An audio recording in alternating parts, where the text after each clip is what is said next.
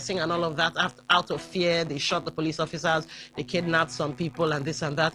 Good one for the police. Because it shows that when they want to walk, they walk. I mean, imagine people who are in the wind. And I can't imagine that I'll actually be talking of the police in Nigeria, but people who are in the wind or who were in the wind as in they disappeared. We don't have CCTV cameras in that area. We don't have drones. You know, we don't have any form of technological sophistication to, you know, track these people.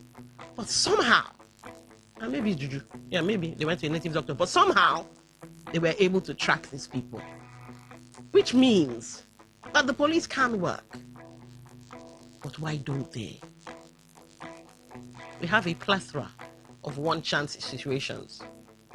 We have a plethora of, well, security situations. In fact, yesterday, one happened right in front of me. I fear, as I was leaving for work, or leaving for home rather. I saw a group of people holding different weapons, stakes and all of that. And they were chasing a slow-moving convoy, blaring sirens.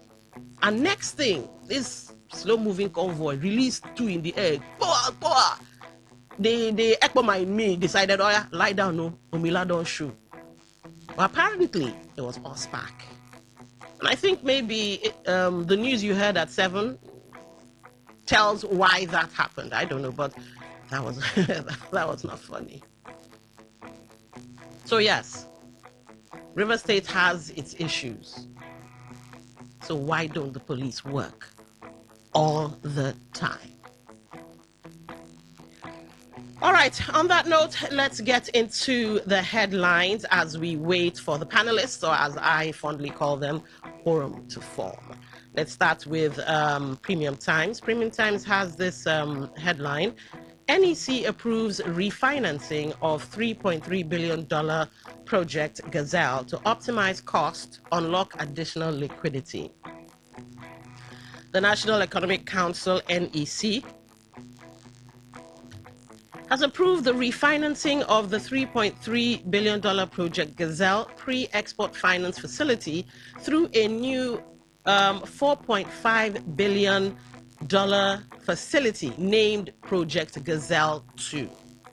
The approval was part of the outcome of the 159th meeting of the NEC held virtually on Monday, where the council observed the significance of unlocking additional liquidity to the federation, among other benefits. And some of you might be wondering, it sounds like a business thing. Why are you talking about it? Wait, don't worry. I will break it down for you, but let's just, get into the context of it as to why I have chosen to start with this one. The council also pledged its support for the actualization of the initiative. The approval enables NNPC Limited to refinance the outstanding balance of approximately $1.5 billion under the original 2023 facility, while unlocking an additional $3 billion in liquidity to bolster the country's external reserves and support the government's ongoing fiscal and infrastructure priorities. I know it's a bit confusing. Just slow your roll. Stick with me. You'll soon see why. Speaking at a press briefing after the meeting, the Minister of Finance and Coordinating Minister of the Economy, Taiwo Oyedele, explained that the refinancing has been structured on more favorable terms than the original facility, including a reduction in the volume of pledged crude oil from 90,000 barrels of oil per day to approximately 78,750 barrels per day at 12.5% reduction. Now, I feel a need to read or reread that paragraph. The Minister of Finance and Coordinating Minister of the Economy, Taiwo Oyedele, explained that the refinancing has been structured on more favorable terms than the original facility, including a reduction in the volume of pledged crude oil from 90,000 barrels of oil per day to approximately 78,750 barrels per day at 12.5% reduction. He noted that under the new arrangement, an additional 11,000 250 barrels per day for the Federation will be released, while there will be a reduction in the pledged crude volumes by NNPC Limited. The minister added that while accessing additional liquidity on improved terms, the arrangement is freeing up resources for strategic national priorities while strengthening the country's financing structure. Social protection policy. Earlier in his opening remarks, Vice President Kashim Shettima called for a responsive, scalable, and data-driven social protection policy to tackle multidimensional poverty in Nigeria. So that's happened. But you know what? Let's focus on Taiwo Oyedele, who is the Minister of Finance and Coordinating Minister of the Economy. What you just heard sounds like, wow, they've made a good deal. So the pledged barrels of oil, that is 90,000 barrels of oil that we pledged, that we've been using, we use as collateral, as security to collect loan from God knows who. Now we've made a favorable arrangement with some other country, institution, establishment, and they have given us a much more favorable deal. So now we're going to use 78,750 barrels per day as collateral as against 90,000 barrels per day. In fact, that's a 12.5% reduction, which is very good for us because it frees up 11,250 barrels per day. So yes, we can use that one and do any other thing. Infrastructure, development, whatever. It sounds like a good thing. No be so? All right, let me break it down for you as if you and I are 2 years old. Because, ladies and gentlemen, bottom line of that talk is that we are going to take loan, or we have taken loan. Any I want to look at it, we are going to take loan. So let me break it down to you as if you're 2 years old. Now, imagine you borrowed 3,300 naira from Uncle A. A year later, you still owe him 1,500 naira. So you paid back something, but you're still owing. Now, instead of struggling to pay Uncle A the 1,500, you now go to Auntie B and say, can you lend me 4,500 naira? Auntie B says, okay, no problem. You now, out of that 4,500 naira that Auntie B gave you, you take 1,500 and pay off Uncle A completely. Sounds like a good deal, no be so? Okay. And now you have 3,000 naira in your pocket left to spend, left to do anything you want to do. So what you've basically done is you've replaced one loan with another, with a new loan. The problem now is that the new loan is bigger.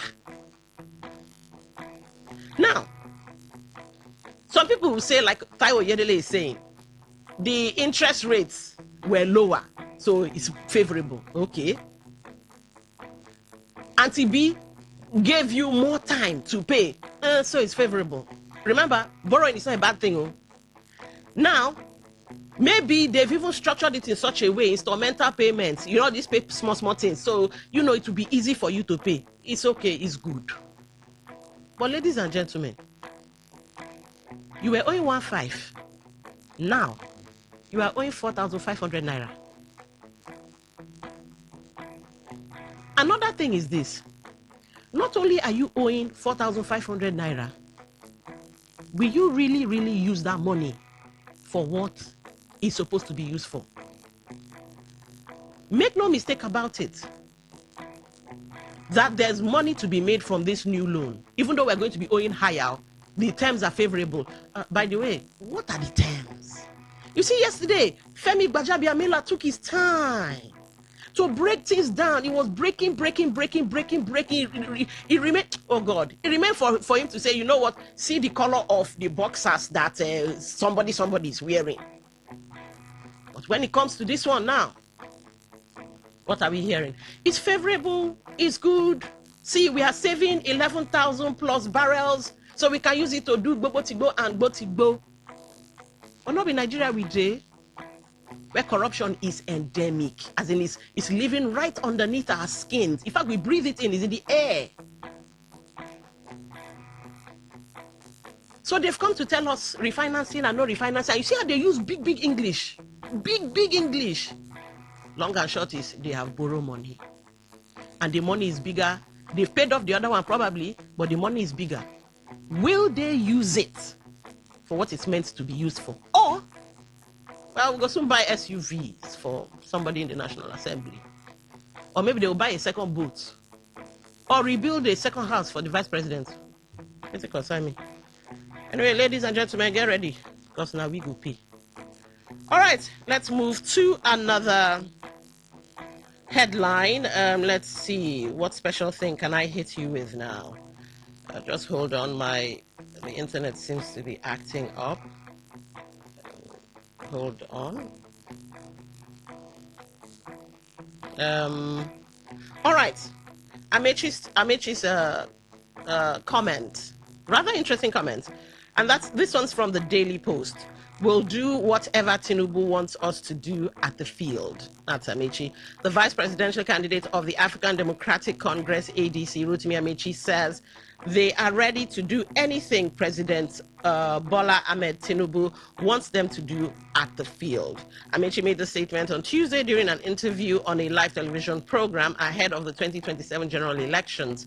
To quote him, "Let the president continue to tell the public that he would win the election at all costs until we get to the field. Whatever the president wants us to do at the field, we will do it. I'm not worried about what he wants to do. We will meet at the field. Nigeria has to be rescued. What the president and his men are doing is insulting my faith." Recall that Amechi contested the All Progressives Congress APC primary election with Tinubu in 2022 and lost. He later defected to the ADC ahead of the 2027 polls and is paired with former Vice President Atiku Abubakar as his running mate to fly the party's flag. All right, when we form the quorum, here's the question. But you know what? You guys go to town in the comment section. President makes a statement, says, all is fair in politics. Which is a worrisome comment, Sha. All is fair in politics. And then the opposition, well, the ADC at least, they come out to say, we go match and bone to bone. I paraphrase, of course, but we go match and bone to bone.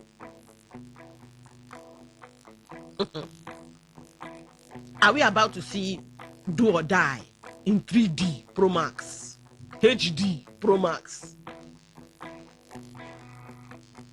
Now, granted, the president did open that door by making that statement. So, has he more or less given permission to other people to now, well, if you go low, we go lower? Some people even say, if you go low on me, I will go straight to hell. So 2027, is it going to be a bone-to-bone thing? I'd like to get your thoughts. All right, final headline here. This is Daily Post. Nigeria of today worse than Abacha's era. All right, a professor of political economy, Pt2, has lambasted the administration of President Bola Tinubu, saying that today's Nigeria is worse than the military era of Sani Abacha. Utomi said this during an interview on a radio station while discussing the state of the nation and recent concerns raised by the Catholic bishops of Nigeria. According to him, the frustration expressed by the Catholic leaders reflects a wider feeling among Nigerians, stressing that the Catholic Church has a structured process through which its positions on national issues are developed. The professor pointed out that groups within the church, including the Justice, Development and Peace Commission, contribute to discussions on public matters before issues are eventually considered at the Catholic Bishops' Conference of Nigeria, CBCN. The bishops have had a meeting before they went to see the president. The speech delivered by Cardinal John Onayekon generally reflects the collective concerns of the bishops, although individual members may still hold personal opinions, Utomi said. Comparing the current state of the country with the military era under Abacha, Utomi said Nigeria is now in a worse condition, blaming part of the challenge on the failure of the 1998 transition from military rule to civilian rule. I think we're in a worse condition than under Abacha. There's no doubt about that. All right. Ladies and gentlemen, that's a worrisome. Can't wait for the panelists to get here, but that's a worrisome comment because, okay, I was younger during Abacha's era, so didn't quite understand the full import of living under Abacha's time. But I did know this from my parents anyway. They gave us the talk. We no longer have that talk now. For those of you who, watch American movies and understand how America is, the talk is usually calling your child to say, if a police officer stops you, please comply, don't argue, don't resist, keep your hands where he can see, be respectful, this and that, because, well, we all know many a time white police officer or officer involved shooting, the police officer is usually white, the victim is usually black. So back then, I don't know how many families did that, but my parents gave us a talk.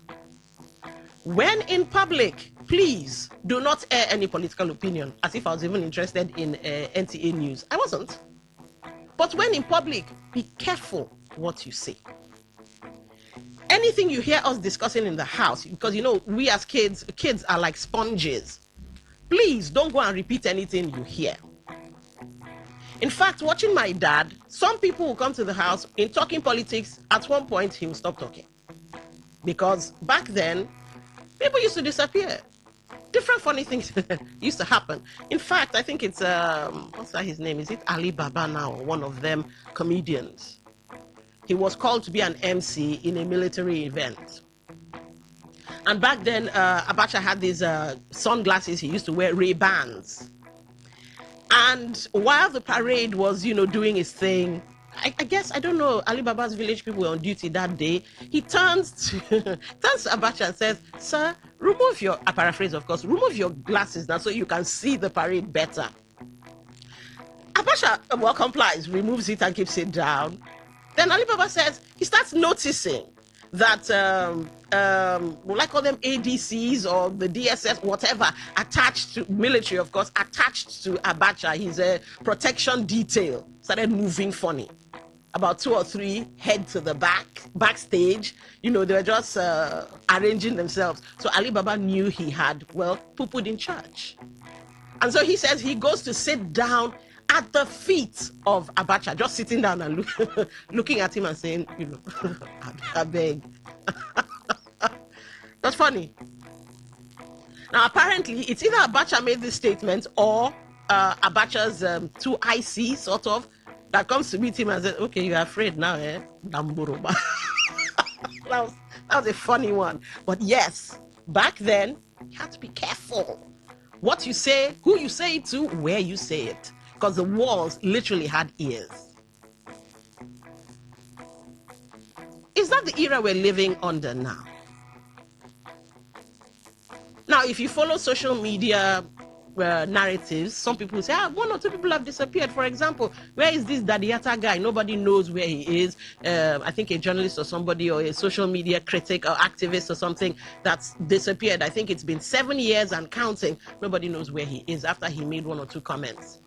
Some will tell you, during the EndSARS, a couple of people got killed. In fact, a young man who made a video, they recently just identified his body. People were like, so they really killed this guy who made that video of some politician or whatever shooting a gun at EndSARS folks. I don't know. But can this era be compared to Abacha's era, or it's a case of apples and oranges? It's not the same thing. Anyway, when that time rolls around, you can call in and tell me what you think. All right, let's see what other headline is there before we start having conversations with our panelists. Just give me a second. All right, and on Real Talk, we have Wike says an Atiku Amechi ticket is dead on arrival.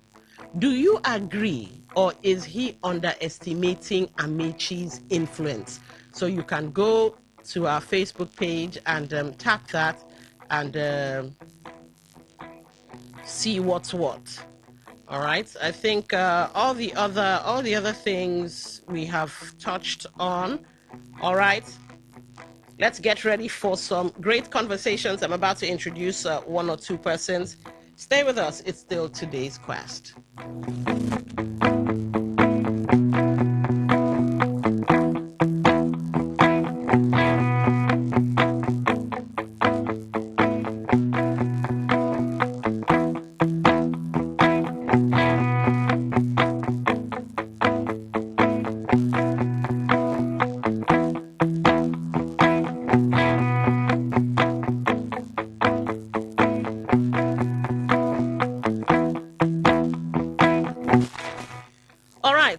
We have in the studio at the moment Opaka. Am I correct? So that I don't offend the ancestors. Opaka Dokubo, who's Vice President NUJ Zone F South. You're welcome to the show, sir. Thank you so very much. And of course, our in-house analyst, Emmanuel Ndukwe. Welcome to the show, sir. Thank you very much, Don. All Good right. morning, Nigeria. Okay, so let's start with the one that's freshest in our minds, which is Pt2's comment of saying Nigeria of today worse than Abacha era. I would have gone with Charity being a person with the born for house, as some people say. But no, let's go with Opaka Dokubo. Like I said, President NUJ Zone F South. Do you agree with this comment, sir?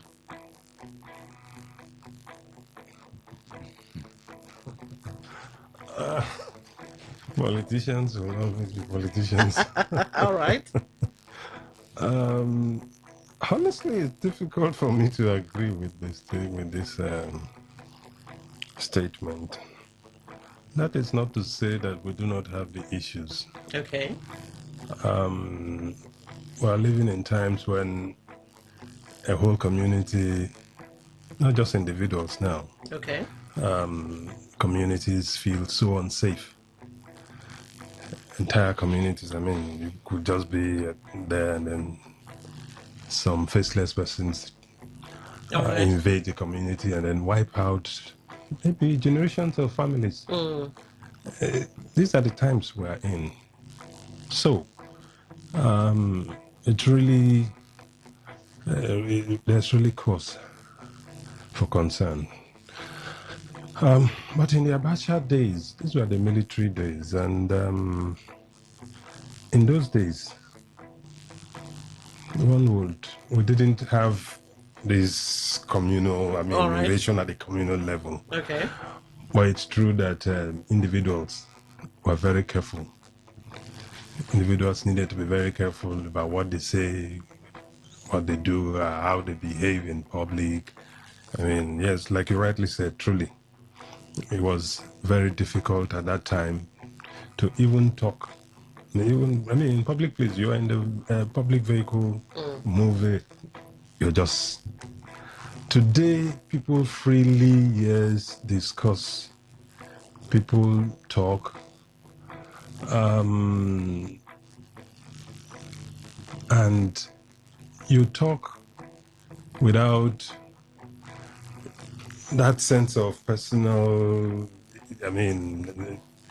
safety. All right. Even though we're getting government, this is the days when government continually tell you, oh, we're good. Even though these things happen off the cuff, yes. But we know that at the official level, what government is trying to do is to bring legislation upon legislation. Okay. It is not the time when somebody sits down and just makes a proclamation and everybody is in a state of fear. And so we are in an era when they say, okay, social media, we see a lot of people say a lot of things. What are we going to do? Let's bring up a law. And then everybody will start shouting, oh, you want to gag us, you don't want us to talk and all that. Then we now begin to talk about where do you draw the line between responsibility and then the freedom of speech. All right. And then it is debated on. So, while in the Abacha era, it looked like some of these things were official because of the aura and then the whatever surrounding the presidency or the government at that time. Yeah. It's a military era, for crying out loud. You can't, it's difficult to compare them with what you have in the civilian era. But at this time, it may be personal. I mean, things happen, people ask questions, and then, well, when government feels sufficiently disturbed, they get into it, Okay. try to find answers to the questions that you ask. Whether at the end of the day some of these answers get, or some of these things get logical, get to your logical resolution is another matter altogether. But honestly, if you ask me, bottom line, I will not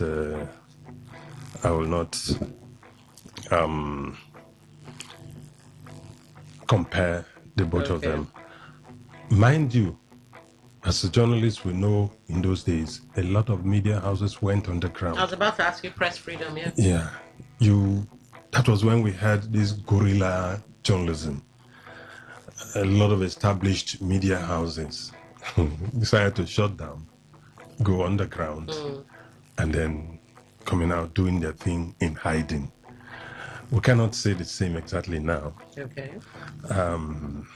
For media houses, even if they have to come at you, what to do is, like I said, try to get one institution or the other and then come barefaced, as it were, and then engage.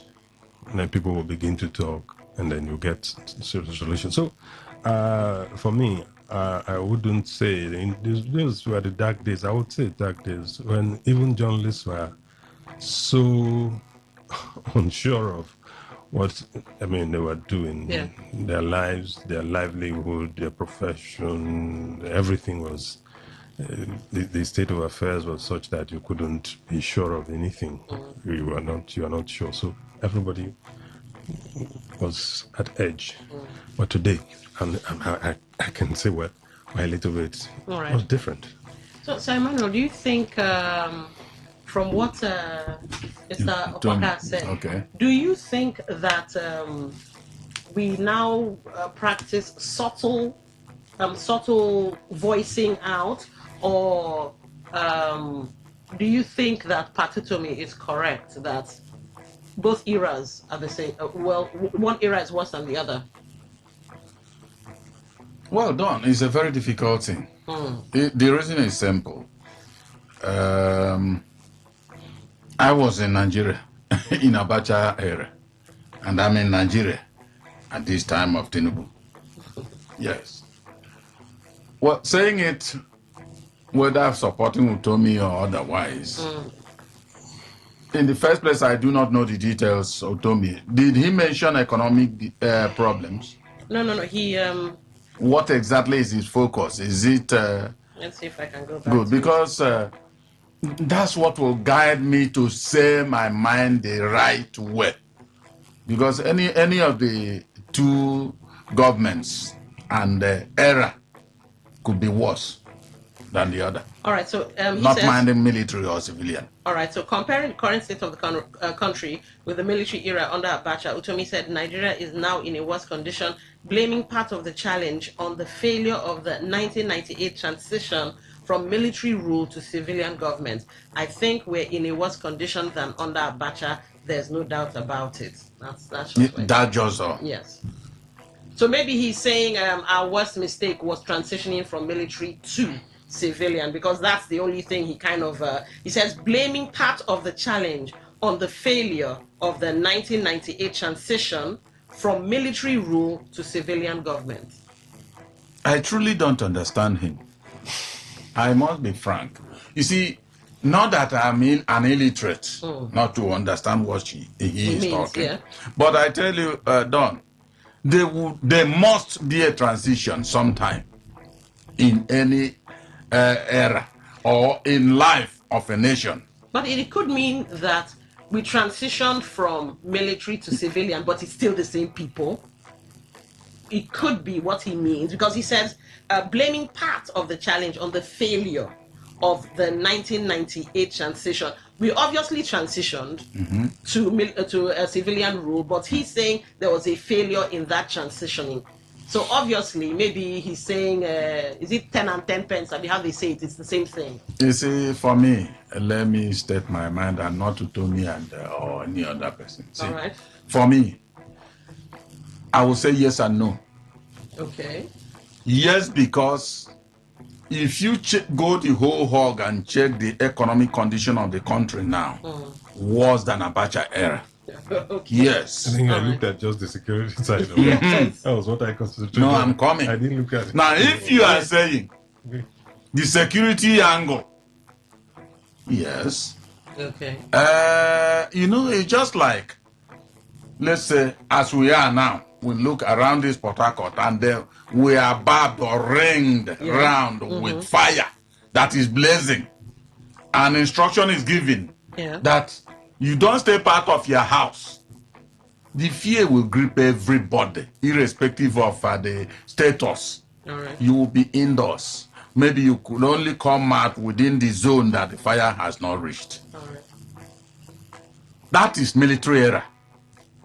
Once you know it's a military that is in power, then you will behave yourself. In fact, if you say you are too heady, you won't be heady then, because headiness will send you to untimely death. Okay. Now, that is what we witness in Abacha's era. Sometimes people will say, they kill people anyhow. Yes, because maybe by misfortune, you were walking silently into death, where they were doing some other things to maybe restrict others and all that, from the way they have, the view they have of maybe disobedience. Okay. You may die. But then if we start checking, because oftentimes I hear this thing, how can military era be better than democracy? In the first place, we don't have democracy in this country, by my own understanding. Okay. Now, if you check, tell me exactly the kind of democracy, the freedom we ordinarily should have in a civilian administration, which of course will still have more than Abacha era. Like now, Opaka talked about journalists. Yeah. At least, Don, there are things we've not had anybody busting here to tell us that where did you say this and that. They now take us straight to whether Moscow Road or wherever. All right. Good. You see, at that time, such things were rife. But I tell you, like I said before, if you check in the infrastructural development of this country, it happened more during military era. Okay. That's when all these long highways and all that, they were built then. Refineries were built. Even the civilian administrations have allowed all these things to rot away. So which one actually is better? All right. When the military were governing, you were feeding well. If I come, in fact, I will eat and leave. But now I don't even have enough to eat. Tell me which one I would say practically is better. But I am not saying military is better, because you will be forced to keep quiet when you are supposed to talk. Okay. And the fear will hold you. You must keep quiet if you value your life. But in this one, you may talk. As you are talking, that's your business. When you talk finish, they do what they want to do. So which one is better? It's a dicey situation for me. It's a dicey situation. All right, Mr. Opaka. Sir Emmanuel has taken it towards the economic angle or route. Do you share same sentiment still, or you wish to? No, clearly, I think I understand the situation better. I mean, the question, the issues better now. Truly, if you talk about personal liberty, I would say yes. I mean, we're better off within the civilian administrations. But every other indices, it doesn't look like we are faring better. Okay. It really doesn't look like it. At this particular time, it's just like in those days you have one person calling the shots, and then I mean, whatever he says, it's like he can take the decision for everybody, and then that's a new master. That's one master. But now you have a group of people. It is no longer one person. You have a group of people. You have the executive. You have the legislature. How many of them? Many. What? I think that is what part of what democracy, was supposed to deliver. Okay. When you have very many persons sitting down, putting heads together, and you thought that the thinking is that you'll be able to get better decisions, and then maybe programs and policies, properly defined. And at the end of the day, you're not going to have that kind of dictatorship. But here we have a group of dictators, as it were, as opposed to one-man dictatorship. So much. It's not been different. And if you talk economically, at the times we're in now, my dear, I'll ask you, how much was the dollar to the naira then in those days? All right. And what are we having now? All right. Are people really faring better? People who work, who salary earners, do they feel better now? I don't think so. Even though how much they earned, when you talk about the quantity of the naira, was much less. Today you have volume, and at the end of the day, it doesn't take you anywhere. Anywhere. Okay. So it's really, for me, I wouldn't even say it's dicey. I think we're what's up. All right. It's all right. I like to end segments on a bit of a cliffhanger. So here's the cliffhanger. Many times when people talk about Abacha, some people are like, wow, you're romanticizing Abacha, you're making Abacha seem so nice and good and this and that. So, are we romanticizing Abacha to say that those times were much better when it comes to the economy and all of that? Is this some nostalgic thing that we've suddenly started whitewashing Abacha? We'll be right back after these messages.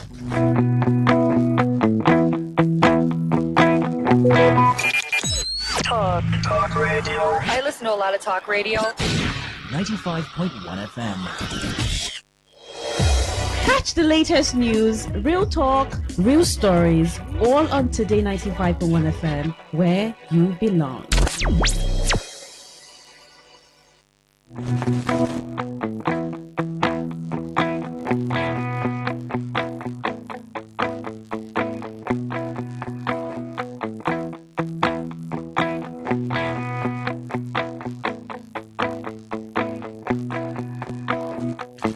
All right, we have Nuns Luxury Homes here to tell us how to be homeowners and property owners and why we should be. All right, welcome to the program. All right, thank you. Good morning, my people of Rivers State. Better G's Don Lando from Nuns Luxury Homes Limited. My name is Harrison, and today we bring to you a brand new estate called Nuns Treasure Estate, where they sell for 1.3 million naira launching price. This promo go last for just 1 week, so hurry, make you take advantage of it now before it will go up to 1.8 million naira. But for now, you go get them for 1.3 million naira outright payment, while instrumental payment now 1.5 million naira. Nuns Treasure Estate, therefore Omagwa by AP Junction, Agwawuri, immediately after the primary school. It's just 5 minutes drive from airport roundabout. So pick up your phone now and call us on 0808 414 6285. 0808 414 6285. Our second number now 0913 238 2724. 0913 238 2724.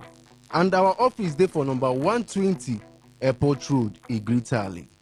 Nuns Treasure Estate, the launching price now 1.3 million naira of outright payment, while instrumental payment now 1.5 million naira.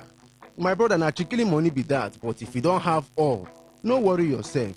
You can start as low as 1 million naira, then we go help you spread the balance for 2 months. But remember, This one an instrumental payment, and you have to pay 1.5 million naira. We know they collect bush entry, no matching ground, no community wahala.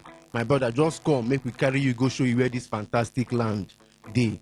Call us now on 0808 414 6285. 0808 414 6285. Our second number na 0913 238 2724. 0913 238 2724. And don't forget, our office there for number 120 Airport Road, Igritali. Another estate then where we dey launch na Nons Flourish Estate Phase 2 and Phase 3. Where dey for Imogu community in Omagwa by Catus Filling Station. Just 5 minutes drive from airport roundabout. Nons Flourish Estate Phase 2. My brother, this land na better correct soup, and we dey launch am for promo price of 1.8 million naira. Yes, so now 1.8 million naira for outright payment. But if you no get the complete money, no worry yourself. You can start as low as 1 million naira, then we go help you spread the balance for 3 months. But remember, say now 2 million naira now you go later pay because na instrumental payment.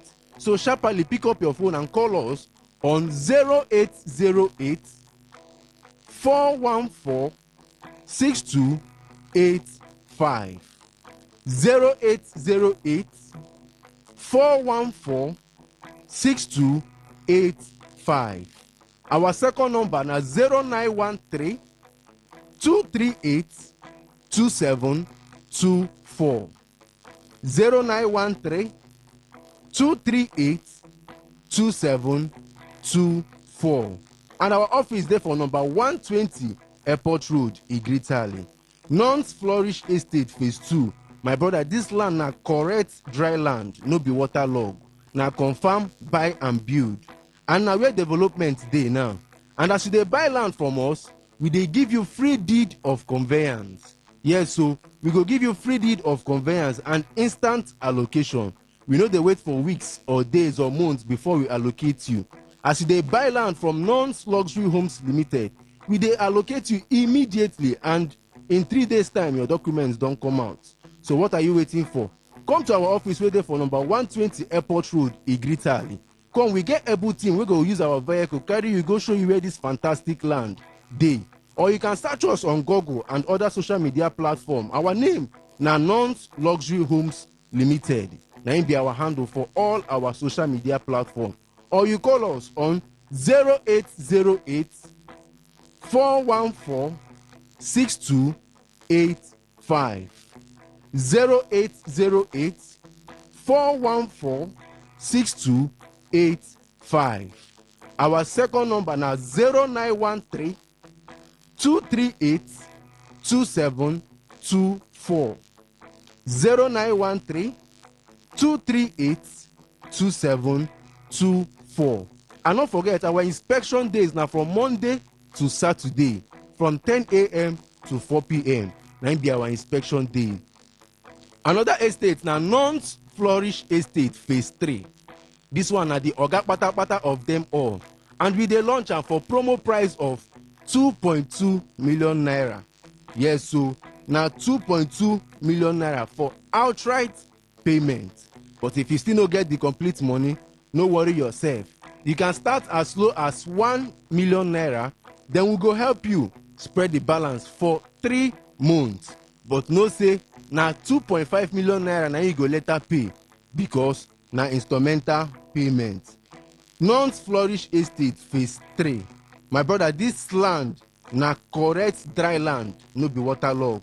It has been fenced round. It has good road network. It's in a good neighborhood. Electricity dey. My brother, na confirm, buy and build. And as you dey buy land from us, we dey give you free deed of conveyance. Yes, so we dey give you free deed of conveyance and instant allocation. We no dey wait for weeks or days before we allocate you. As you dey make payment, our surveyor dey on ground to map out your land for you immediately.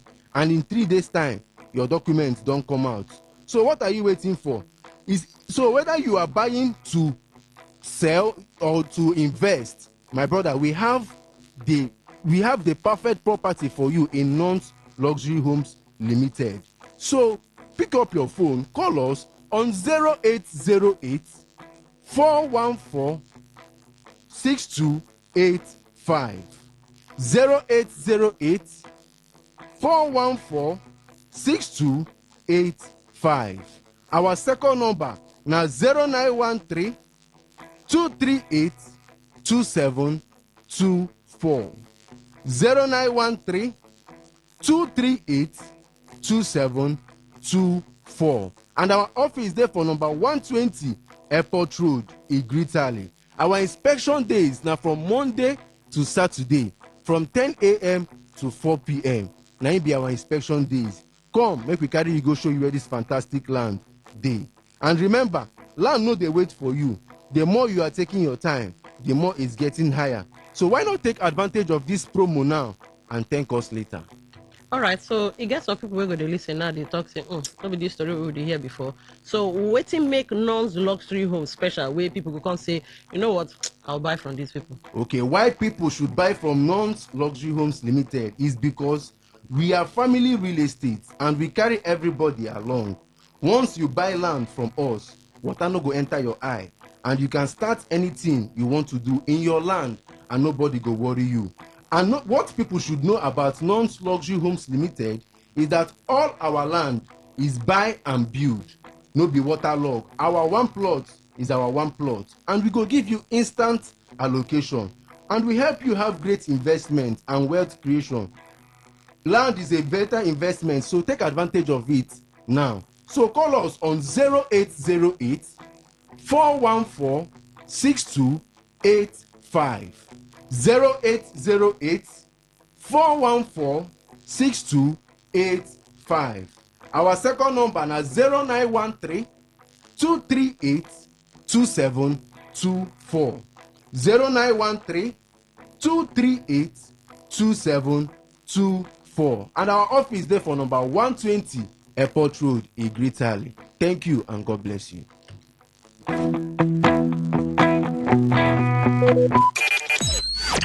Talk radio. I listen to a lot of talk radio.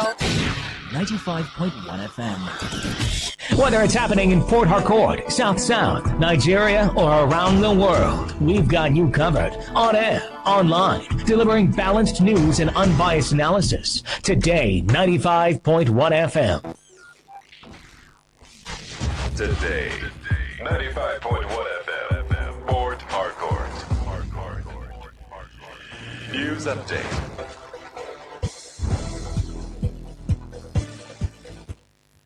Good morning. Here is the news update on Today 95.1 FM. I'm Dawn Wilson. The African Democratic Congress, ADC, has called on the House of Representatives to recommit the proposed State Police Constitution Alteration Bill to a fresh legislative process.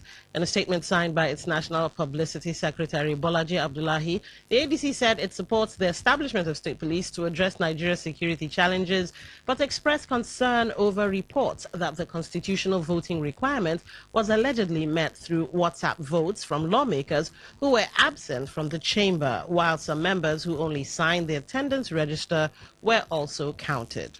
The party argued that constitutional amendments must strictly follow laid down procedures, adding that lawmakers did not give adequate attention to consideration of the bill and failed to properly address constitutional objections raised during the debate. It also maintained that the current version of the bill had not received sufficient public scrutiny despite introducing major policy changes. The ADC therefore urged the House of Representatives to return the bill for a fresh legislative process that is constitutional, transparent, and inclusive.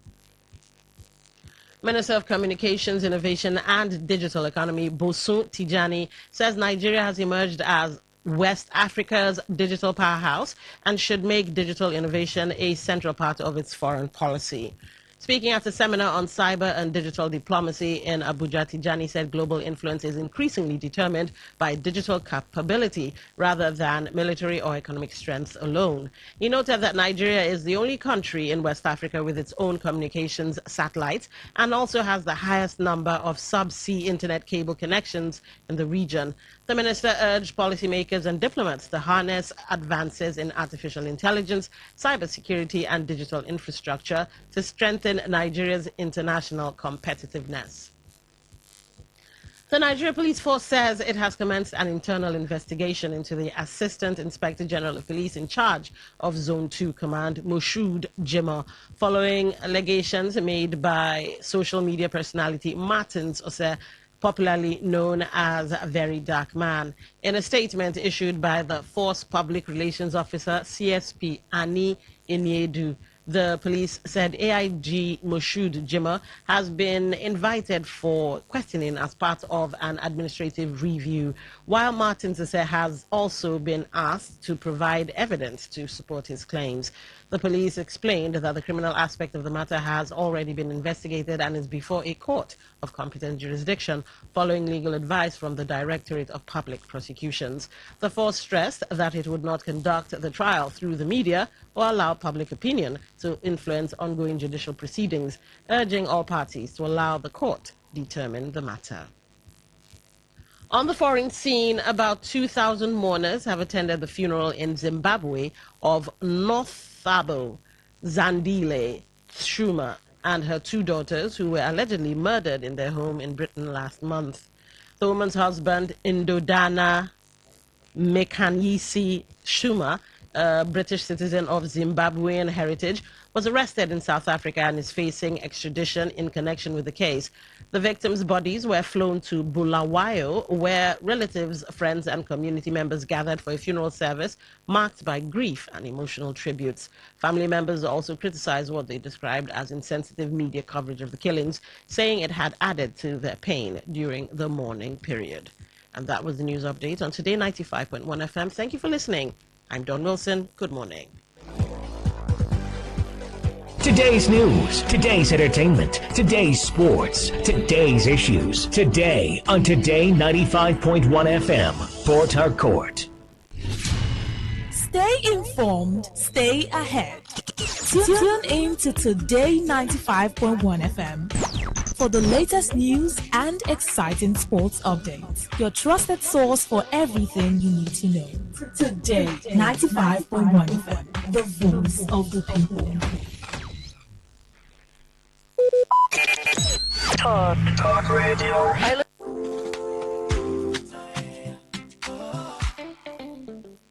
Dropping a cube, let the flavors flow. Watch every meal, steal the show. Terra, ooh, Terra. Aroma rising, filling the room, turning dinner's a joy to consume. Terra, ooh, Terra. Terra Cube or Rap Joy. Unleash taste. Go for gold, Terra Gold Cube. The amazing seasoning cube. So when you're cooking your delicious meals, don't compromise. Go for gold. Rich, consistent taste for cooking mouth-watering soups, stews, and jollof. Choose wisely. Choose Gold. Terra Gold Seasoning Cube. One cube, endless possibilities. Terra Gold. Port Harcourt, are you ready? Today, 95.1 FM, the voice of the people. This is Today 95.1 FM, Port Harcourt, voice of the people. Talk radio. I listen to a lot of talk radio. 95.1 FM.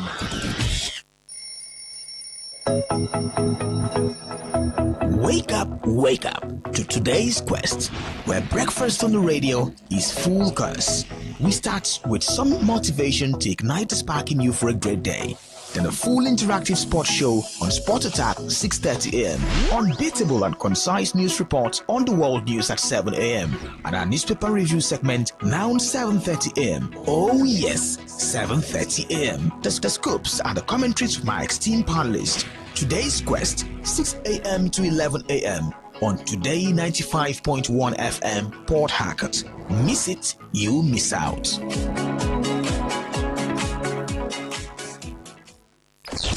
Time for us to take you through the stories from the newspapers. It's the newspaper review segment on Today's Quest, Today 95.1 FM.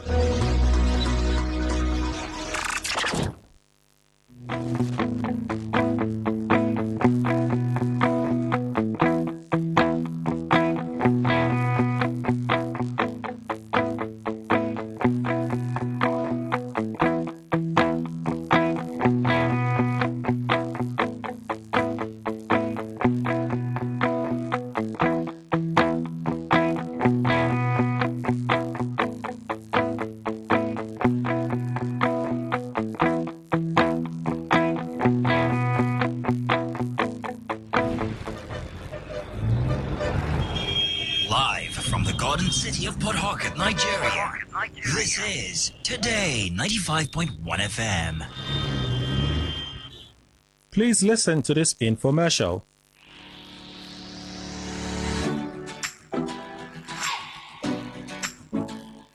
Good day, listeners.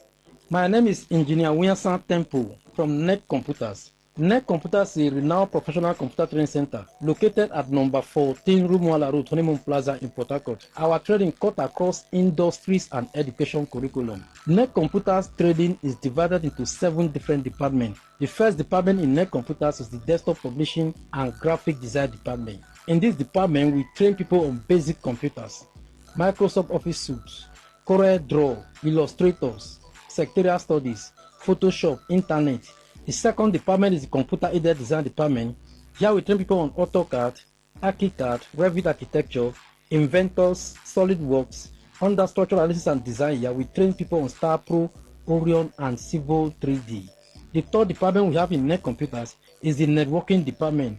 In Networking Department, we train people on Network M+, CCNE, CCMP, CCTV installation training, computer hardware and software maintenance and repair, cyber security. The fourth department we have in NEC Computers is the Project Management Department.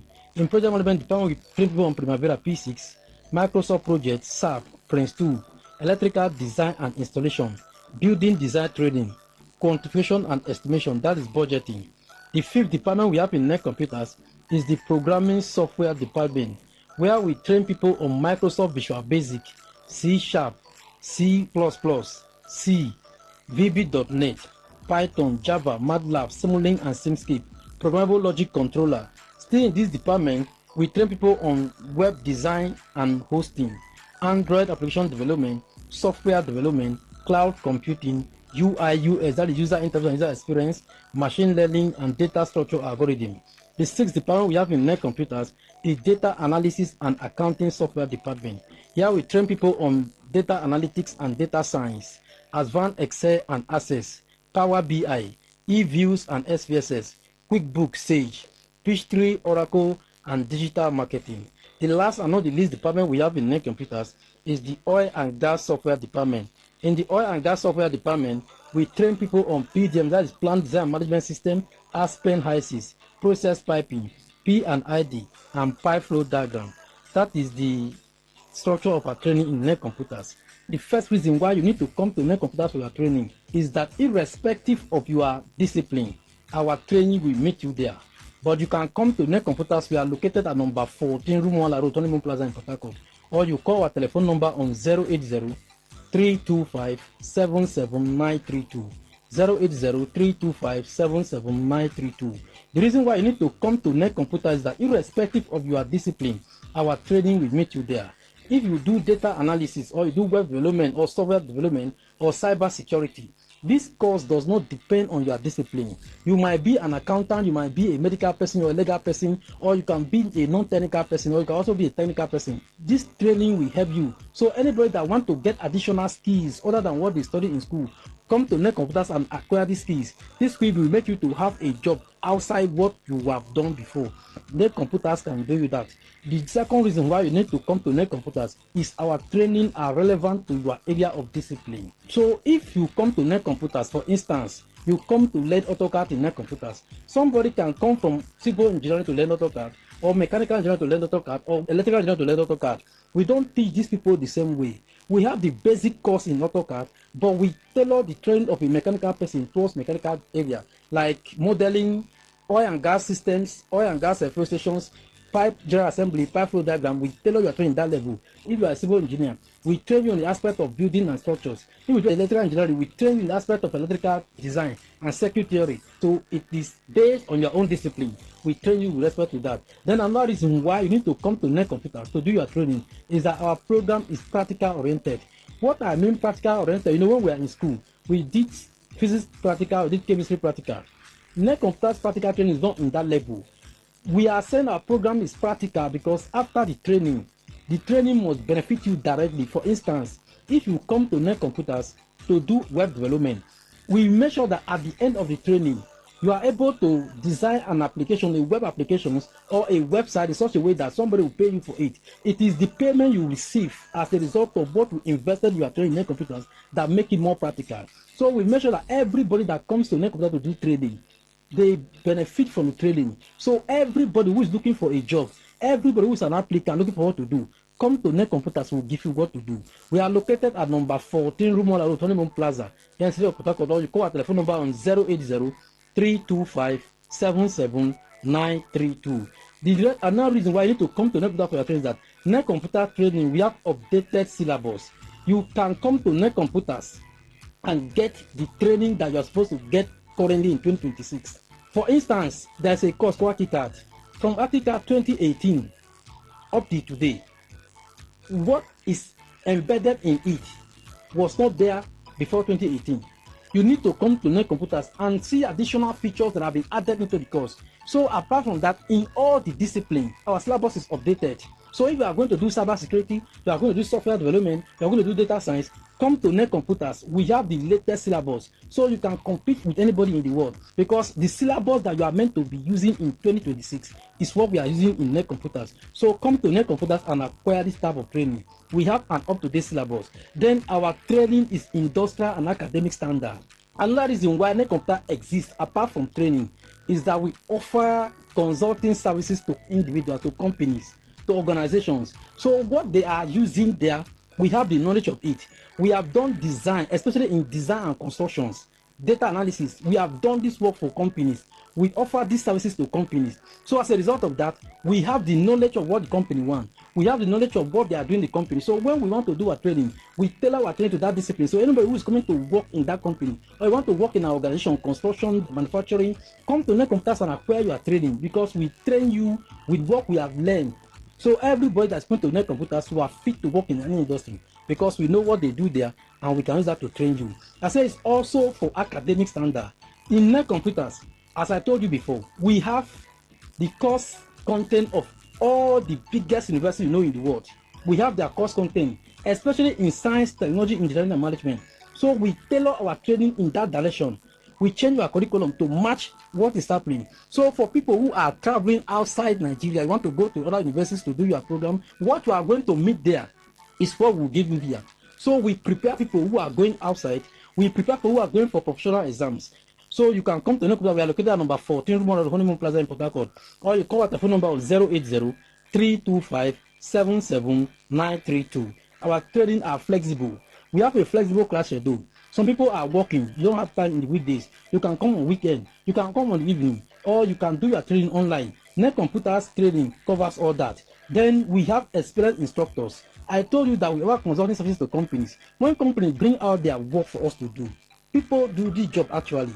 And these are the people that is doing the training. So the knowledge and experience gained from those work they do in the company is what we are going to train you. So we have experience. We have trained people before who have failed. We have trained people who have become successful in that area. So we know where we have made mistake. We know where we have made progress. So we combine the whole thing and give everybody a balanced training. So that's the reason why you need to come to Net Computers. Then people who want to go and do IT. IT is a 6 months, 3 months or 4 months period where the university should go outside and learn. So when you go outside and learn, some people go to the company because they want to pay them small thing. That thing they want to pay you will not last long.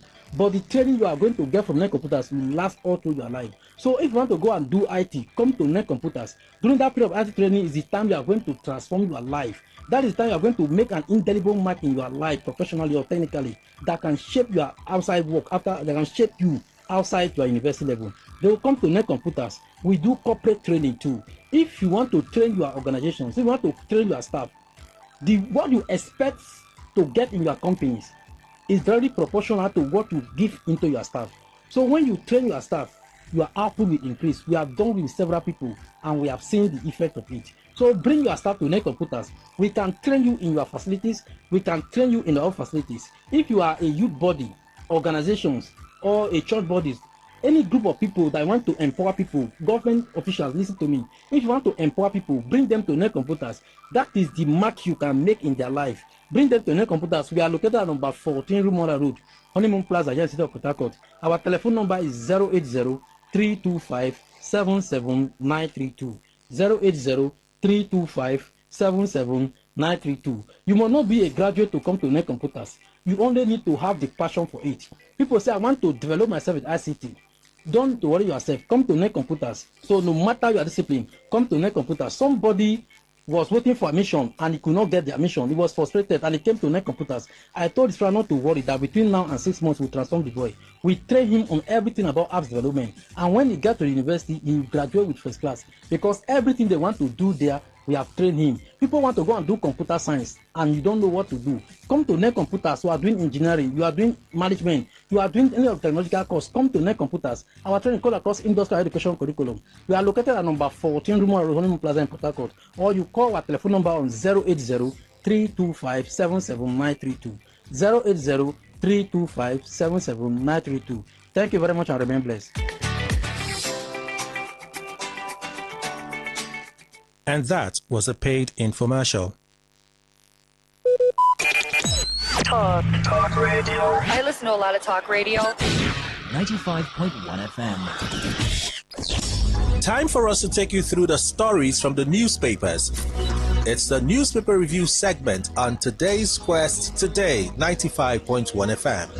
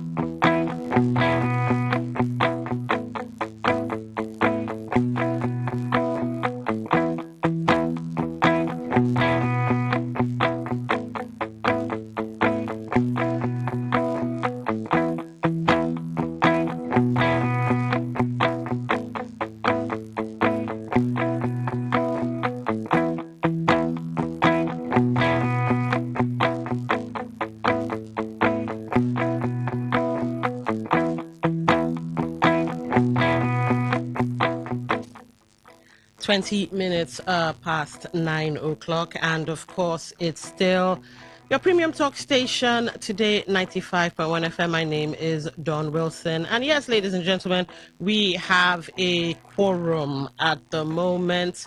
I'm getting names so I can tell us who is in the studio with me. We were talking about, let's see if I can't rehash that, Pt2 Tommy's comments, where he said, according to the Daily Post, just hold on, I'm trying to get that message to come out. All right, so Nigeria of today worse than Abacha's era. And between myself, Sir Emmanuel Ndukwe, and Mr. Opaka Dokubo. We had a swell time bouncing that conversation around. And then I left a cliffhanger before we had to go for commercial messages, of course. And the cliffhanger was, are you sure we're not romanticizing Abacha? Because we had Mr. Opaka Dokubo who said, well, there was the security angle, there was the security issue and the fear and all of that. And then Sir Emmanuel Ndukwe with the economic angle. Oh, food was cheap and, well, life was somewhat okay economic-wise. The dollar was somewhat stable and all of that. So we're back in the studio. We even have guests, more guests now. We have Mr. Amy Fierhager. Did I say that right? You tried. I'll give you 80% mark. All right, I'll take that. I'll take that. At least you pass. That is an A. All right. So that's Amy what? Fierhager. Oh, Fierhager. All right. So he's a political analyst, adolescent and adult literacy volunteer.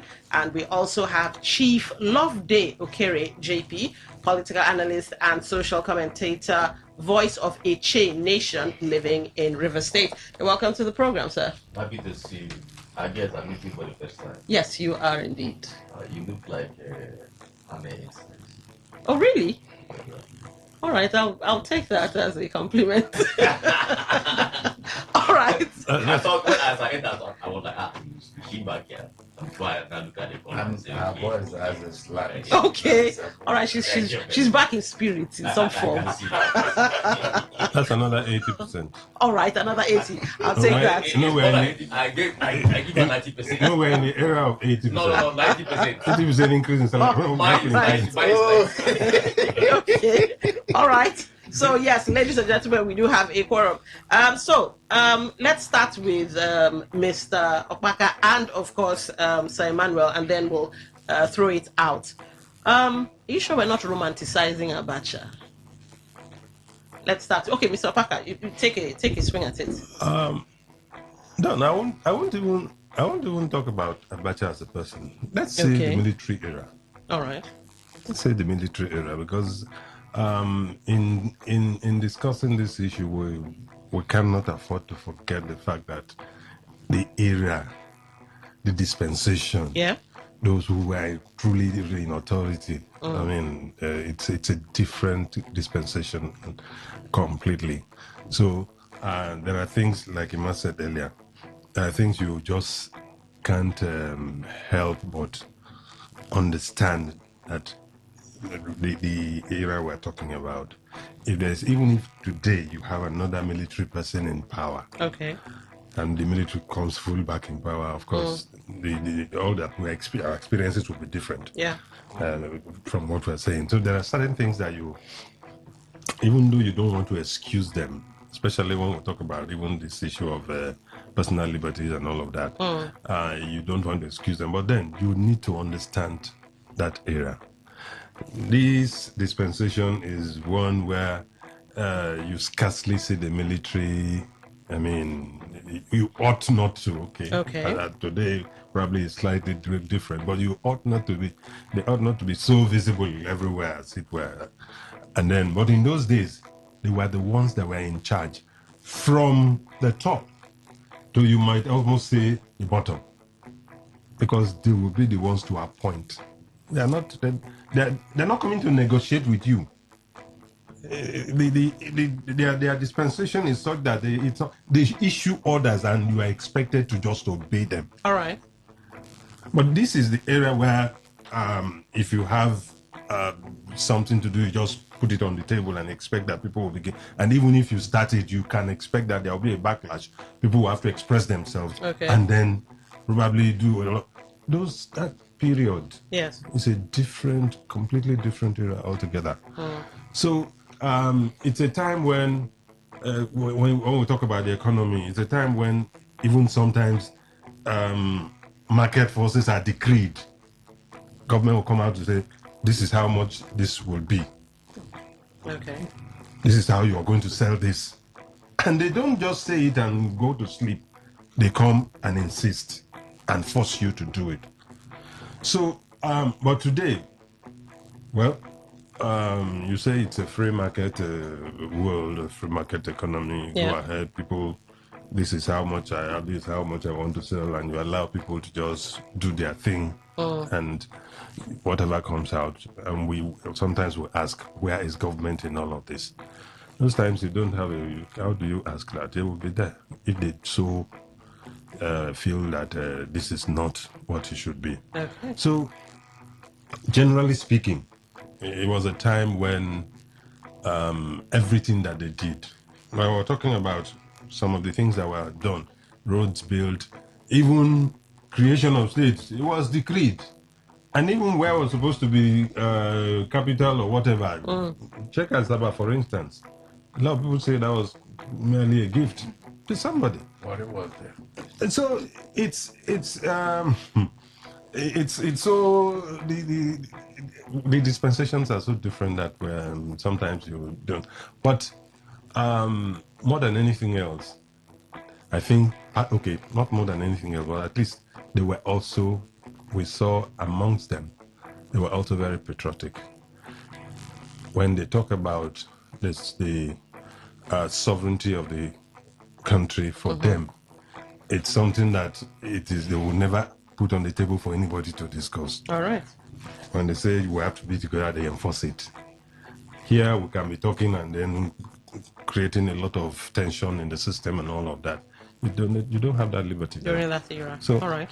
It was a time that I think we just need to understand these differences while we discuss this. So at that time, yes, according to their own whatever they wanted to give to you, they allowed you to do certain things that they wanted you to do. And whatever they didn't want you to do, of course, you also respect yourself and stay away from that. All right, Simon, so that we can move on to other topics. Yes. Are you sure we're not romanticizing Abacha? No, we are not. For me, I think anybody that talks about the military and, of course, the gains from those era is just being real. Okay. You see, I have asked, if a man does not have money and then incidentally has somebody who could help him, and he gets food, he gets all the necessities of life from that individual, and there's another person, they say, this one is better, but that one came on board and is not giving him anything, is not providing virtually anything. Which one is better? All right. The one that sustained that man's life, he will always tell you, because a man that is dead won't know about food or any other thing. But because you are alive and somebody has given you that food, why you cannot provide it for yourself, you will always be saying that one is better. It's true that there are restrictions in all these ramifications in his approach. That's exactly what the Klaus Nigerians is saying, that military should not be talked about. Yes, there are restrictions, no doubt about it, in all these ramifications. But I tell you, Don, if you check in this country, all the infrastructures that have carried us down to this day were built by the military. All right. Now, if you remember, there was a time, even, was it Shagari or whoever created local government? They came in. Who told you to build? They cancelled it. What will he say? He didn't say anything, because if you say anything, like I said, these restrictions could also go with debt. He could be eliminated or liquidated, and so he kept quiet, and every other person. They changed it back to what it was. That is as far as it is, restrictions. But I tell you, they made provisions. People were having. Abacha, let me give a classic example. All right. This issue of foreign currency, it has started. It was going higher and higher. You remember there was a time, dollar. Naira was even higher than dollar. I think he pegged it as well and all of that. Abacha paid it. When he saw what was going on, he paid it by himself. He said, from today, central bank governor, $1 equal to 22 naira. And he stayed. Tell me exactly what we are doing now. Maybe we should be looking for 2,000. So for me, when you check about the benefits at that time, except living in fear, I must emphasize, because if you say something, even as we are here, you open that gate, there may be a car that will be there. which car you may not be able to buy in your life. You enter there and that will be the last journey. So such things, there will be fear. But I'm telling you, benefits were there because of what they were providing. All right. Please, Okay. can I just, yes. All right, fine. You have your time. If you can quickly, because I want to move on to Okay, I will be the very other fast. You topic. see, based on the question you ask, when you are trying to look at governments or you compare, it is also advised in the eyes of the political scientists that you compare what is similar or what is same. All right. You look at the forms. The government of that Abacha era, which is the military, it was a government of authoritarian fiat, where somebody will stand up and say, this is what I believe. And the person will make a decree, and so shall it be. But in democratic era, remember there is a constitution. All right. That whatever you think that is even better for the state, you can't just do it, except there is an approval for you to do it. Okay. So if you look at these constraints, the advantages and the disadvantages, sometimes we are comparing them, we should put them into cognizance. Then also, there is a spiritual book that the Christian will reverence so much, that is the Bible. All right. He said, if the foundation be destroyed, what can the righteous do? Okay. I am not saying this democratic era, they are righteous. They are never righteous. They are not near to righteousness. But the fact still remains that as at May 29, 1999, what actually can we point to that the military, bequeathed the civilian era that we are actually working. So if the military era, yes, they had economy where people were farming. They had economy where there were the subsistence level of farming there was also high. Families saw the need to actually produce something, right? But by the time you were living, if some of these economic structures were destroyed, what actually do you think that these other people will begin with? And the structure they began, the Obasanjo and the rest, where did they come from? From the military. So you set up a structure that also destroyed this. So for me, yes, there are goods that we can rely on that they did this one. Like Saima said, most of the national assets today, you look at them, they build them, right? Compared to now, we have also built some of these assets that are better than those era. But let's take the good of that era and the good of this one, put them together and enjoy it. While the bad one, we throw them away. Okay, let's move on. So that we don't die on this hill. Exactly. Oh, wow. All right. Patutomi has caused problem. Fine, go ahead. Have your say. Okay. It will have been a kind of, this is democracy. We all will have the freedom of speech, but our freedom is as free as we have made it to be. Yeah. Otherwise, you should be responsible to whatever you say when you are called to answer.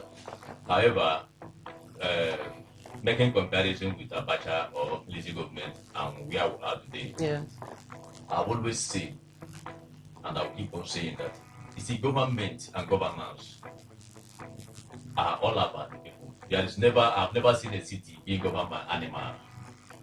So the only thing that changes in government is style. Okay. It's style. Otherwise, every other person that is governing the people is a human being. Whether you are on Kaki, whether you are not on Kaki. For instance, at the moment today in Burkina Faso, we have military administration. Okay. And if you ask them now, they will tell you that they are very comfortable. Because the change of every government is the happiness of the people. Okay. By the time the new government comes, they will begin to remember the past one, and they will begin to tell that, oh, that one was better, But once they begin to feel a little discomfort on the current government, they will begin to tell you that the past was better. Until they hear for another one. See, in military government in this Nigeria, this country, even right from the time of Agi Hiroshi, life was almost nasty, brutish and short. That is where I see it. Because a situation where you are very afraid of speaking, and if you do, you're not sure of living the next day. That is what was happening within the period, I look at the history of what played out between 1960s and 70s when people were murdered in the name of a coup from one government to the other. People were murdered. The likes of Agi Hiroshi was murdered. The likes of Murtala Mohammed was murdered. It happened in this country. Now, even in the Abacha era, so many things happened. Those who know the history, I know majority of this because I was here in 90s. All right. So, what is life without life? What is a society without life? What is an economy without life? So, if we had a government that could not sustain the life of the people, or the people's life were not guaranteed, how can you compare it with now? That is not to say that, just like Besando said, in military administration, it has its own advantage. But when you bring two things, one must be better than the other. And anything about government and governance is all about representation. If I don't have representation in any, that is why today you go to Kanu, you see for certain local government areas, 40 or if not more than that, 44 local government. And you come to a state like Rivers State, you have 23. So something was wrong. And that is why it is difficult for you to do that kind of a thing now, where you have almost, even though there is still imbalance, but you have almost equal representation from states where you have three senators. Everybody has a voice on any issue. So as it is today, at least we have opportunity to represent or to have our representatives. Even if we complain that we don't see them most of the, but they are talking. There is a kind of, you know, a kind of counter and point counter on this before you agree. All right. Before you agree. So for me, if anybody is thinking of taking us back to era of what was happening that time, I would say no, because the advantage we have today outweighs the advantage of those things, because that time it was one man who decide whatever. Yes, he could decide to go and do road from Port Harcourt to Maiduguri. It's going to serve Nigeria, but it may not be for the interest of the country. But he has decided it. It is not like that easy, because the National Assembly has to appropriate and agree before anything is done. Are you sure about that? No, of course, yes. Because some people refer to them as, well, you know, stamp. That is the person's opinion. But I'm telling you the reality of what happens in government. What about the eyes having it always? It is part of democracy the now. routine of democracy. That's part of democracy. Yes, that is part democracy. of their ethics and modus operandi. So it is not something that, okay, why don't be the Senate president cannot walk into the assembly and say this is what I want the country to do without people debating, and he knocks the gavel. It's not possible. It's not possible. The state policing bill that's seen as an executive bill, instead. Let's just go with that particular example. What about that? You see, in democracy, there's a saying that the minority will have their say, and the majority will have their way. Okay. It happens everywhere. So if such things happen, does not mean that, because it could happen today, it will also happen tomorrow, depending on who is the majority. Is anything even wrong with that? How do you submit it to the National Assembly? So, but the most important thing is that, is there a kind of contribution from the people, from your representatives on every issue? Yes, the military government led by whomever that is the military junta or the dictator may decide to do what is good. People benefited, okay, but how far is that benefit? That a particular state will have 40 local government, and then another one will have 30 local government. I said 44. 44. So he decided it. Okay, if you must run that such kind of government, make me the military head. Let me be the military head. All right, let's move on. Let's see how we're going to enjoy. So here's what I'm going to do. I'm going to marry two topics together, I know Baka agrees with me, which are quite similar, so that we can take on that. So we'll start off with this one. Amechi tackles presidency over comments on Onaiko Catholic Church. I guess for the guests who were not here, let me just pick out snippets and go to the second headline. Former Rivers State Governor and ex-Minister of Transportation Rotimi Amechi has urged President Bola Tinubu and his aides to stop what he described as attacks on the Catholic Church and the Christian faith over recent comments made by John Cardinal Onayeko. Amechi made the comments on Tuesday during an appearance on a television live television program, saying he suspended his period of mourning for his late mother to address what he considered disrespectful hateful comments directed at the Catholic Church by officials of the presidency. The minister stressed that his intervention was not politically motivated, but was driven solely by his concern over what he described as persistent attacks on Christian leaders. All right, now let's go to the next headline that connects this one, and then we'll start our conversation. And of course, the next headline is Amechi saying, I'm trying to get the Daily Post to open, just a second. We'll do whatever Tinubu wants us to do at the field. That's Amechi. The vice presidential candidate of the African Democratic Congress, Rotimi Amechi, says they are ready to do anything President Bola Tinubu wants them to do at the field. Amechi made this statement again on a live television program. Let the president continue to tell the public that he would win the election at all costs until we get to the field. Whatever the president wants us to do at that field, we will do it. I'm not worried about what he wants to do. We will meet at that field. All right, so we have those two perspectives. Now, here's where my head is at. Have we gone back, or will we go back, or maybe even see a worse play out of do or die politics? Now, make no mistake about it, the president did open that door by saying all is fair in politics. And now Amechi has more or less kind of matched his rhetoric. Will we see this kind of thing playing out with other opposition parties? So are we back to that era of do or die politics, or maybe worse? I'll start with Mr. Opaka first.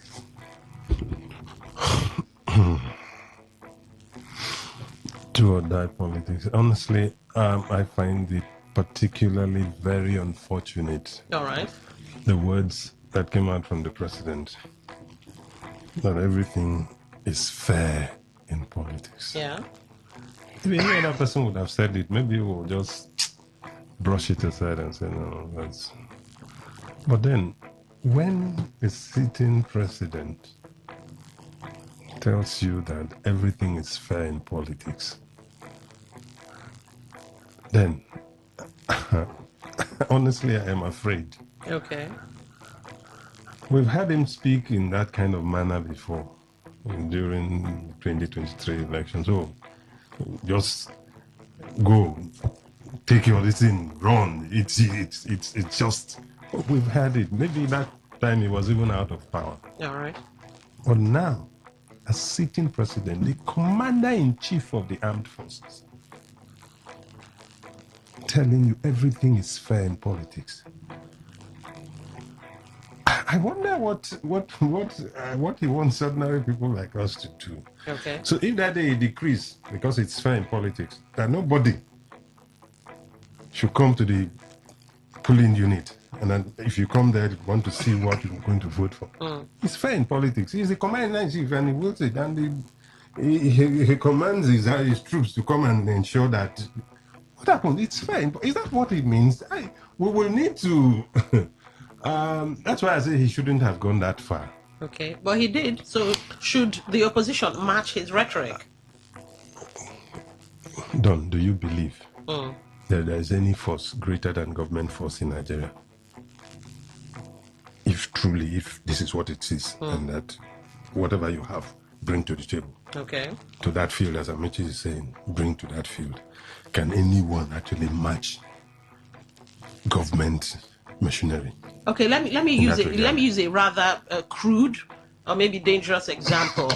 Remember in Rivers State, some people say that Awara matched a particular individual almost to a standstill. So would I say it depends on the individual that's matching the government? That's my answer to that question. Mind you, Awara's case was federal might. Okay. Versus the state orator. All right. So again, we're talking about government might. And that's why I ask, can anybody truly, even then, Amechi was only a minister. This one, it is the president that is talking, the commander-in-chief. And that's why I ask. See, we don't have to stretch it to that point, because if actually we just finished talking about military era and all of that, and it is not so different. The commander-in-chief is the commander-in-chief. He gives orders to the military. Air, sea, land, everywhere. All right. So if that is what is to be brought to the table, to the field, I do not think anybody will stand a chance. Okay. So I would only ask that the president, maybe he would need to come out a second time to actually clear the air. try to whatever it is, launder that whatever he said, let it be clear to Nigerians. All right. Because we had in this same country the president sitting and saying, my blood is not what the my ambition is not what the blood of any Nigerian. Can you just imagine? And do you know what happened? When he said that, who are you, the military? He is the one that will give you order before you do what you have to do. Okay. And he says, don't kill anybody for me. All right. And that is when probably everybody got it as, okay, we know we are going into it. And they got it. But here we are, somebody telling us everything is fair. Everything can't be fair. All right. Okay, so Ms. Amy, a religious question for you, because I married two headlines together. Do you think the former governor, Rotimi Amici, is right in saying there's an attack on, well, maybe the Catholic Church or Christians? That's on one side. He made that comment because of something Daniel Bwala said, that the Onaiko was basically airing the opinions of Catholics rather than Christians. So given that narrative, why do we find it so easy, or why do some individuals find it so easy to color politics with religion? And I'm thinking in the coming days we'll soon begin to see ethnicity play out, but at the moment it's now taking a religious connotation. Shouldn't we be focusing on Nigeria's issues, and they are many? You see, politics first is ubiquitous. Okay. Politics is a spatial. Politics is a temporal. Somehow they are intertwined. Okay. Most times, if people want to, separate politics from religion and the context of how it is practiced, I find it a bit, little worrying. Okay. Because even the foundation of the religion that we practice, for instance, the church, Islam, or whatever, it was rooted in politics. Okay. So that also, endows all the rights to speak on issues, most especially when we are citizens of that particular place. On this occasion, I will want to say that politicians should have mercy on us. Honestly, I want to beg them, and I also want to beg Right Honorable Rotimi Amici, please have mercy on us. I supported him when he was governor, when he was minister. Why should he have mercy when it's Daniel Bwala that opened that door? I am coming. Why I said this, if you go back to the president, late Buhari's era, okay, we had this issue. Indeed. And the front man there was Reverend Bishop Matthew Kuka. Okay. Let me try to help us. We remember some of these things. How the government of late Buhari was always clashing with the Bishop of Sokoto Diocese, Matthew Kuka, to the extent that the government of Buhari accused these same archbishops and some religious leaders of trying to overthrow the government of the day and enthrone another government through illegitimate means. The fight was there. Amechi was a minister, a super minister in that administration. And the accusation was always high worsening, I think it was worsening security, kidnapping, and the rest. Right. Maladministration, nepotism. This was what the government was always emphasizing then. And Matthew Kuka was championing this. So we had this. What was the position of the honorable minister then? For them, the bishops, the Catholic, and those religious leaders were trying to spread hate against the government of late Buhari. Therefore, they were plotting coup.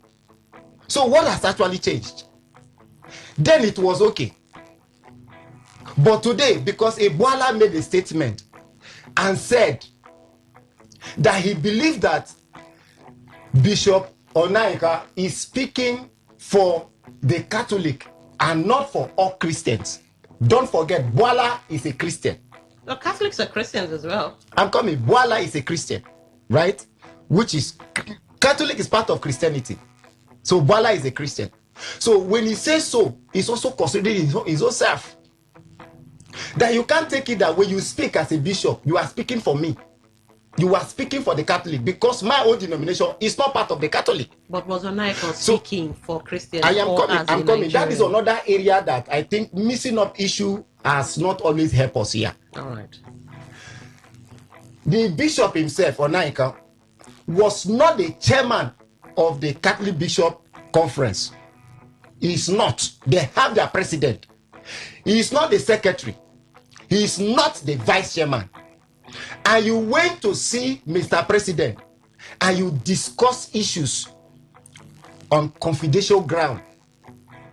But confidential ground? Yes, now. Because, really? Yes, because there were certain things. Yes, I believe in that meeting, if President wants to address Nigerians, there will be either a press conference or he will speak to Nigerians in some other forms. But you wait to see him. You know, there are certain things you want to disclose because these are leaders. There is a way you speak to leaders and the way you address the masses. You believe a leader has people he controls, so you can actually confide in a leader. And there is a manner you speak. You pursue those matters. You disclose certain things to him because you believe he will be reserved. He will keep to those things. But to the masses, there is a way you will just throw up, say that we take it and it will become an uproar. It will create more tension in the society. All right. The next thing you did was to rush to a media and begin to atomize what you discussed with the president. Are you the leader of that group? Are you even the secretary? So why didn't you allow the structure to work effectively as it is set up? Again, it goes back to, was he speaking in any capacity other than an individual Nigerian? The context of discussion, that is what you look at. He said, we told the president. We told the president. What does that mean? You assume as if you were the president, the leader of that group. You led the delegation. So you were not speaking the opinion of those that group that went to see the president. All right, let me explain something about the hierarchy of the Catholic Church. Obedience is key. Obedience is paramount. Most Catholic priests can't speak without permission of some sort. Mm-hmm. It should be, or it can be assumed that Onayekon must have reached out to whoever is higher than him and said, look, I've been given, told to come for this interview. Should I or should I not go? Which is one of the reasons why Father Mbaka was in hot water, because obedience. Do you think that Onayeko broke rank in going for that interview, knowing that obedience is key in the Catholic Church? Onayeka, immediately you mention Bola Ahmed Tinubu. In fact, just mention Bola Ahmed, don't even add the Tinubu. They check his position prior to 2020 general elections. He was always giving reason why he will never support President Bola Ahmed Tinubu.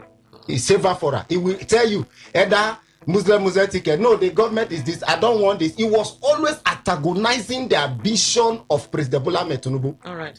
Before the 2023 general elections. Okay. So now, why will he suddenly support? And that was why somebody is even telling you, we know who is supporting. The records are there. Anybody can fact check me. I can quote papers and the rest of it. So that you go and confirm. Okay. He stand against President Bola Ahmed Tinubu before the 2020 general elections. All right. Let me come to Chief Loveday Okere. Now, all is fair in politics. Daniel Bola's position saying Onayeka was speaking to Catholics and not Christians has opened the door for Amechi's rebuttal and Amechi's defense of his faith. Given this opening of doors, who should be the bigger person? Should the opposition be the bigger person? Seeing as, well, again, all is fair. Then Daniel Bwala, who represents the presidency, came out guns blazing. Should the, based off of what Mr. Amy did say, should the opposition have PT on us and be the bigger person? Don, hope I'm right. Yes, Don. Okay. Let me require your mind that in whichever conversation we are hearing or getting involved in, within this period, no that this is political error. Understandable. In fact, whatever that is coming out now, I'm not surprised because I've not even had enough of what I expect to hear, politically speaking. So don't be deceived with any kind of rhetorics or whatever question and answer that will be coming from any water. Now, to come back to the conversation properly, you see, he who fetched an infested firewood has invited the result. All right.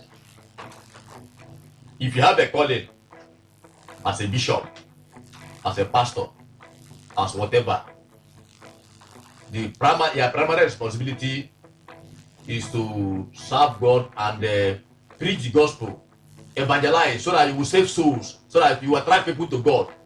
That is your primary responsibility. To change society for good as a Christian, to preach peace. All right. That is your primary responsibility. Now, when you take on the secondary responsibility of involving yourself into any political arena, you go collect. All right. Because tell them. Because every politician, whatever that is happening now, they know. In fact, whenever they went back, once they grant interview, maybe if it is the one particular, or the other ones are there and the big mans are there waiting. When they come back, they will laugh and begin to pump champagne. So boy, you hit them well today. The same thing happened to the other camp. Now, when there is any event that will bring the two groups together, you will see them hug themselves and so, boy, you will hit me the other day. They go whisper, but they're here. Because what they are playing is the game. And somebody is coming with emotion from the pulpit, from the church, to come and expect that he is coming to, you see, every action attracts equal reaction. Even when you have put in a kind of iron into the fire and it is reddish, put it inside the water. Put it inside the water. You will see the reaction of water. The iron will be forced to be cool immediately. Okay. So if bishops has went to the home of a politician, the president for that matter, to say what the president is not palatable with at that point in time, and they expected that the president will clap hand for them to allow them to just go. Let me tell you, the president's office is threatened by the opposition. So the president will not also allow you. You see, there's something my people told me. You see pussycats. Whenever you see pussycats go and drop physics, it will dig ground and cover it. My people say it does that because person team know the waste time become another person team. All Sorry, right. I have to speak this pidgin. All right. Okay. So everybody, even goat that is longer throat. If dog refuses to bite because of the longer throat of the goat will collect what is in the mouth of a dog. All right. That is why you see the president doesn't want to give any chance. Okay. So anybody that is coming to bring the guys of we are all Christians and we are all in the game. Okay, ladies and gentlemen, give us a second. Well, unfortunately, we have to go for the news updates. When we come back, the conversations will continue. Talk radio. I listen to a lot of talk radio. 95.1 FM. Whether it's happening in Port Harcourt, South South, Nigeria, or around the world, we've got you covered. On air, online, delivering balanced news and unbiased analysis. Today, 95.1 FM. Today, 95.1 FM, Port Harcourt. News update.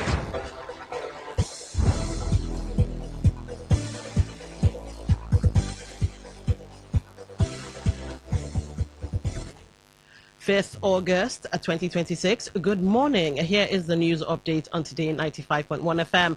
I'm Dawn Wilson. The federal government says it will begin the rollout of a 90,000-kilometer fiber optic network across Nigeria within the next few weeks to expand broadband access and strengthen the country's digital economy. Minister of Communications, Innovation and Digital Economy, Bosun Tijani, announced this after briefing President Bola Tinubu at the Presidential Villa in Abuja on the progress of key digital transformation projects. According to the minister, preparations for the nationwide project have been completed, with fiber optic infrastructure expected to reach every state, geopolitical zone, local government area, and ward across the country. Tijani also announced that the deployment of about 3,700 telecommunications towers will begin in October to improve mobile network coverage for more than 20 million Nigerians living in underserved communities. He further disclosed that Nigeria will launch a new alphanumeric postcode system on 1st October, assigning a unique digital address to every property to improve logistics, emergency response, e-commerce, and public service delivery.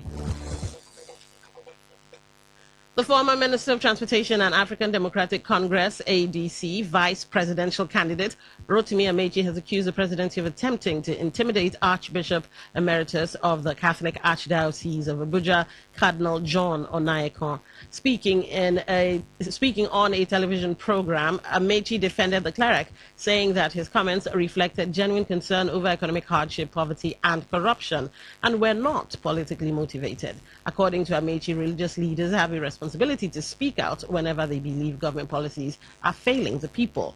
He also urged government officials to engage respected religious leaders constructively instead of trying to silence them. The controversy followed comments made by Cardinal Onayekon after a meeting between President Bola Tinubu and members of the Catholic Bishops' Conference of Nigeria, during which he said the bishops informed the president that many Nigerians were facing severe hardship and that the country was bleeding. The Abia State House of Assembly has passed into law a bill establishing the Abia State Property and Tenancy Regulatory Authority to regulate landlord and tenant relationships across the state. The law, sponsored by Deputy Speaker Augustine Okezie and lawmaker Mandela Obasi, is designed to protect tenants from excessive rent increases and unfair practices by landlords and house agents. It also safeguards landlords where tenants violate tenancy agreements. Lawmakers said the legislation became necessary following repeated complaints from residents of Umuahia and Aba over rising house rents and allegations that some house agents were working with landlords to inflate rental costs. The Assembly also approved a law aimed at improving the administration of criminal justice to ensure faster resolution of criminal cases and guarantee fair hearing for all parties. On the foreign scene, United States President Donald Trump says an agreement to reopen the Strait of Hormuz could be reached as early as today, even as he warned that Iran would face severe consequences if negotiations fail. The Strait of Hormuz is one of the world's most important shipping routes for crude oil and natural gas. Talks over its reopening have remained difficult after renewed tensions followed an April ceasefire. Iran is seeking greater control of the waterway, including the collection of transit tolls. Speaking to newsmen in California, Trump said negotiators had made significant progress, while United States Treasury Secretary Scott Bessent is also expressed optimism that an agreement could be reached within days. Meanwhile, concerns over security in the region continue after a crew member was reported missing following an attack on a merchant vessel in the Strait of Hormuz, while another commercial ship sank in the Red Sea after a separate attack. The United States says it is supporting negotiations involving Oman and Iran. And that was the news update on Today 95.1 FM. Thank you for listening. I'm Don Wilson. Good morning. Today's news, today's entertainment, today's sports, today's issues. Today on Today 95.1 FM, Port Harcourt. Stay informed, stay ahead. Tune in to Today 95.1 FM for the latest news and exciting sports updates. Your trusted source for everything you need to know. Today 95.1 FM, the voice of the people.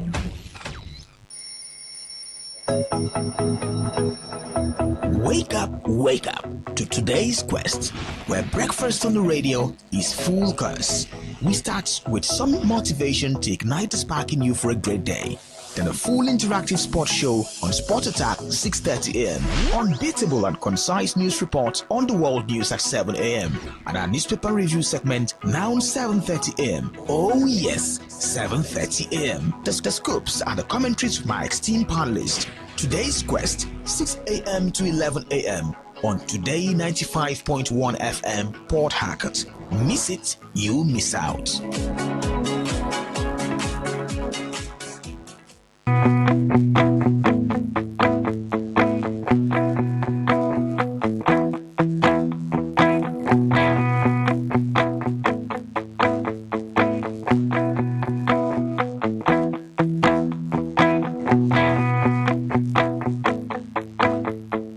All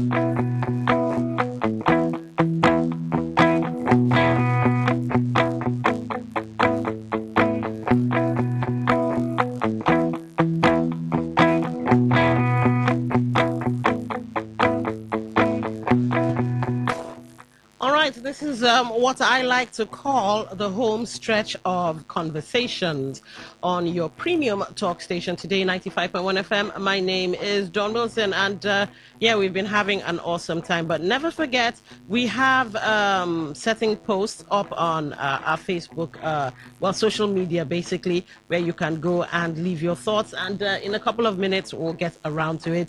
Real talk, Wike says an Atiku Amechi ticket is dead on arrival. Do you agree, or is he underestimating Amechi's influence? That, of course, will form the last topic for conversation when the panel reforms. Opinion poll: Amechi tackles presidency over comments on Onayekon Catholic Church.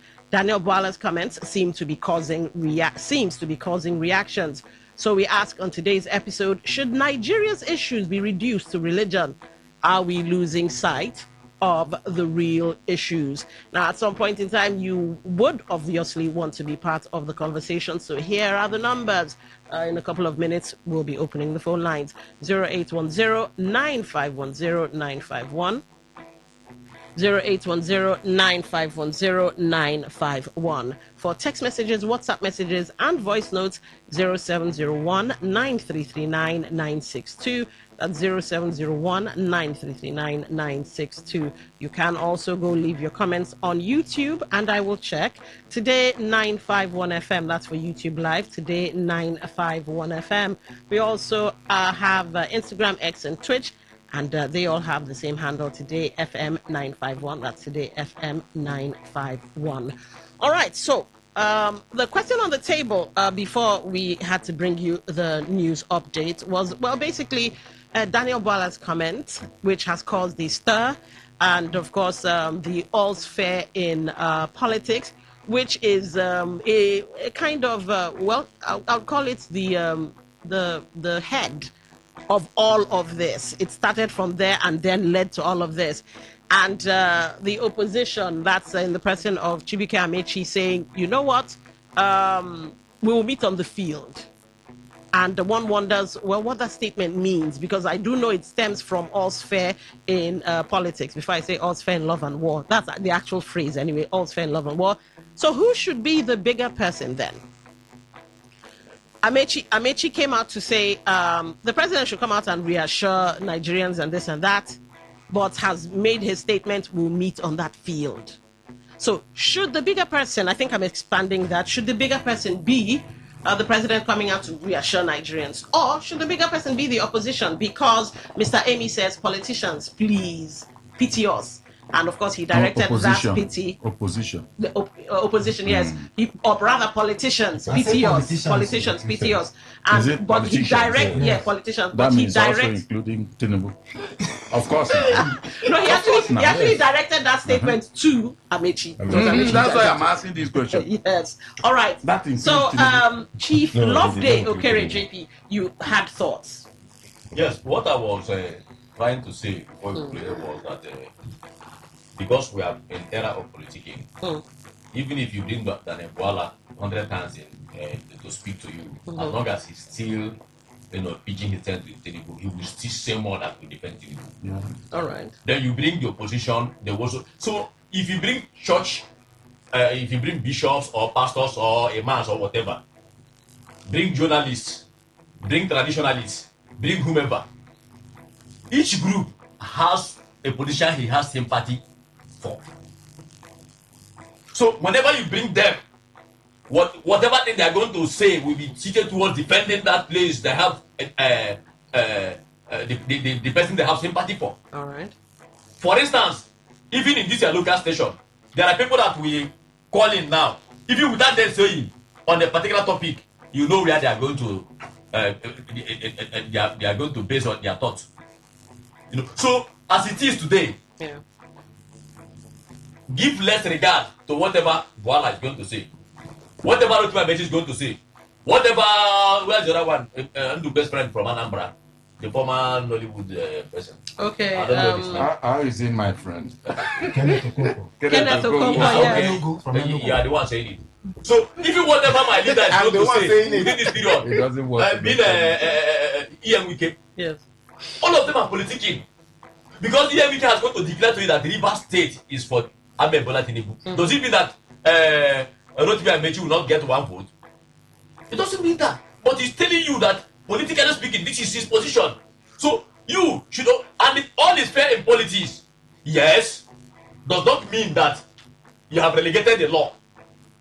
That you should go and kill and say you are playing politics. One of Baka was talking here. He said something. He used election as example here, and I was shaking my head because election is different from politicking. That is why everybody election is a civil responsibility of every citizen. But politics is not a responsibility. You may decide not to play politics, but on election day you vote. All right. There are two different things. Okay.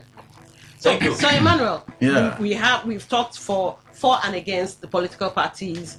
Let's bring it down to the people. What should the people be doing? Since we're looking at should the opposition or politicians be the bigger person? Should the president reassure Nigerians? Should Daniel Bwala or people in political office or politicians as a whole be careful the remarks they make? Now, we the people who are being entertained by all of this drama, what should our own response be? Well, Don, the issue is that when politicians make their inflammatory remarks and it brings trouble, the people suffer it. All right.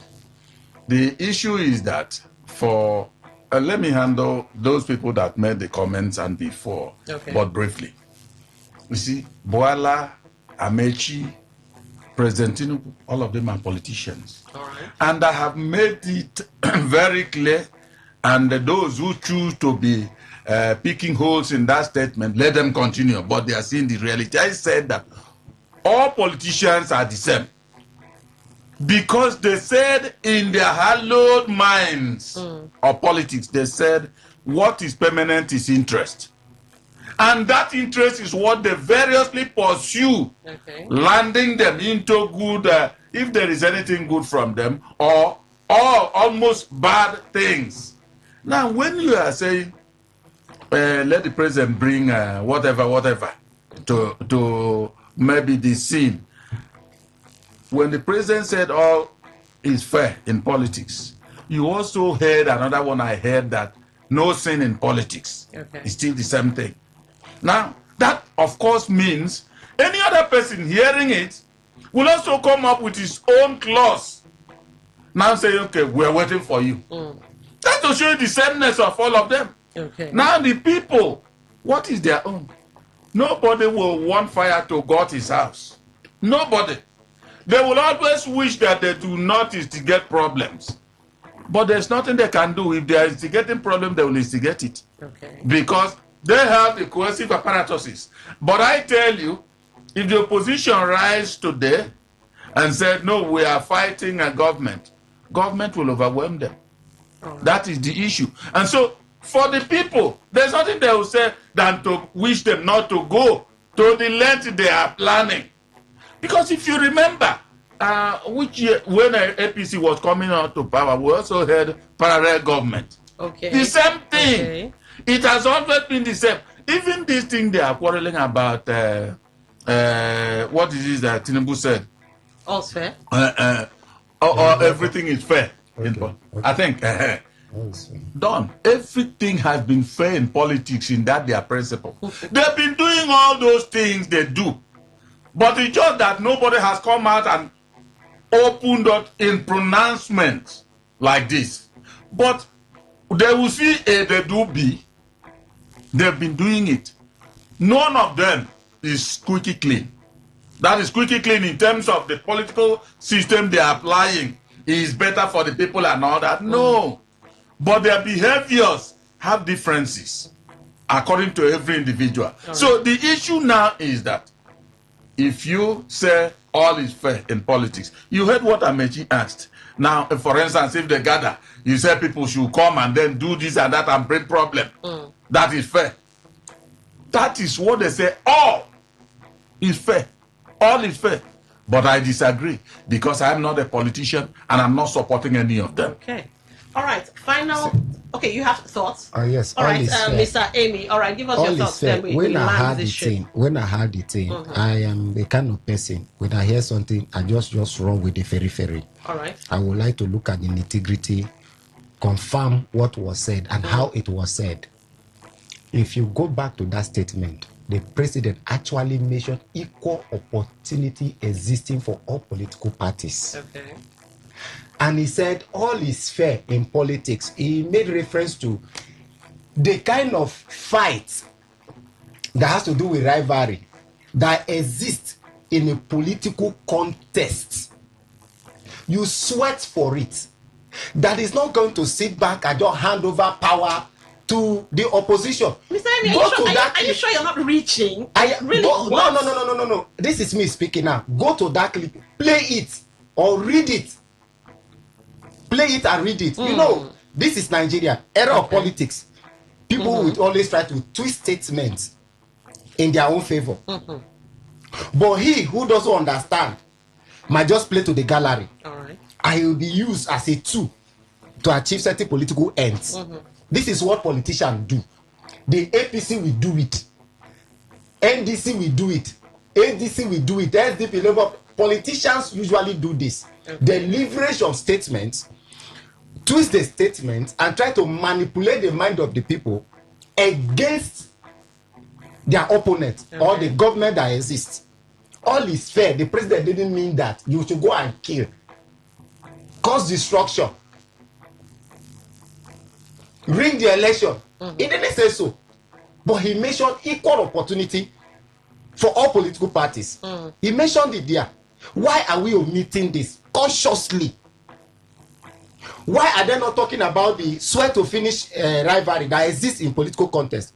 Why are some people, in fact, their political manifesto today is we remove Tinubu, we remove Tinubu. What does that mean? We remove Tinubu, remove this government. This government has brought poverty but nothing. They are here to kill Nigerians. They are planning to move the capital from Abuja to Lagos. What are you doing? Are you not inciting the people? We will form parallel government. All right, let me hit you with this semantic expression. All is fair in politics, and everyone has equal opportunities. Did you hear the way I said it? Yes. So all is fair in politics. That's one. Then everyone has equal opportunities. It seems like two different things. No, if you ask before me. the all is fair in politics quote, there was a statement. It was that statement that bettered all is fair in politics. But we are consciously omitting those statements. And mentioning the all is fair in politics because we want to drive something. Okay. We want to get certain people to do certain things. This is politics. You can do it via communication. Get people to believe certain things. Get them to believe that even the government is against them. Get them to believe that all the government wants to do is ring election, manipulate the whole system. They won't give in to any fair contest. It's just for you to get that sympathy and that kind of support. Sometimes that is why from those in the political scientists and the rest, they will always tell you that politics also involve manipulation. You manipulate people to get what you want. After you've gotten it, that is why during election you see people having their phone number, distributed to everybody. Some politicians that you can't reach before, you can't even come close to their gates. But during election, you have their phone number given to you. They will come and eat corn with you, give you, even sleep in your mattress and all that. But immediately after election, that line that you have that you call every minute, it will respond to your message and all that. After election, you will no longer connect anymore. All right. Before we move on to the next one, those who will take power from me will try. They will try. All is fair in politics, and it is equal opportunity. Again, I fail to see the context you're coming from, because the statement before this is they will try. All that want to take power, all that want to take power from me, all that want to take power from me. Sounds like you're reaching. Then we try. No, that is what you just said now. Am I correct? Am I correct? They will try. All that want to take power from me. No. Right? The full quote, I'm reading from Google itself. Yes. Those who will take power from me will try. That's fine. They will try. all is fair in politics, and it is equal opportunity. I mean, it's black and white. Thank God you just said it now. But it sounds like he is endorsing something. This is you interpreting and imputing. The same way you interpret. This is you interpreting and no. Simon, something must bet something in communication. Something must bet something. This is contest. All right, Mr. Yeah. We are looking at the mindset. You know, out of the abundance of the heart, the mouth speaks. I referred to Jonathan's statement when he was in the same position. Okay, about the blood of Nigerians and stuff. In the same position, in the same seat. After Umbu have done what he did in River State. In the same seat where Tinubu is sitting today. So we should condemn people who say anybody who destroys him, we should hand him a job. Yes, so the one Peter Obi said. But let him land, all right? You have somebody you're defending, I don't leave me. Don't worry. He is sitting in that same situation, that same position. Jonathan also wanted to win election. He also had a opposition. In fact, a more virulent opposition than you have even now. And yet, what came out of the mouth of the commander-in-chief of the armed forces then was that, look, we have a country to protect. And the contest, the entire listening, my ambition, the same ambition we're talking about. The same what came out of that. Say, my ambition is not what the blood of anybody. After Yanko was removed, unlawfully, after Rotimi Amechi was denied access to government house in River State, should I continue to count the governor that were dealt with after Oshomole his aircraft was grounded in Edo, not to fly, just for campaign? We don't even want to count what actions have been taken now against the opposition, because the opposition even now are crying. Because it's not different. They are two different things. Now, I'm talking about the commander-in-chief speaking. Because what you ever see, these politicians, the followers, you know, they watch the body language of their and they also listen. When you speak, you can embolden them to do anything. Fair enough, all right. Even your body language alone can give them signals. And here you are, you have spoken. I'm not talking about no less a person than the commander-in-chief. I don't know whether that sings. Now, with the Catholic bishops, whatever they went there to say and all that, honestly, I think we are dispensing energy too much on who this one is, or the person that spoke and all that. The question is actually what Onaekon said. Is there anything new? Okay. Did he say what nobody else had said in Nigeria? The situation in the country that we find ourselves that he now spoke about. Is it what nobody has spoken about? Ordinary Nigerians speak every day. Even those ones who are influential speak the same thing every day. All right. So why is government all of a sudden, and government apologies all of a sudden, getting so worked up? It's simple now. Face the reality. All right. Let's get to the last topic for discourse, so we can open the phone. The people have been calling and calling. Ladies and gentlemen, we usually open the phone lines at 10:40. So rest assured, you will have your say, or maybe even a little earlier. Let's see if we can't just take this poll now. I presume or assume that all of us here seated heard the statements credited to the FCT minister, where he talked about Rotimi Amechi. He made certain statements, one of which was the political irrelevance, I paraphrase, of course, of Rotimi Amechi, and the ticket of Atiku and Amechi being dead on arrival. One of the reasons he made that comment was, or he came to that conclusion or arrival, was that Amechi might just be needed for financial relevance. And so the ADC in River State now came out to say this. They described as ironic a man who has repeatedly claimed that the opposition party poses no threat, but has continued to devote so much time and energy attacking the very people he says have no electoral value, saying that such contradictions betray anxiety rather than confidence. And we have this poll going on, or, well, you can call it real talk because it's River State issues. I'd like your weigh in, short weigh in, so we can get to the audience. Wike says an Atiku Amechi ticket is dead on arrival. Do you agree, or is he underestimating Amechi's influence? And we'll start from my left, Chief Lovedale Kerry.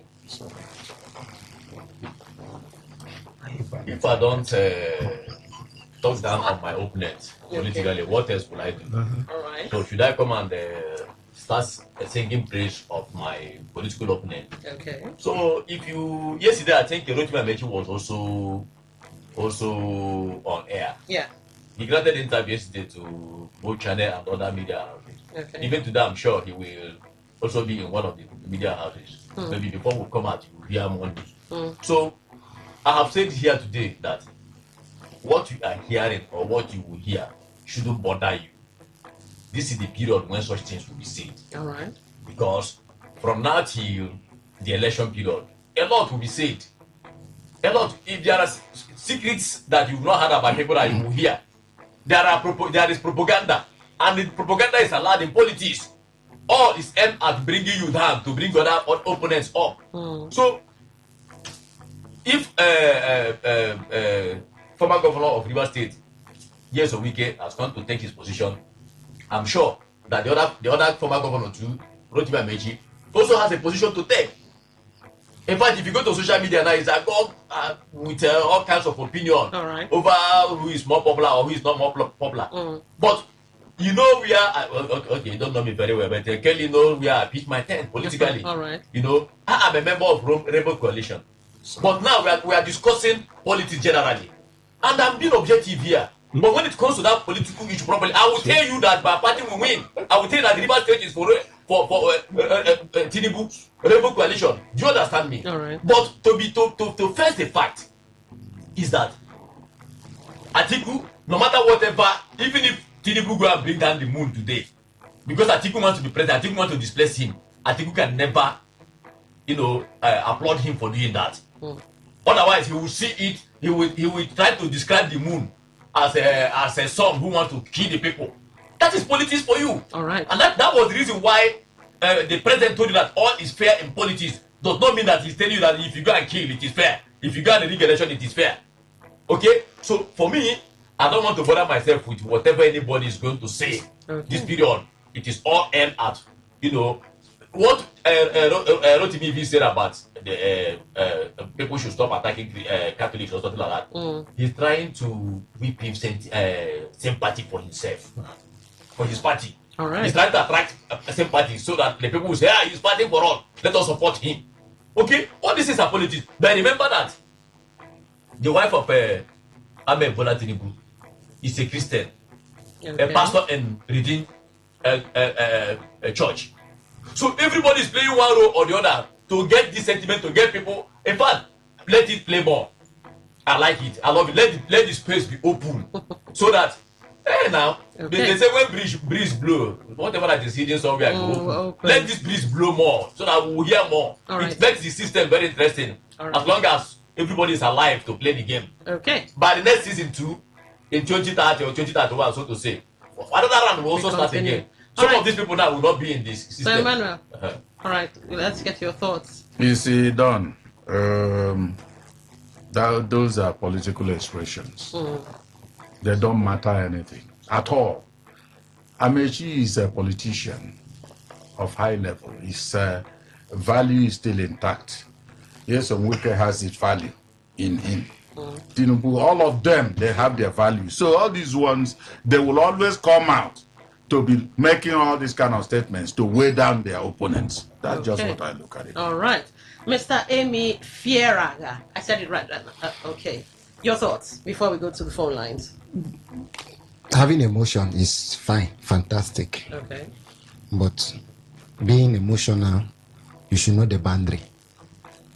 Just know the boundary where to place it and end it here and face reality. This is politics. It's a competition. People want to win. And for you to win, there are things you must do. There are statements you must make. Make the people believe that you are in charge. Make the people think that the other person is a nobody. he cannot achieve anything. You are always there. So that the people will not say, let me not just Kukuma waste my vote. Since everybody, let me just join. These are all political statements that politicians make. Amechi makes it every time now. Amechi will tell you the whole of the... In fact, nobody will want to vote Tinubu again. No reasonable Nigeria will want to vote for... You want to vote for hunger? You want to... As if during his own time, when he was minister or government, there was no hunger. These are statements they make. Just to manipulate the minds of the people and to plant themselves as if they are in charge. So Nigerians, I think sometimes we make mountain out of nothing. Just understand that these people are playing politics. It's not left for you to make your own judgment right. They will always tell you those things that will favor them. Even in a game of football, you see some of these clubs, if they want to talk, they will tell you we are in charge. I think we are winning the trophy. Even when you know that they don't even have the capacity to even qualify to anywhere. But they will tell them we win. Do you want to put fear in your own self, your own mind that, oh, my opponent will defeat me? You are granting interview as a coach or as a team member. Then you will say, that match we are going to play now, my opponent will defeat me. The goals will be too heavy for us to carry out. Would you say that? But rather you will say, you are winning the match, you are seeing everything work for your good and the way it is going, the trophy is yours. These are the statements. In football, in the sporting sector, it is made. Politics will always make it. But there are other realities. The reality is, what are your political spread in terms of winning an election? For supporters, popularity, being in charge means, oh, this person, we talk about this person so much, we mention the person name, like today as we are discussing now, look at how many times the person name is mentioned now, oh, it's more popular. That is what we will judge, some of us will judge. Right. But to politicians, they will look, how many elections have you won? How many votes have you been able to turn in for yourself and your party? These are the things they look at. So you see the difference. So when the politicians say we are doing this, we will make this, they are looking at the amount of vote that we get via their politics. Okay. So we just need to understand these people and their game and have a peace of mind rather than killing ourselves for nothing. All right. Okay, Mr. Makado Kubo, your thoughts before we open the phone lines. Then I think it's good. What is politics if it is not about talking? So they will talk. But you see, there's another side to it. Those who are in government ought to be talking in concrete terms, in performance. All right. And I think that's what should interest the people the more. Because if you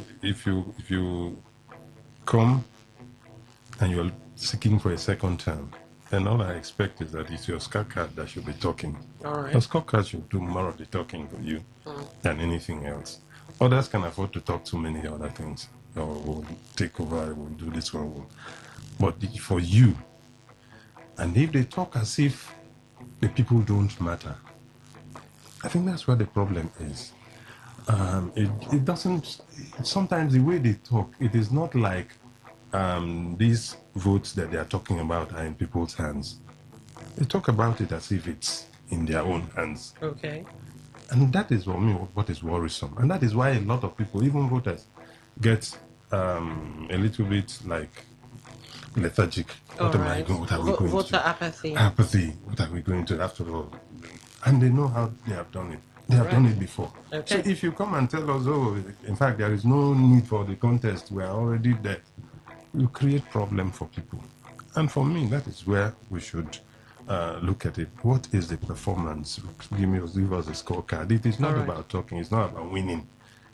At the end of the day, what does it translate to in the life of the people? Okay, so speaking of the people, here's where you come in. Numbers 0810-9510-951, 0810-9510-951. Text messages, voice notes, and WhatsApp messages 0701-9339-962. 95.1, welcome to the show. What's your name? Where are you calling from? Hello? Okay. Hello, good morning. Good morning. What's your name? Where are you calling from? Odnaka from Rumodmaya. All right, go ahead. Thank you very much. Please, your voice sounds like that of Annie. I thought it was Annie, one of the first listening to you. All right. That's by the way. No, okay, thank you. By the way. So, please, I hate hypocrisy to the highest level. In 2014, this same Bishop Ononikan went to meet the president, then Goodluck Jonathan, and complained about the plight of Nigerians. What Nigerians were going through. This same APC were all over the social media telling Bishop, calling him the defender of the poor masses, the mouthpiece of the poor. They were taking pictures with him. And today, the same bishop went to, when the situation is even worse, went to Tinubu to tell him the same thing. Not only himself, but with other bishops and 9 cardinals. They went and met with the president and told the president the same thing that people are suffering. We are not kids in this country, for Christ's sake. All right. People are suffering, and look at what is going on. And the president said the economy is fine. And today the same APC people are calling him all sorts of names.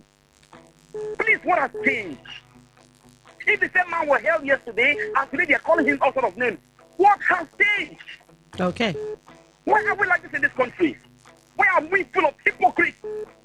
You come to air and people come to talk all sorts of things and call him all sorts of names as if we are fools in this country. Thank you for calling. We All right. are in the system, we are suffering the same together. Okay. Thank you. All right. Thank you for calling. 95.1, welcome to the show. Okay, looks like.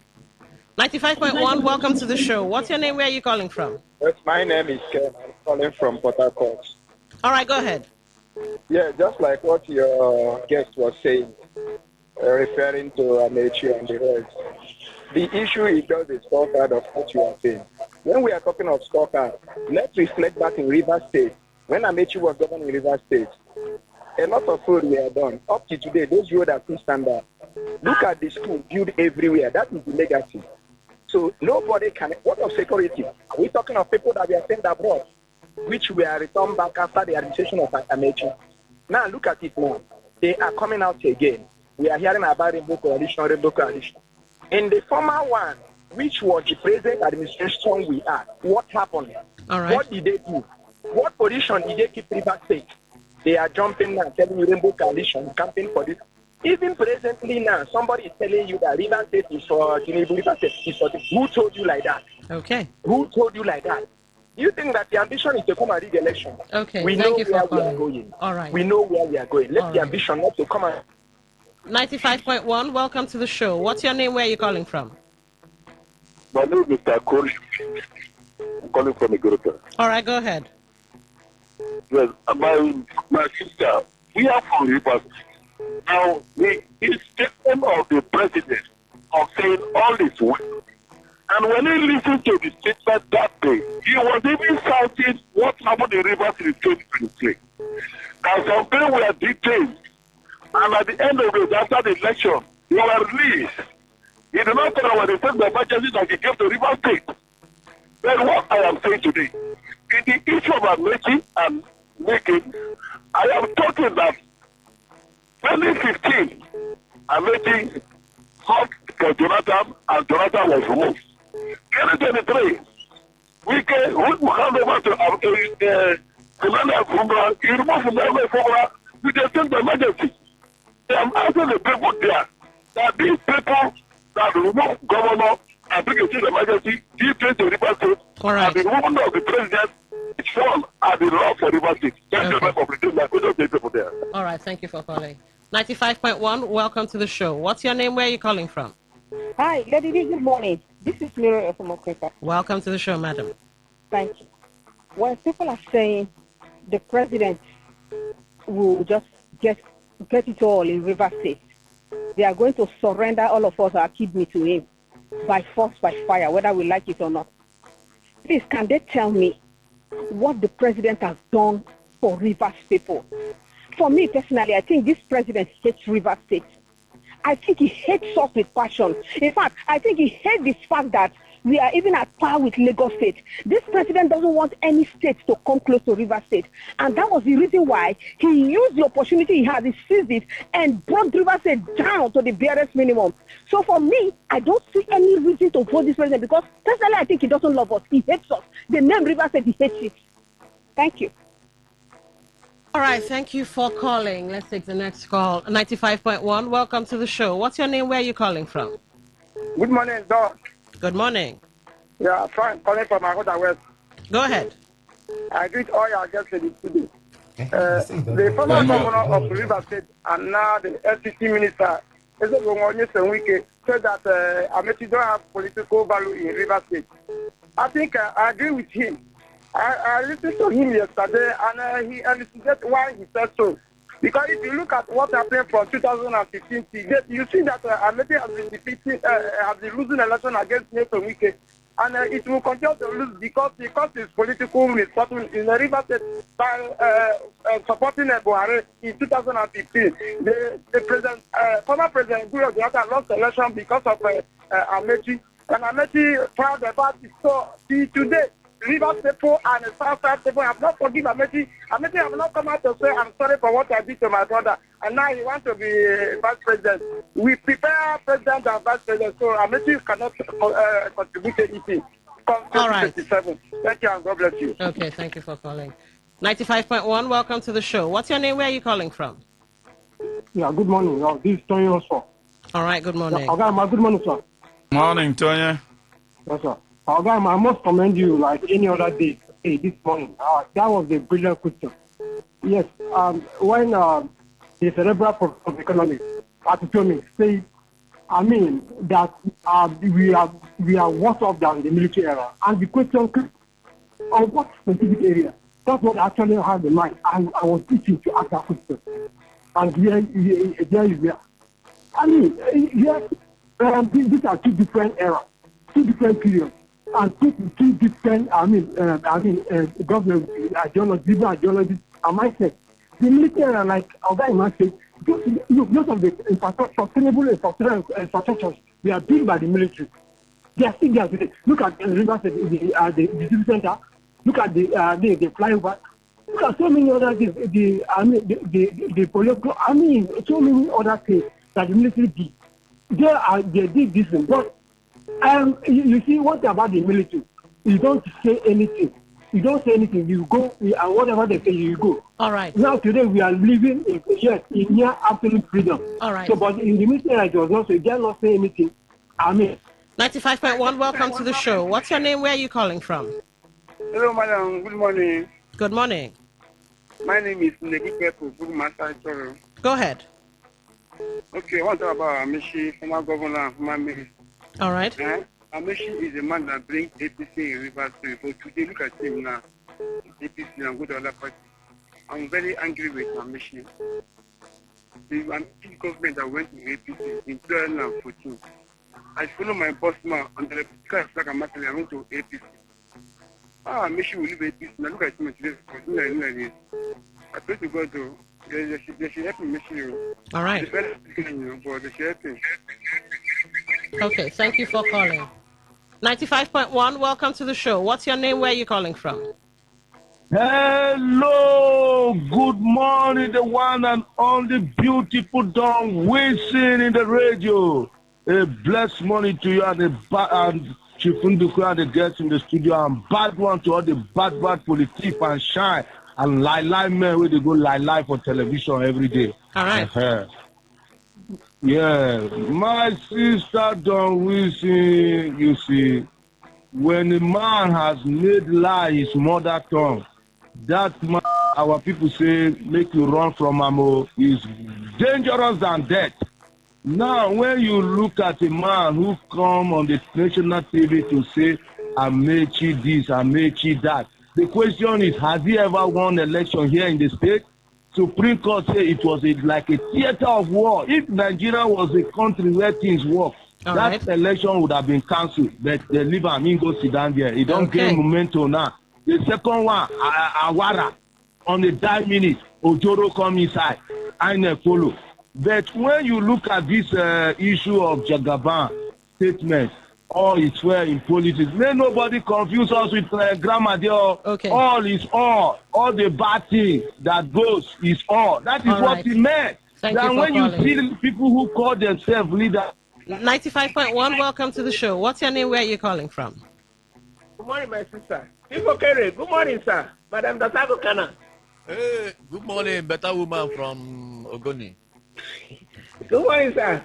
I want to quickly look at this former governor John Amechi and the former governor, our FCT landlord. All right. And to say that we should be able to know that these two are former governors, and they deserve their respect. My position is simple.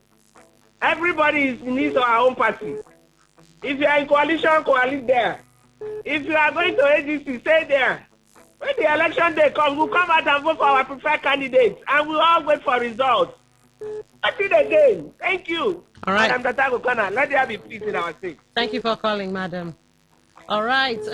Take this call. 95.1, welcome to the show. What's your name? Where are you calling from? Good morning, Bishop. Good morning. What's your name? Where are you calling from? My name is Coach Indy. I'm calling from Port Harcourt. All right, go ahead. I want to talk about the one that our president, Tinubu, said that all is well in the country. I'm here to tell him that all is not well. In short, it is only in this APC led by Tinubu government that I see that they are the one that will write something and they are the one that will mark it for themselves.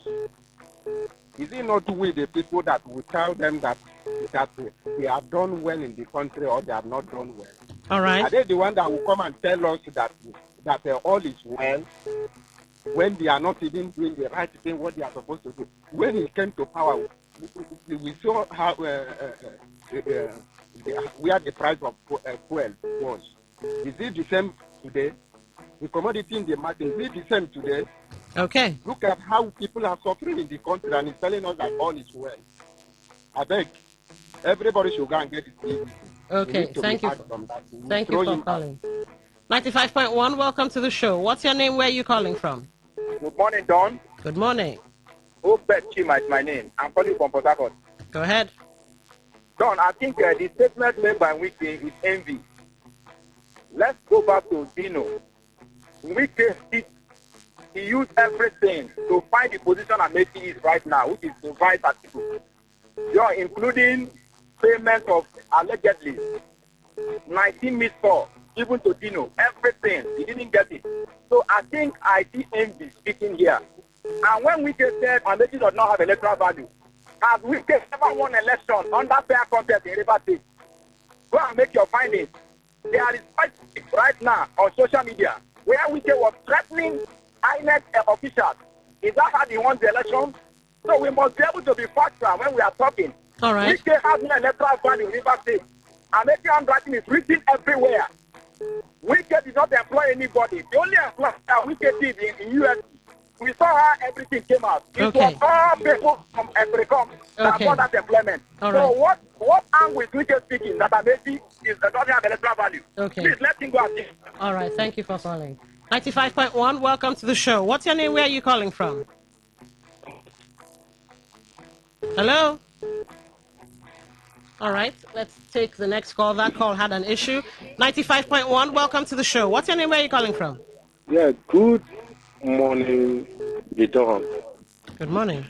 My name is Onu Samuel, calling from Port Harcourt. Mm-hmm. I just want to clearly state this, that the person called Mr. Wiki, I think is not intelligent at all, because I have my reasons. Can you keep it civil? If not, I'll be forced to take you off the line. No problem, but I have to express myself, because the reason why I'm saying is this. 95.1, welcome to the show. What's your name? Where are you calling from? Hello, good morning. Good morning. All right, Ejaku province, Oruma my clan. All right, go ahead. My beloved, see, Nigeria has surpassed that level when traditionalists or religious people will be intruding into the affairs of politics. You understand? It's uncalled for. Mbaka has done his own and he has piped through. Now, this bishop again, he has come his own again. He should not intrude into affairs of politics. It's uncalled for. Let us face religion. If I will say, sir, most of the problem we are facing today in this country are caused by religious people. Yes, if you ask me. And when you go to developed countries today, my sister, they have nothing to do with religion. All right. Yes, they have nothing to do with religion. Go to so many developed countries. They don't have anything to do with religion. Why is our own so exceptional? Okay. Thank you. Ejeku promise for Rumot Meatla. All right. Thank you for calling. Let's take this one. 95.1. Welcome to the show. What's your name? Where are you calling from? Hello? All right. Let's try this one. 95.1. Welcome to the show. What's your name? Where are you calling from? I'm calling from Port Harcourt. My name is Amadi. All right. Go ahead. Yes. First of all, the military, when they were here, honestly, all that we are enjoying today all came from the military. That was a good thing. Good things were done compared to what is happening now. There were accountability, proper accountability. Look at the allocation coming to all the councils, local government, ADS. What are they doing with it? So I urge us that they shouldn't be coming here to tell us a different thing and do a different thing. As regards to Amechi, the former governor, both of them are all former governors. People should trade with caution because that is their own occupation. Okay. They are playing all that they know how to do best. All right. Obtain from us and get away with it. Okay. In the end, no good things come from both of them. If Pinto look at what Amechi did during Jonathan, you blame him. If you begin to look at what the minister did within and before now, all right. During Buhari time. Okay, I had to let you go because I gave you a little grace. 95.1, welcome to the show. What's your name? Where are you calling from? Don Wisdom. Mascot. Agree. Okay, good morning, sir. Good morning, Mascot. Love that. Good morning. Mascot, you don't abandon me, oh. Okay. Oh. Mascot, I'm so sorry. Could you disconnect and call back? We seem to be having issues hearing you. 95.1, welcome to the show. What's your name? Where are you calling from? Hello? All right. Looks like there's something wrong with that call. 0810-9510-951. That's 0810-9510-951. We seem to be experiencing some technical issues. Maybe I'll move on to the what do you call that thing now? WhatsApp and text messaging portals, and then we'll come back to the phone lines. Don't know what's happened with the phone lines. Let's get into WhatsApp and see.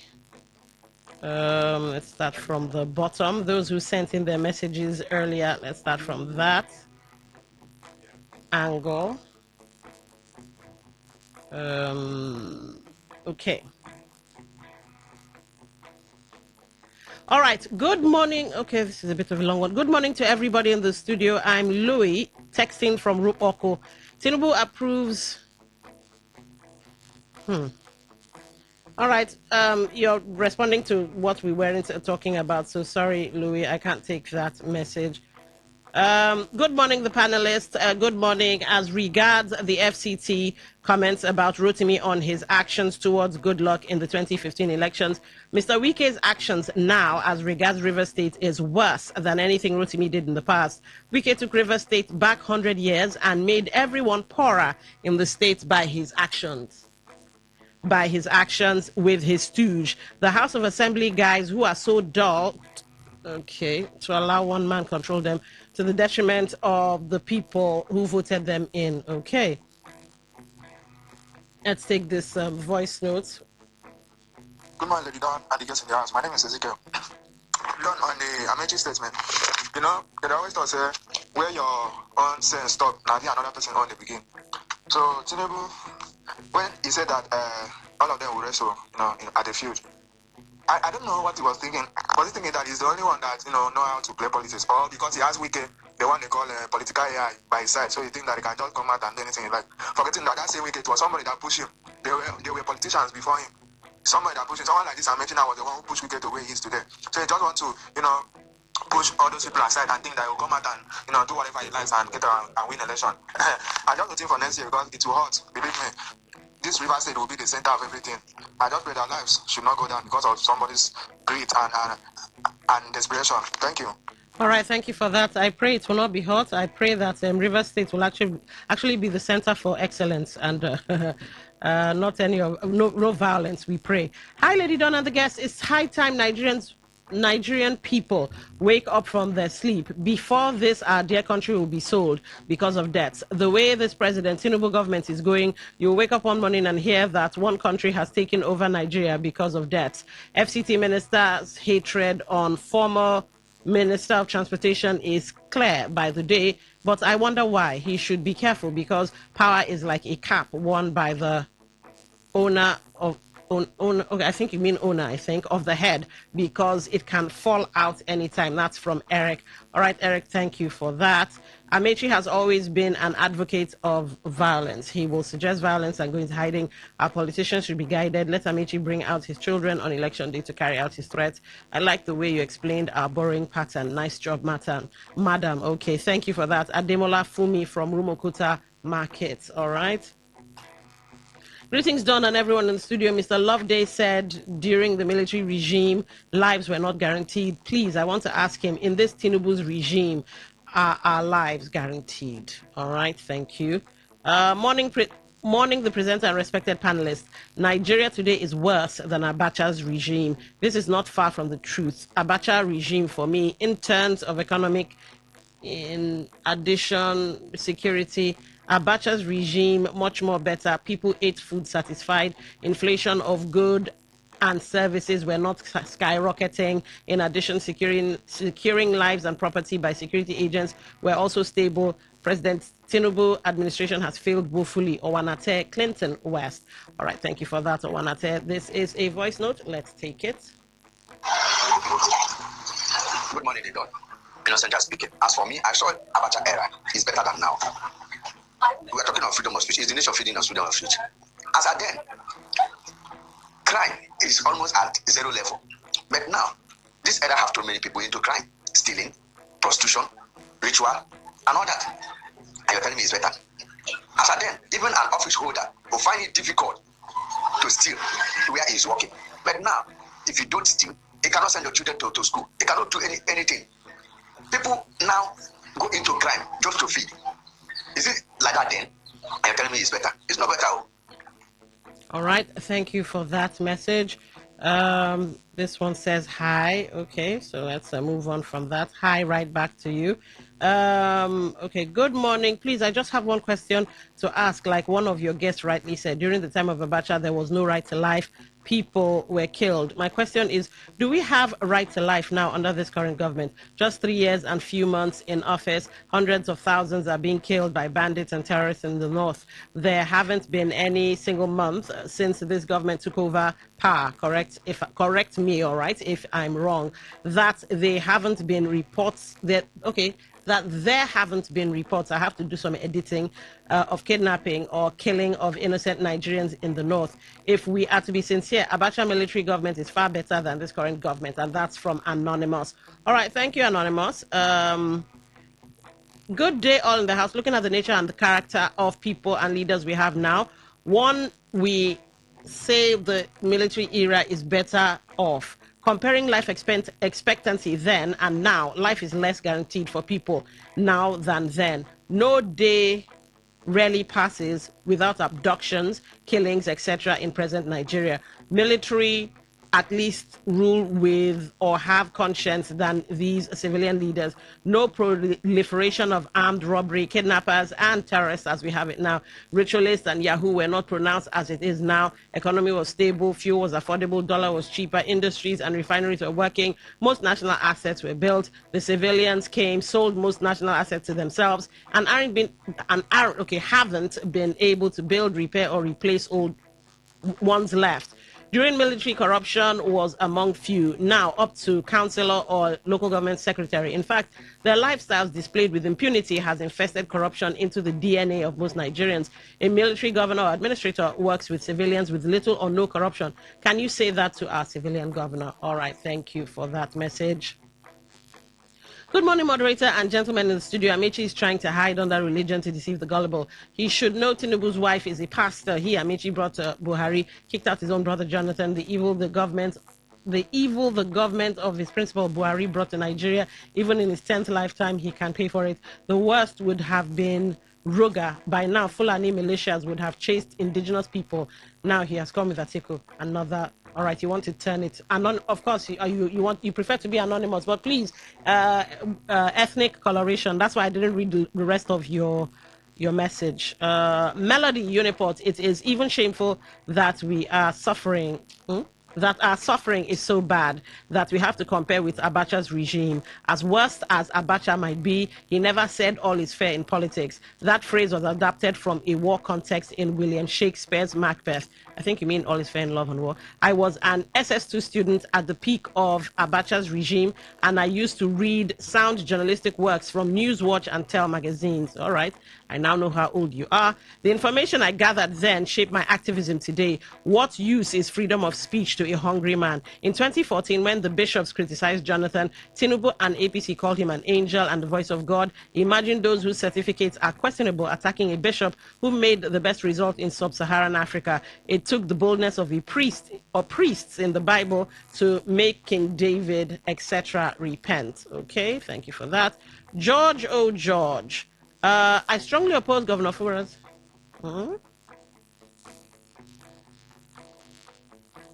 Okay, I don't know. All right, okay, I see it now.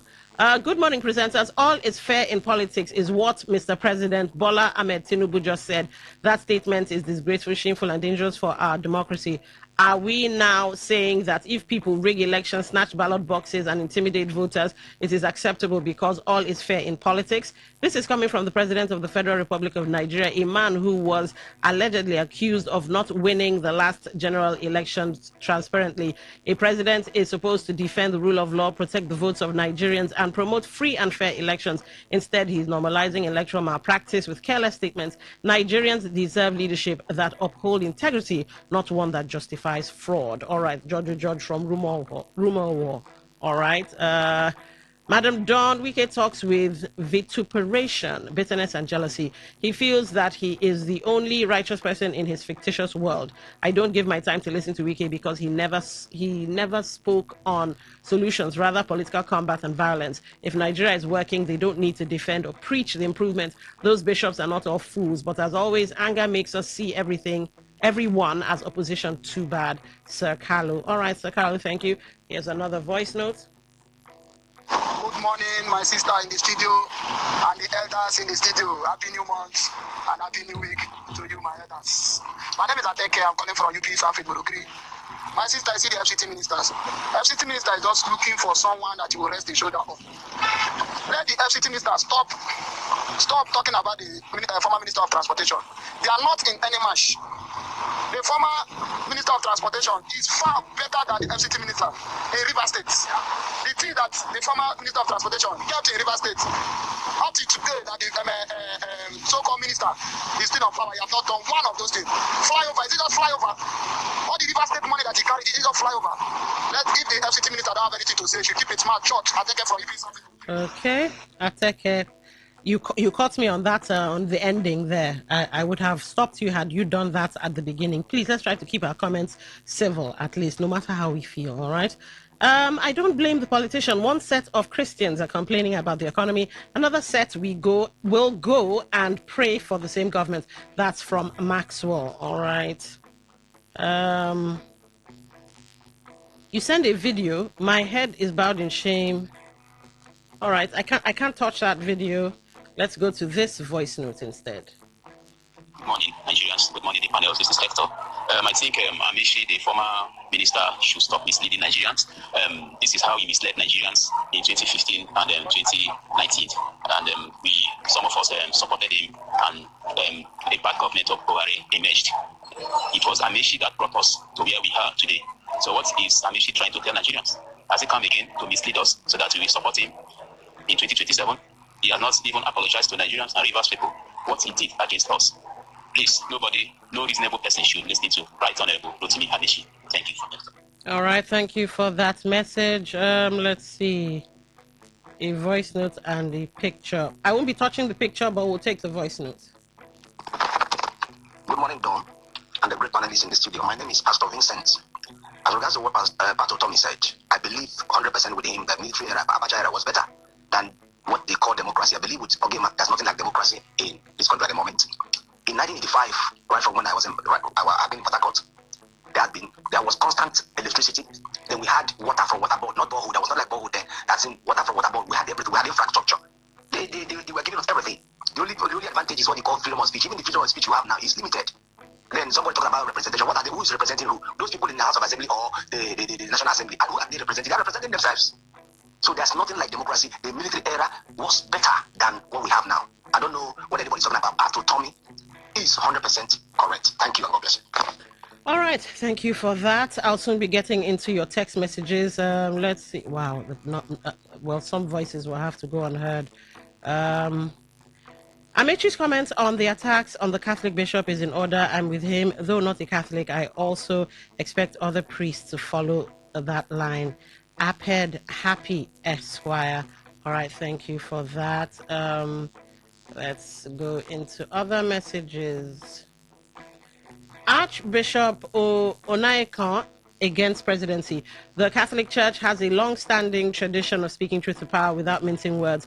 Upholding justice and protecting the poor and vulnerable is part of that heritage. In this conversation, there's nothing wrong with what the Emeritus Archbishop has said or done, in my view. The presidency should stop the hysteria and accept the failures of the Tinubu administration.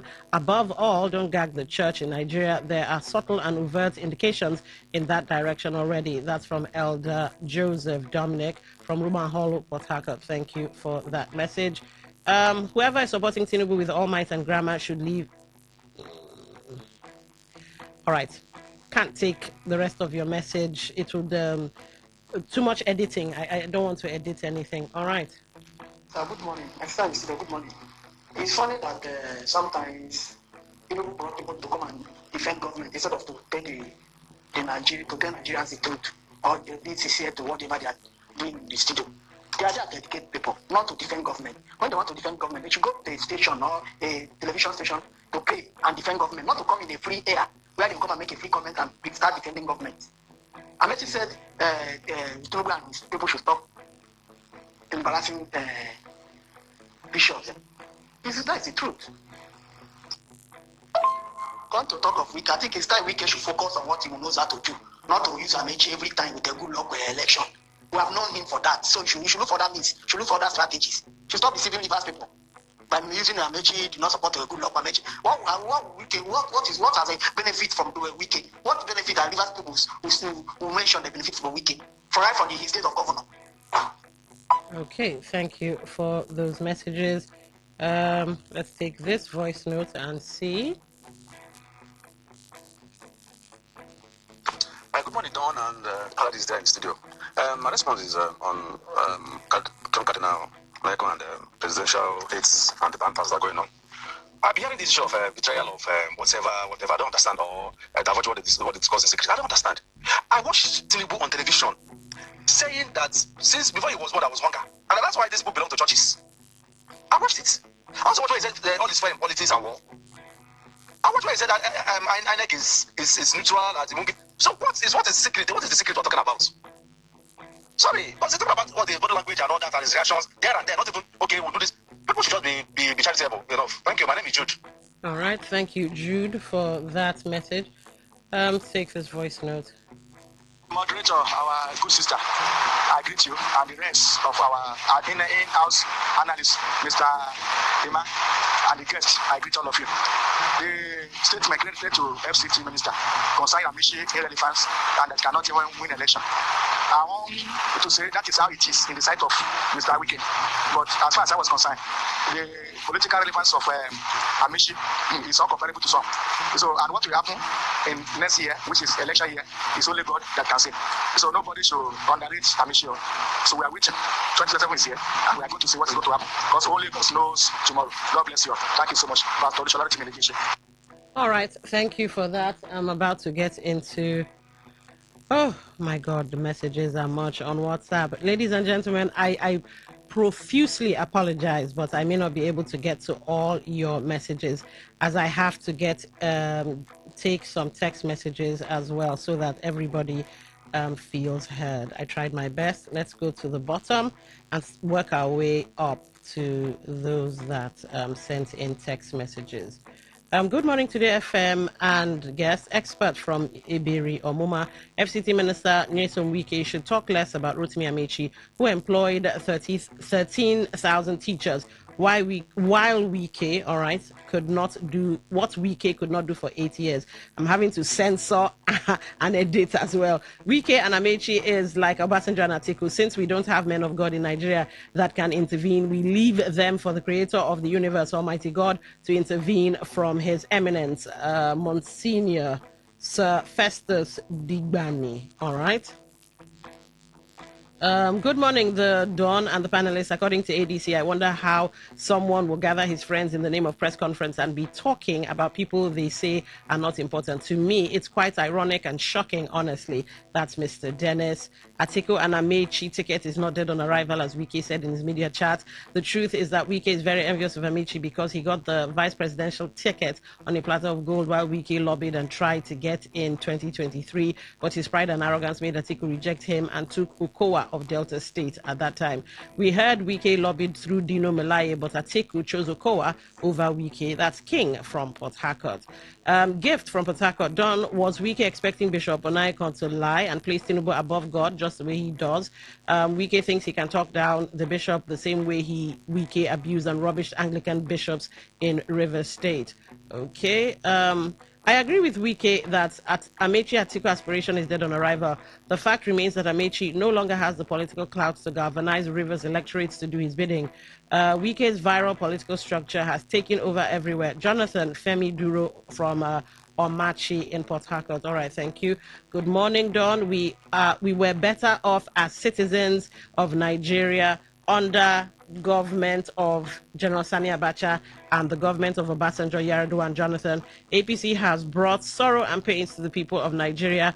I calculate before I eat every day. I absolutely concur with Professor Patutomi Rashid Lawal, Esquire. Somebody's calling the text messaging line. We will not be picking that call. Good. Okay. Oh, so many things.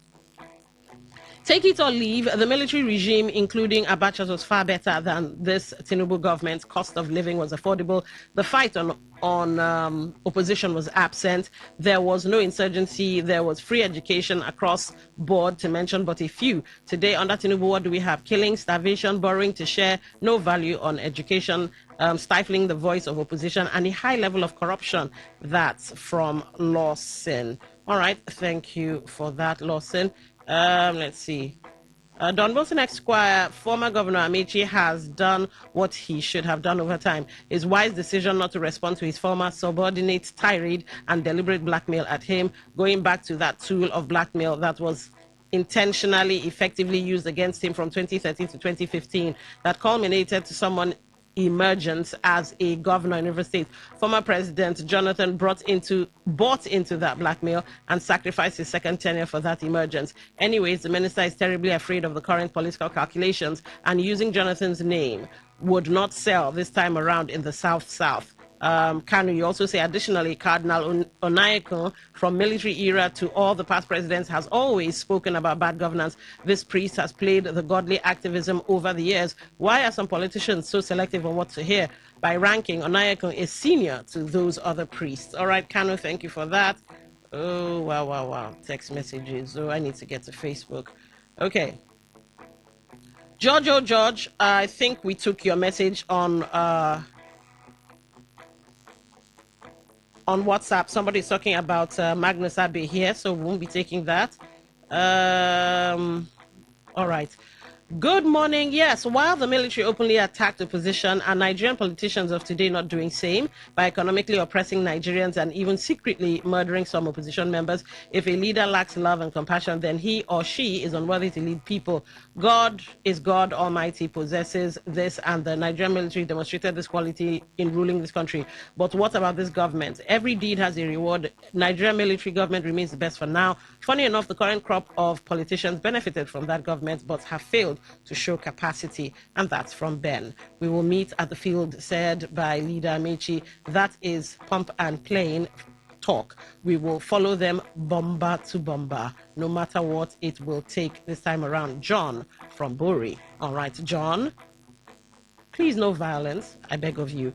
Nigeria should separate governance from religion. Just take a look at the Middle East and the Western world. They are less religious, and yet they have gone far in their development. For Wike, he should allow Nigerians to choose who rules them from 2027 and let the political space be free, be free, being toxic against oppositions, as we have always seen in Rivers State. All right, this will be my last text message. I apologize, ladies and gentlemen. I greatly apologize.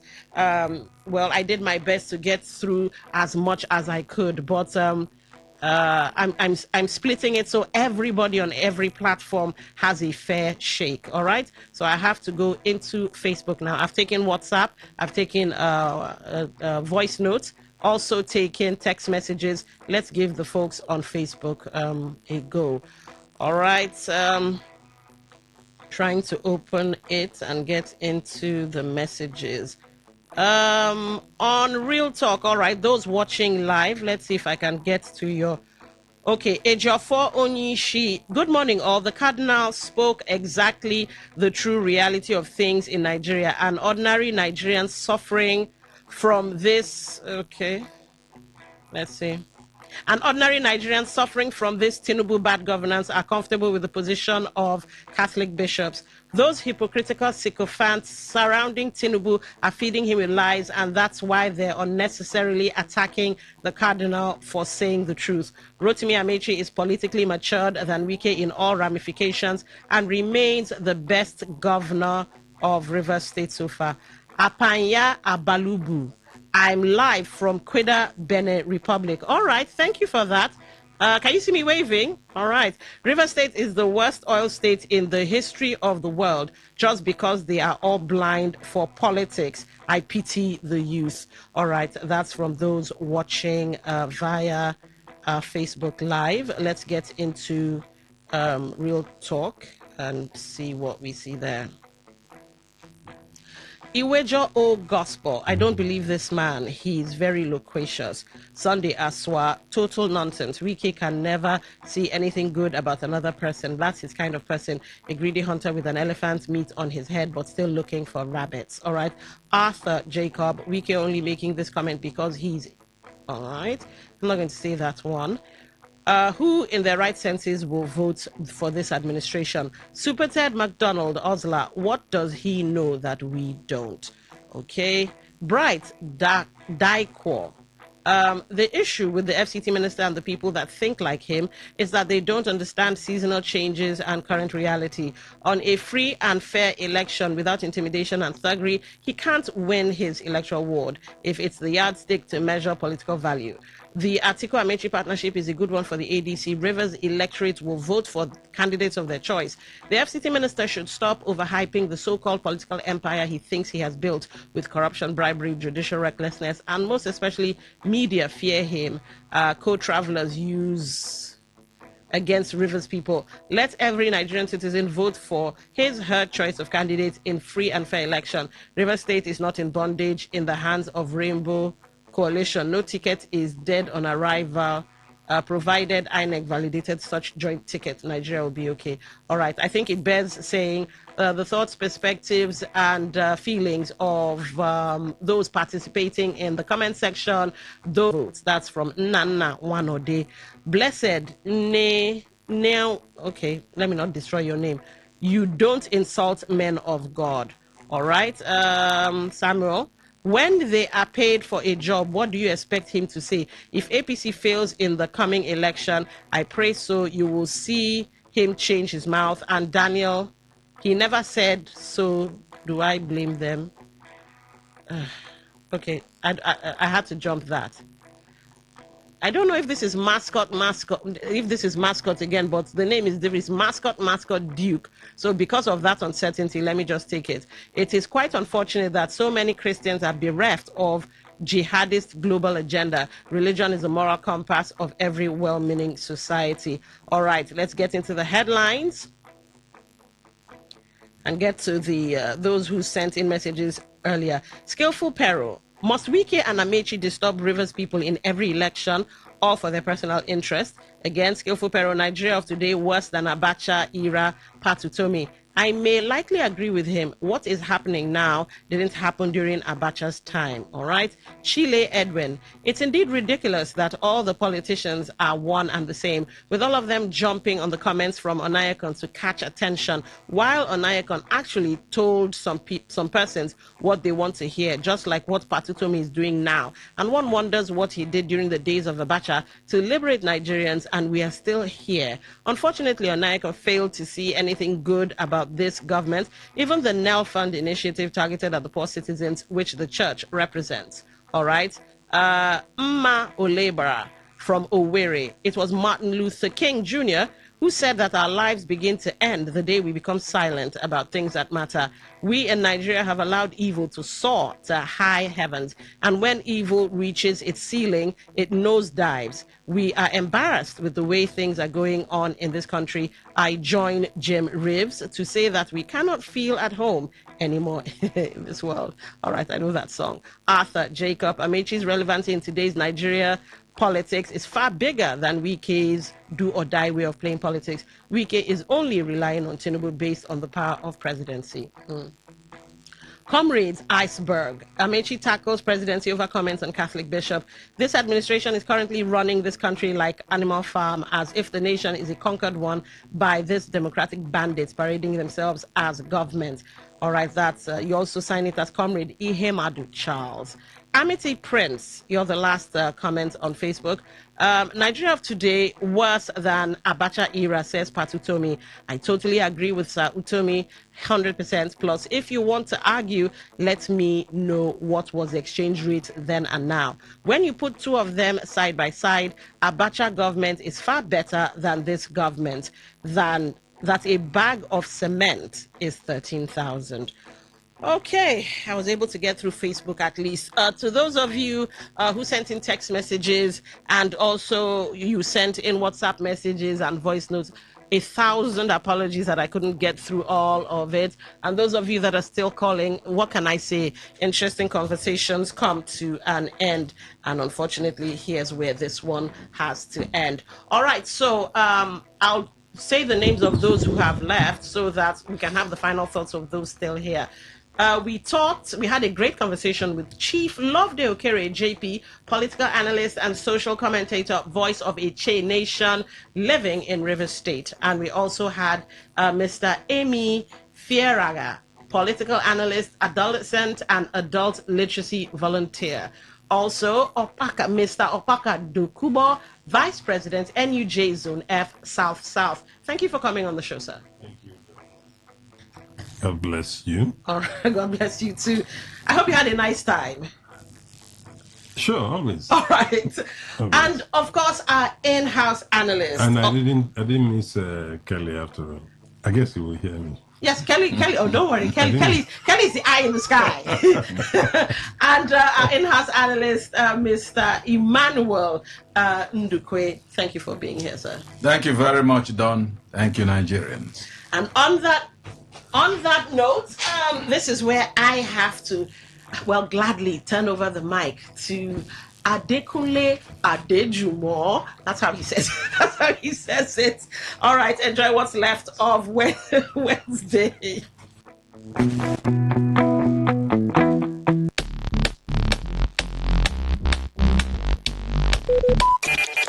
Talk I listen to a lot of talk radio. 95.1 FM. Yeah. Oh. Today FM 95.1 Port Harcourt.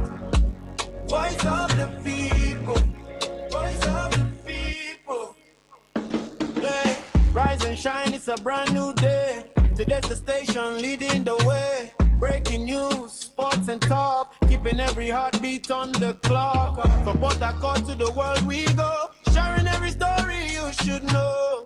Your voice, your people, your destination. We're not just a station. Today FM 95.1, the voice of the people.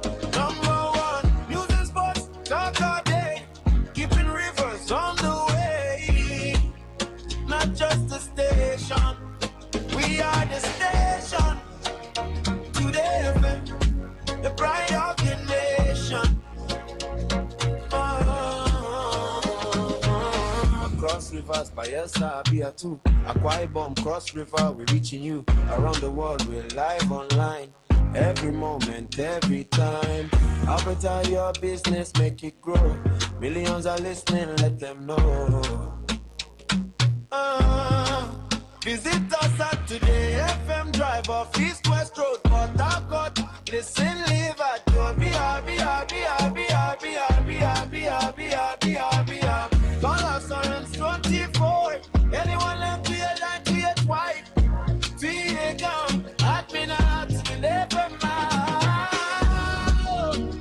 Today FM 95.1. The voice that keeps the city strong. News, sports, talk every day. Lighting up your every way. Not just the station. We are the station. Today FM 95.1.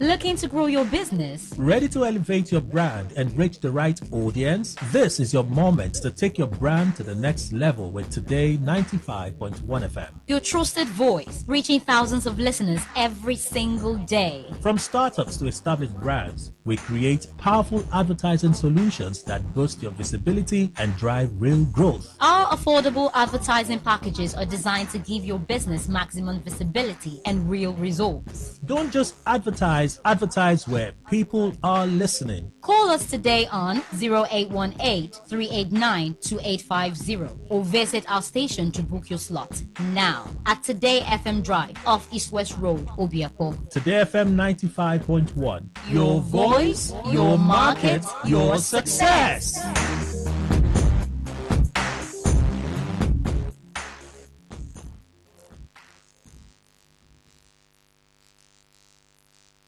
For you, every day is day one.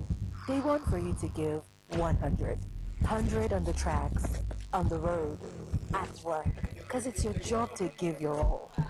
100 with the gang and on the dance floor. Truth is, you're not wired to give less. Your future is now. So live it real, loud, full and free. You live it 100. MTN. You know say sometimes people no sabi as their data they take finish. Come, make me wey be fool. Show una see they happen. As my owner dey sleep, I go do things wey you no know. If you do now sign make I do auto update. When you change gear, now correct sign make I do cloud backup. And if you go enter gear 3, hi! Now to allow all your apps collect overnight duty, even when you know the user. You know say I guys know wetin dey sup for online now. Oh yeah, see what you go do when you wake up. Chineke, hey! Hey, that why up don't finish show. I no tell you. Shine your eye. Make your phone no do oblay on top your data. Monitor your auto updates. Clear background apps and close unused tabs whenever you load data on your phone. Enjoy your data and leave it 100.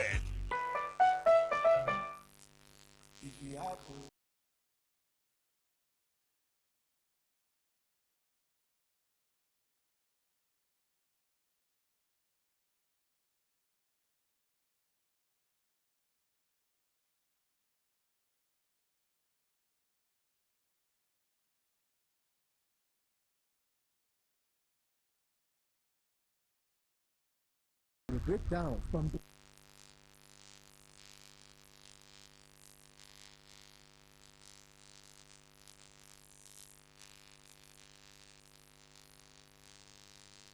Thank you.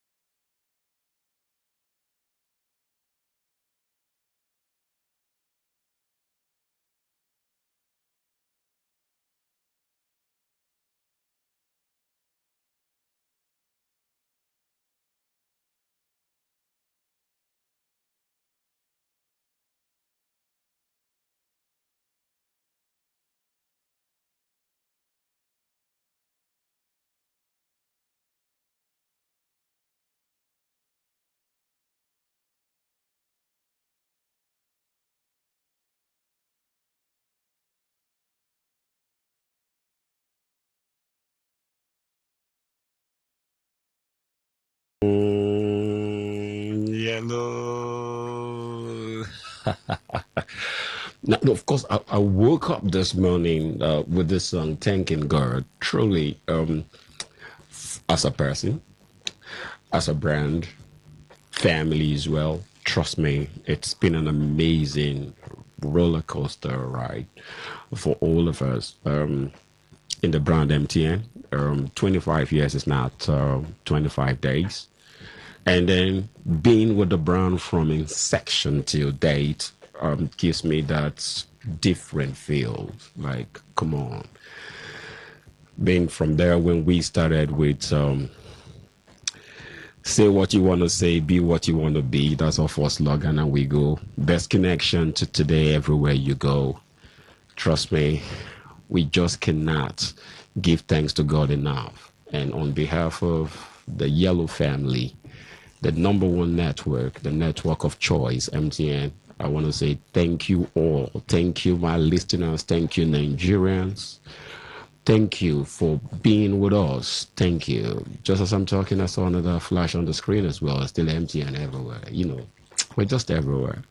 But of course, it's the voice of the Yellow Santa Claus holding it down on MTN Infocom half hour on Today FM 95.1 FM Port Harcourt. Amazing place to be. And it's our anniversary month and anniversary week. So loving my time, but all I can give and will always is just to say thank you. It hasn't been everything we wanted. We've never gotten all, but trust me, we're not where we started from and always an inch further.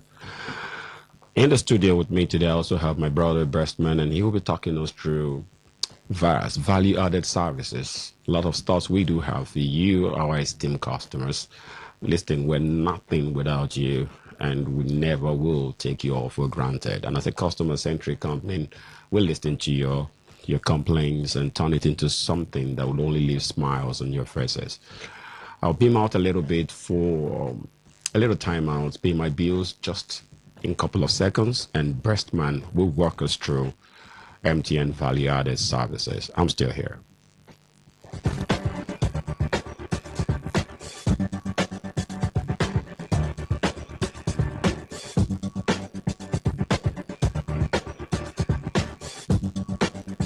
For you, every day is day one. Day one for you to give 100. 100 on the tracks, on the road, at work. Because it's your job to give your all. 100 with the gang. And on the dance floor. Truth is, you're not wired to give less. Your future is now. So live it real, loud, full and free. You live it 100. MTN.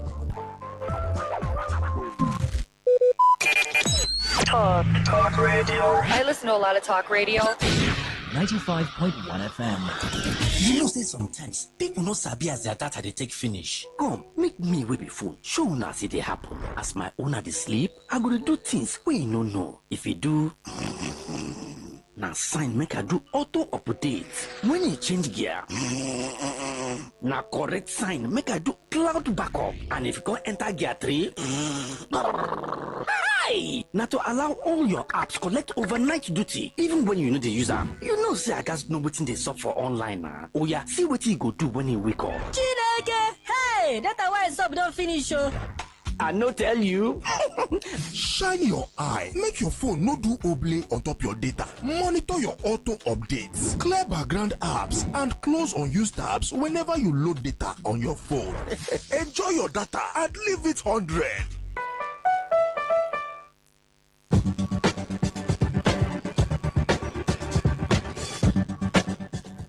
I'm still here. Still the voice of the Yellow Santa Claus Prince, and I'm DOB holding it down on MTN Infocom half hour, and the only FM that comes fresh every day because we're always today. Today, happy next, right? All right, in the studio with me, I've got my brother, Best Man, and we'll be talking to you about MTN Vast. Best Man, it's good to have you on the program. Thank you. It's good to have you too.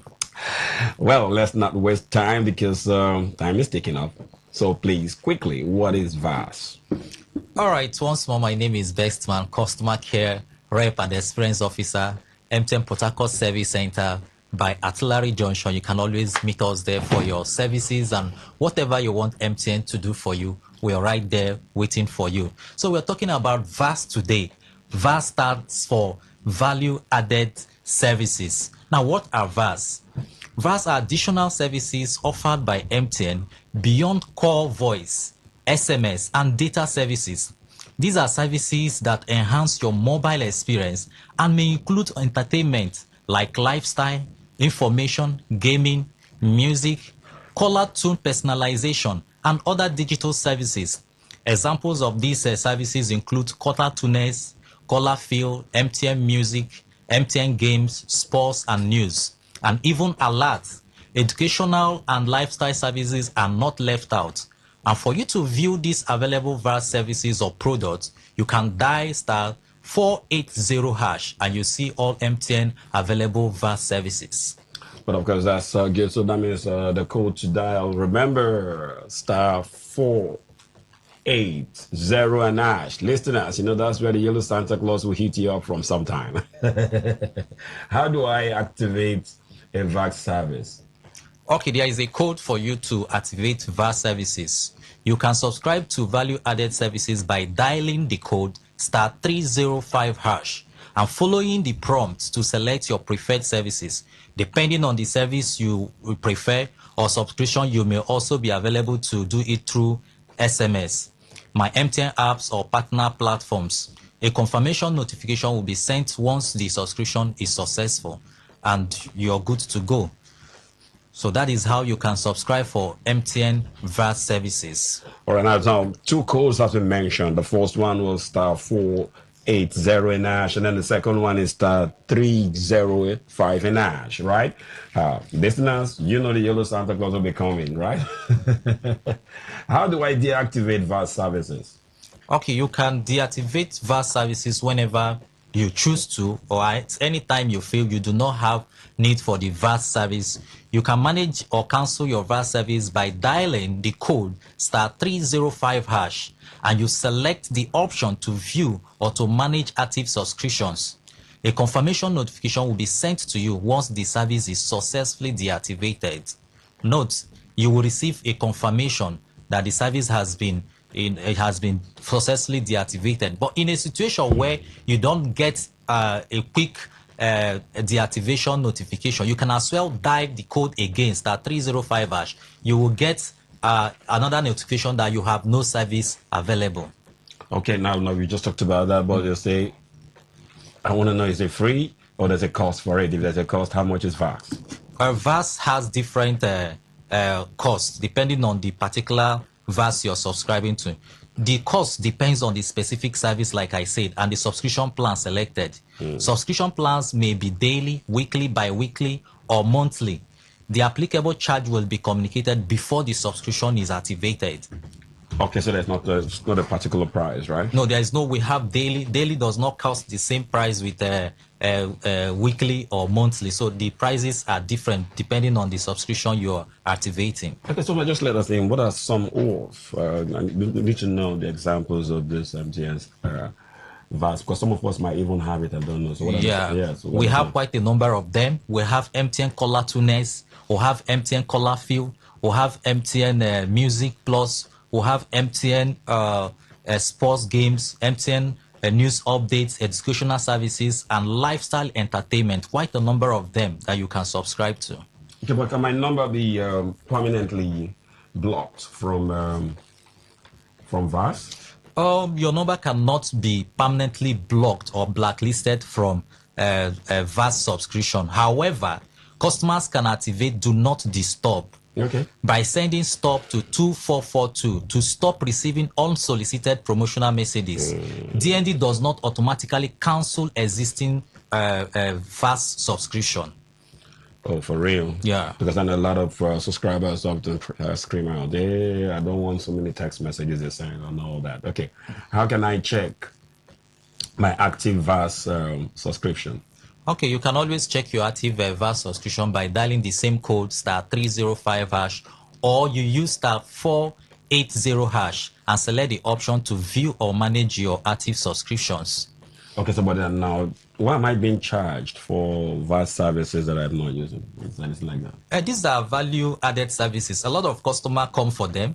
So if eventually maybe you erroneously, by error of the finger, and you find out that you have subscribed for a VAS which you did not solicit for, that's why we have the code there for you to manage it. You dial *305# and select the option to deactivate. Automatically, it's deactivated from your profile. Because that's one complaint we get often from people that I didn't subscribe for this and then I'm just charged 100 naira, 50 naira, and that happens always. Now, will I receive a notification before being charged? Of course, you always receive notification. Charges apply when the subscriber subscribe to a VAS service, when the subscription on auto renewal renews successfully, or when you request paid content or services, automatically you receive a notification for that. Okay, so then what would I do? To stop? Stop it. Once you notice that a VAS has been activated and you do not want it, you just dial *305# and you select deactivate, and it's taken out from your services which you have subscribed for. We've also discovered that sometimes some people just opt out from a VAS and then later fall in love. Maybe a friend of them pitch them about it. So how can they resubscribe after opting out? Yes, they can always resubscribe. So that means there's no rule, like you can go in and out. No, you can go in and out as much as you want. Okay. So if maybe you do not like it, maybe at some point you find that there are some benefits about that VAS, you don't have need for them, you can always go back to *480# and resubscribe the plan which you have actually unsubscribed from. Okay, now, but there's also this complaint from subscribers that they have cancelled the VAS or deactivated, as the case may be, but they are still charged. Okay, there are exceptional cases where such thing may happen. That is why we advise our customers, where you have such case, you visit our MTN customer service center, or you call our customer care via 300, or you can as well visit any of our communication channels for us to deactivate it from the back end for you.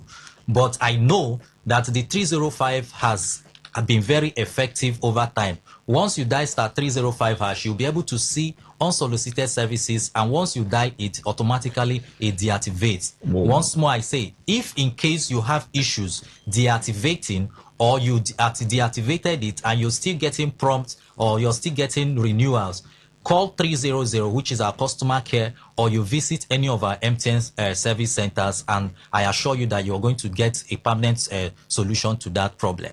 Okay, now, but then again, does activating DND, that do not disturb, does it automatically cancel the VAS? It does not. Oh, why? DND only prevents unsolicited promotional services. Existing subscriptions remain active until cancelled. DND is for services from the maybe like bank adverts, maybe promotional adverts. So it only disallows these messages, but it does not cancel VAS deactivation. I kind of like that because I know a lot of people activate that on their phone. They don't want to get those text messages again. So what happens if I do not want to have, what if I do not have enough airtime for renewal for this VAS? Okay, if at the point where you want to renew, whether you set it up on auto renewal or whether you want to manually resubscribe, if you do not have enough airtime or sufficient airtime, it will not go through. The subscription will not be renewed successfully once there is insufficient airtime. It only renews when you have equivalent airtime or you have more airtime for that subscription to be renewed. Oh, okay, that sounds good, right? So that means you can actually wait, or yes, whenever you want it. If you don't have airtime, you cannot resubscribe or reactivate the VAS. Whenever you have sufficient airtime, then you can now either it's renewed if you place it on auto renewal, but if you manually want to renew it, you go with the code *305# or *480# and you resubscribe for that VAS service. Resubscribe for that VAS services. Now, this is really good. I want to believe my listeners are learning a lot from this. And know that this is not just going to be the last time we're going to talk about this, because this is really important. But now a quick question, because people want to know what's the benefits, all right? How can we get help using the MTN VAS, Because it's not just about these days. For you to get any service, you must know what you're benefiting from it. Okay, so how can I get help with VAS services? Like I said, there are educational VAS services, lifestyle services, MTN music, game, sports, and news alerts. Okay. So there are a lot of persons who actually want these things for their daily operations. All right. So quite a lot of persons actually want these services. So it benefits them because they are informative. It helps them in terms of business, in terms of information that relates to career and whatever they want to do. So VAS are value-added services as it stands. Okay, so that was that. Then furthermore, how you can actually get help whenever you have issues with VAS services. Like I said earlier, you can dial *300, which is MTN customer care line, or you can visit any of our MTN services or contact MTN through official support channels. Thank you. I like that, through official support channels. But before you bounce out, give out the first two recharge cards. You can give out this two, and then I'll give out some more. Give out recharge so they can use it to subscribe to VAS now. All right, for our MTN users, our esteemed customers, I am calling out this card number 119129832227722236. And the second one? And the second one 223. Right, I'm taking it again. 226398936176311164. So the lucky you winner should load it. Yeah, not just load, just to subscribe VAS. Remember, that's what the yellow Santa Claus do and does. I do and does. But anyway, I will be taking a time out, but trust me, it's a miracle that we're still here. A lot of us every day yearn for miracles. We long for miracles. We call God for everything. But being alive alone, it's a miracle. And it's a miracle we've been standing for 25 years. A miracle I'm talking to you. And I want to thank you so much for being with us. I'll take a time out now while I dance to Miracle by MOB.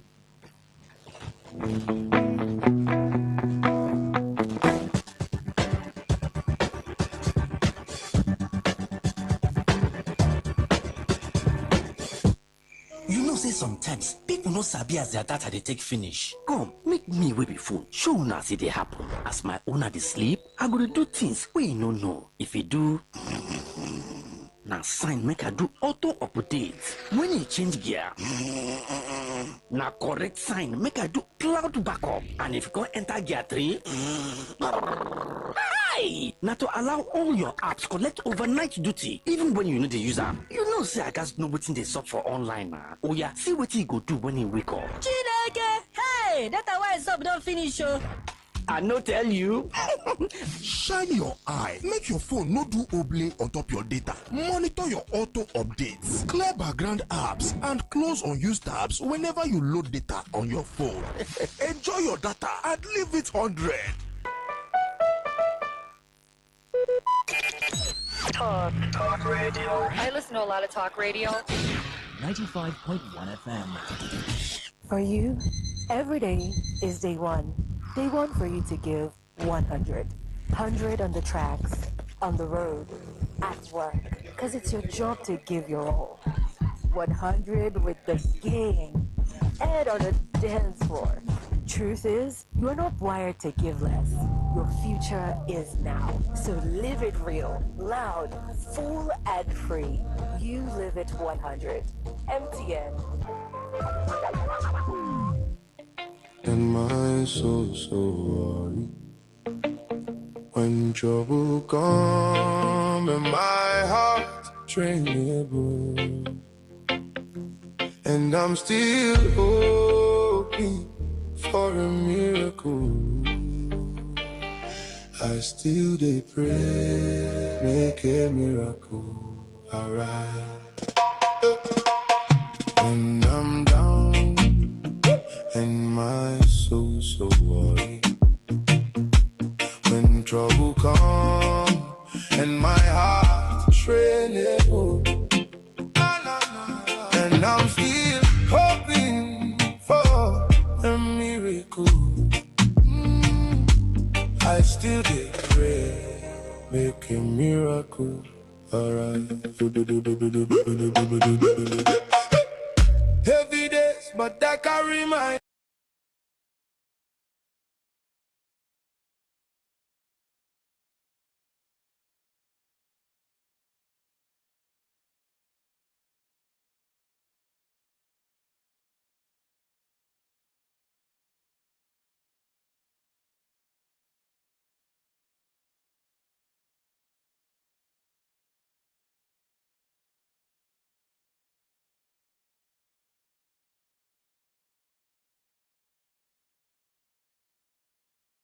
Got enough, trust me. Talking to you has been a delight, right? 25th anniversary of MTN all lined up this month. We've got lots of activities all rolled out, and we'll be inviting everyone. If you remember the Yellow Santa Claus, I'll be coming with loads of gifts beginning from Monday on my program on reading, and then of course here on Wednesday my TV program on RSTV, Go TV, and then NTA. Or just be alert because you'll be getting lots of gifts from the Yellow Santa Claus. Then we still line up a lot of activities, the golf tournaments coming through as well. Yeah, we have the campus activations also coming, the family fun fair. We'll be moving from Port Harcourt to Kaduna. Yeah, we're going to Kaduna for the MTN campus evasion that will be taking place in Ahmadu Bello University, that's in Zaria. And then we're done with moving to Kanu, and up or back, we are coming back to the Niger Delta, where we were hitting Enugu for the family fun fair. Not forgetting to drop by at APSU, yeah, Adia State University at Uturu, where we'll also be doing the campus evasion. Remember, all the campuses, MTN will be giving out a brand new car to one lucky student. Now, we did that in Abraka. That's sometimes last month, right? And that's what we're going to give out one in Kaduna, and then of course in Uturu, and then we'll move again to Unica to give out a fourth one for me. So the Yellow Santa Claus will be handing out 4 cars for my region. That's one. Then I'll be having a tricycles as well. I have keke that will be sending out across my region as well. That's a lot of gifts coming through from the yellow Santa Claus. Now listen, you my esteemed listeners, you're not left us. I've got trailer load of airtime, trailer load of gifts as well, and I'll just be dropping them from Monday all through from now to the end of the month. Yeah, sure. Oh, don't worry. I'm so happy. But anyway, this is all I have for you today, and I'm so happy to be part of the team, the Yellow family, from inception. That's from year 2001 in August when we started, and I'm still here. I'm so grateful to God, so glad to be a Yellow Manian, to be an MTNer, and I'm so happy. So many thanks to Best Man. Thank you, listeners. We'll see you next time. Not just see you next time. Now, if you have, we're also doing this our nostalgia stuff. If you have any of our MTN starter pack, those old starter pack, when we started with in 2001, just make your way to 234 Abba Road by Artillery Junction, just at the foot or the tail of the flyover. Come with your items and we will reward you handsomely. Straightly. And if you get there and the queue is too much, just ask for Best Man. Right. Tell him the yellow Santa Claus says so. You get your reward faster. That's why you're listening to MTN Infocom half hour, and of course being here on Today FM. Remember, every addiction is a bad thing, but addicted to MTN and Today FM is the best therapy for heart attack, right? Many thanks to DJ KU pressing the right button. I got one new guy in here. What's your name, bro? Ade. Oh, Ade, thank you so much. Ade, Terry, love you always. And then my sweet sister, Donnie, thank you for letting me share your time. I remain yours generously. Prince Namdi will be the yellow Santa Claus saying, be good to yourself. Bye and God bless you. Miracle. I still get pray. For you, every day is day one. Day one for you to give 100. 100 on the tracks, on the road, at work. Because it's your job to give your all. 100 with the gang and on the dance floor. Truth is, you're not wired to give less. Your future is now. So live it real, loud, full and free. You live it 100. MTN.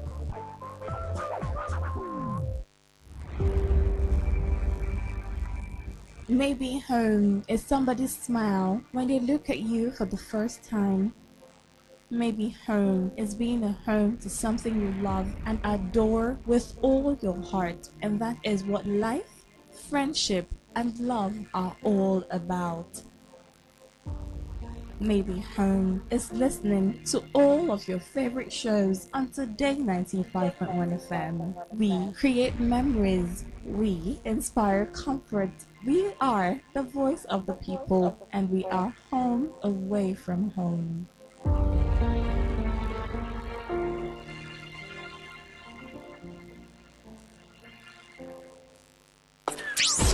What if the internet had a voice? What if we knew exactly what you love to listen to? What if we understood your vibe, your voice, your opinion? Today, 95.1 FM. Today, 95.1 FM. We are the voice of the people. Whether it's happening in Port Harcourt, South South, Nigeria, or around the world, we've got you covered. On air, online, delivering balanced news and unbiased analysis. Today, 95.1 FM. Day 95.1 FM, Port Harcourt. News.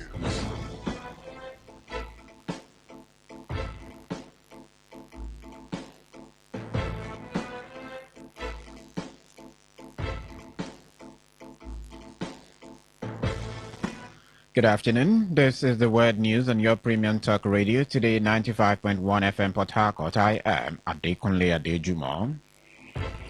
And the headlines: NDC set up 7-member National Reconciliation Committee following its recent party primaries. Minister of Defense, retired General Christopher Musa, described salary increase for personnel of armed forces of Nigeria as a major boost to troop welfare and morale. University students expressed concern over growing involvement of political parties in campus activities. And under foreign scene, Seto on edge trying to recover after deadly mass migrant crossing. And now the details.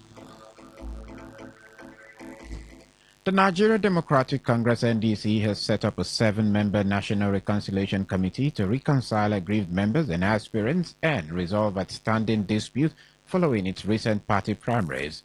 The committee, chaired by renowned political economist Professor Pt2, with public affairs commentator Buba Galadima as co-chairman, is expected to engage aspirants, stakeholders and party officials across the country to restore unity within the party. The development was contained in a statement signed by the NDC National Chairman, Senator Cleopas Moses, and National Secretary Ikenna Morgan Enekwezu.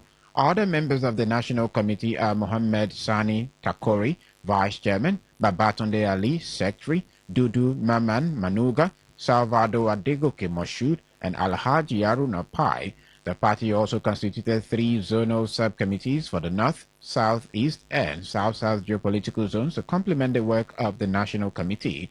The Northern Subcommittee is chaired by Manasari Sani Abubakar, with Fatima Musa Abba as Secretary. Other members are Solomon Nda, Tanko Yusufu, and Toma Audu Gana. According to the party, the committees are expected to reconcile aggrieved members and promote cohesion with particular emphasis on ensuring that members support the party's candidate at all levels. The committee are also mandated to meet and engage with all stakeholders, aspirant, aggrieved members, and party officials as part of effort to address grievances arising from the primaries.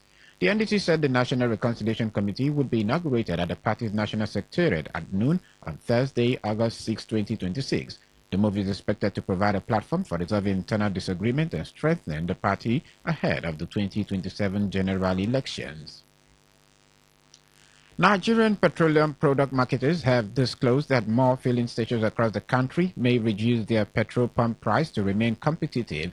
The national president of the Petroleum Product Retail Outlets Owners Association of Nigeria, Billy Gillis Harris, made this known in an interview with newsmen while reacting to the recent reduction in petrol pump price by the Nigerian National Petroleum Company Limited, MRS, and other retail outlets.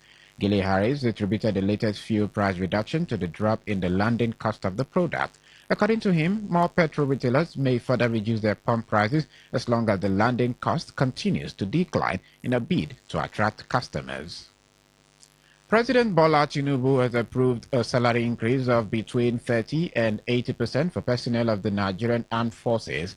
According to a statement by the President's Special Advisor on Information and Strategy, Bayo Onanuga, the new salary structure will take effect from the 1st of September 2026 and will benefit about 250,000 military personnel.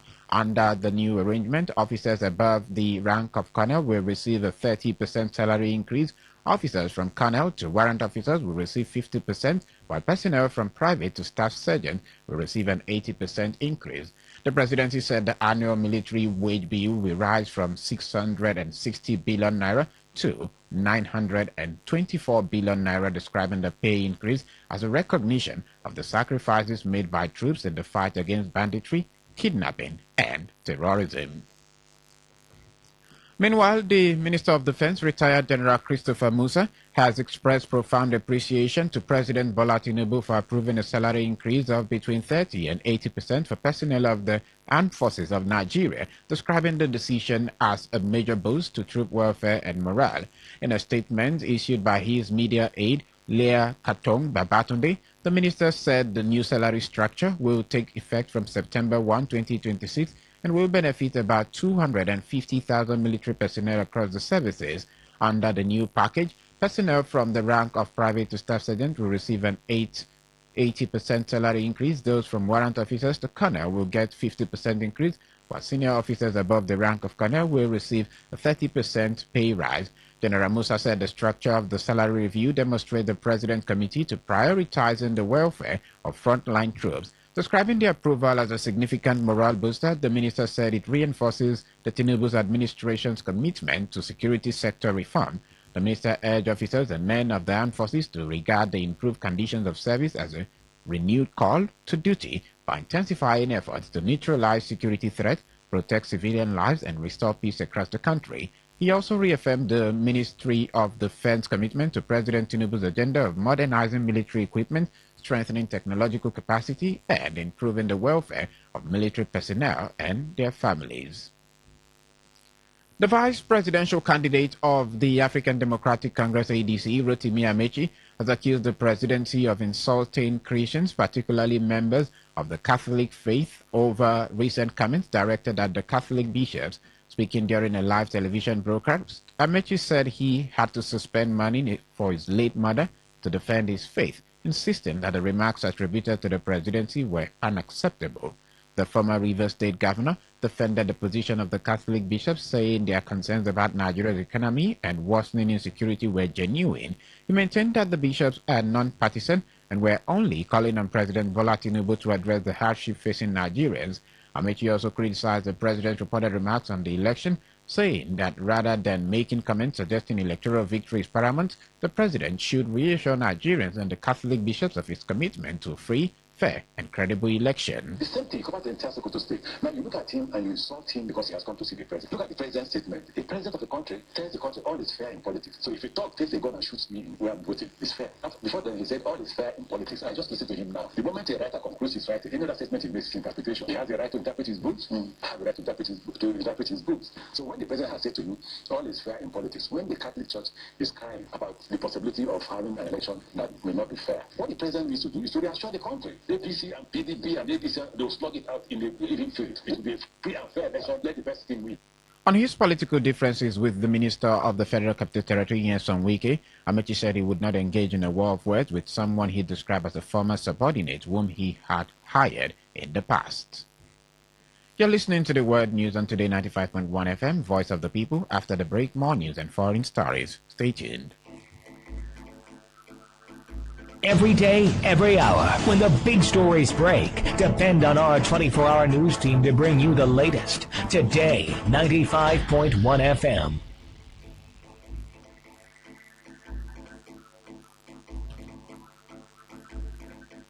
And now to the rest of the news. A Port Harcourt-based security expert, Prince Amatari Bepilade, has expressed concern that conventional policing has not been able to adequately address issues of kidnapping, armed robbery, cultism, militancy, piracy, communal conflict, among others.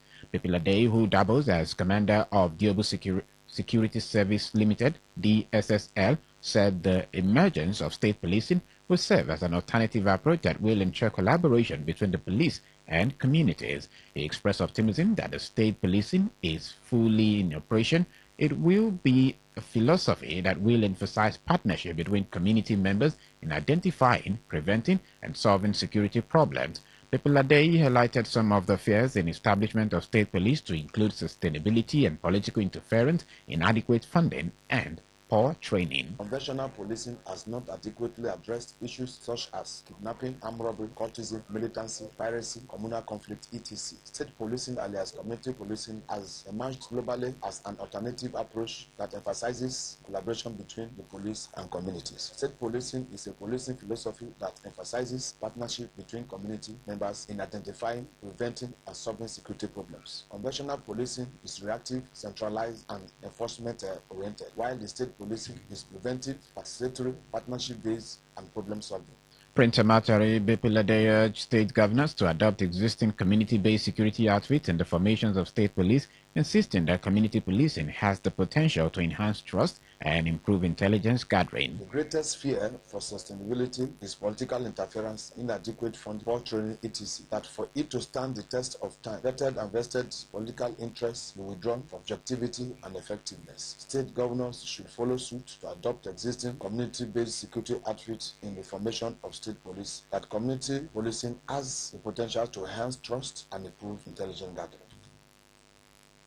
Some university students have expressed concern over the growing involvement of political parties in campus activities, accusing some parties of recruiting students as card-carrying members and influencing student politics for personal interest. In an interview with Today FM's Uloma Nwosu, the student said there is nothing wrong with learning or participating in politics, stressing that students should not allow political activities to distract them from the primary purpose of being in school, which is to pursue their education. According to them, politics is taught as a course in many higher institutions, making practical exposure important, maintaining that such participation should be carried out responsibly and should not be driven by selfish interest or external political influence. Political science is a course in university being studied, and if you don't start in your university days, how you get knowledge of how politics works before engaging after finishing your 4 years in school. That's why I feel engaging in politics is a bright idea out of, because it gives you a foundation of how politics begin. Politics is good, it's not bad. But in the aspect of neglecting the reason why they're in school, for their selfish reason,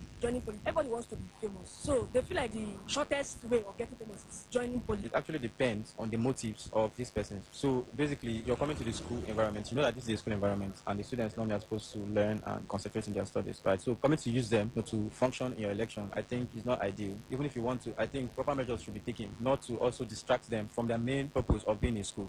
The student also raised concerns over allegations of mismanagement of student union government SUG funds, stating that the resources meant for student welfare should be used transparently and in the best interest of the student community. They called on SUG leadership to introduce and strictly enforce regulations that impose appropriate sanctions on anyone found guilty of misusing student funds, regardless of the individual's position or status, adding that accountability and transparency are necessary to build trust and ensure effective student representation. First of all, there should be laws guiding everything. There should be standard of how it should be operated, because if there is no laws, a structure is being based on law normally. So there must be a law governing every time. If the law is being broken or being not followed, there should be a consequence or punishment be followed that month. That's why the position where you are as a student body, the students are supposed to be your number one priority. So if you've been given money to do a certain project for the benefit of the student and you squander the money or use the money inappropriately, I think you should be called to book. Whoever is involved should be disciplined, because the students are your priority. The Supreme Council of Equerry recognized traditional rulers have expressed profound sadness over the passing of Dame Ezinne Mary Odua Amechi, the beloved mother of the former governor of Rivers State Rotimi Amechi. On behalf of the entire council and the traditional institution in Equerry land, the chairman of the council, His Majesty Professor Leslie Eke, and secretary of the council, His Royal Highness Ben Ugo, extended their deepest condolences to Amechi and his family, who are mourning the demise of the revered matriarch. The condolence message described the passing of a mother as a life's greatest loss, noting that mothers are the bedrock of every family, the first teachers of their children, and enduring symbols of unconditional love, sacrifice, and wisdom. The statement also stated that the departure of a mother leaves a void that words cannot fill, but stressed that death is an inevitable part of human existence. The Supreme Council, however, acknowledged the exemplary lifestyle of Dame Ezinne Mary Amechi, whose virtues, devotion to family, strength of character, and enduring legacy continue to inspire generations. The Council expressed support to Rotimi Amechi, his siblings, children, and entire Amechi family, just as they prayed that the Almighty God grant them the strength, courage, and divine comfort needed to bear the irreparable loss. They also prayed to God to forgive the shortcomings of the departed, grant her peaceful eternal rest, and admit her soul into his heavenly kingdom.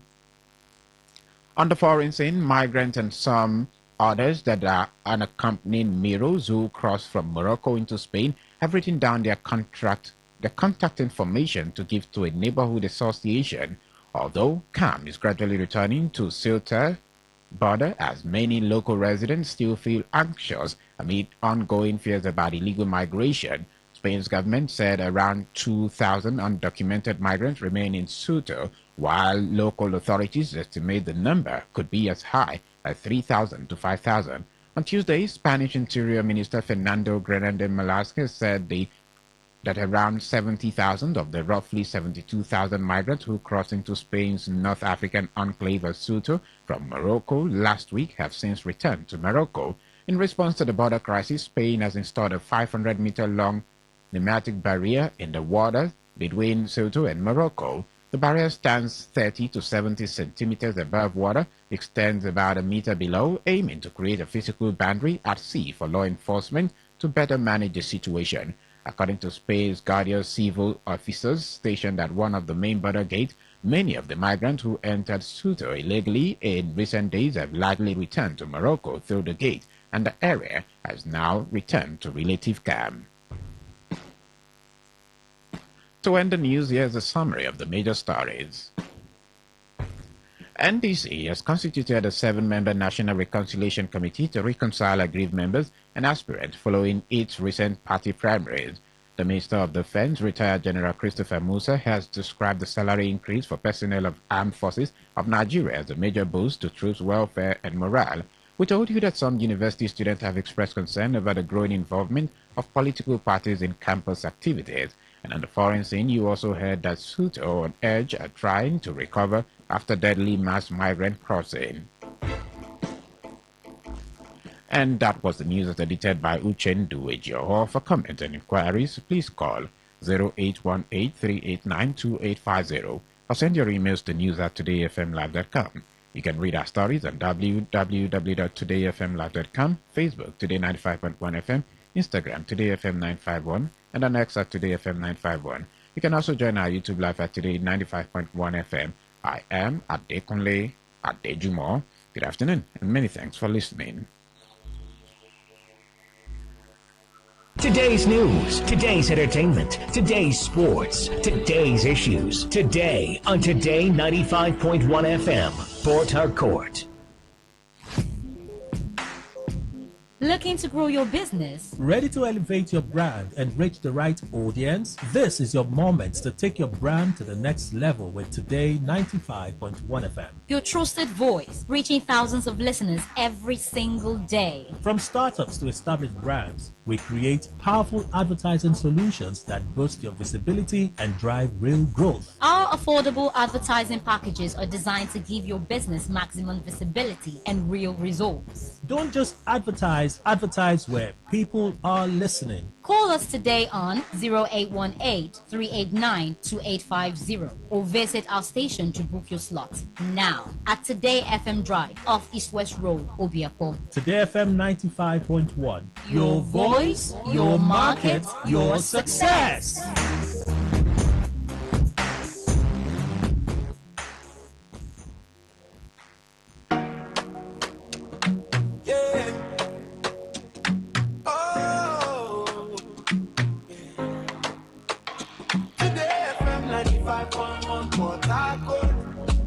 Voice of the people, voice of the people. Hey, rise and shine, it's a brand new day. Today's the station leading the way. Breaking news, sports and talk, keeping every heartbeat on the clock. From Port Harcourt to the world we go, sharing every story you should know. Your voice, your people, your destination. We're not just a station.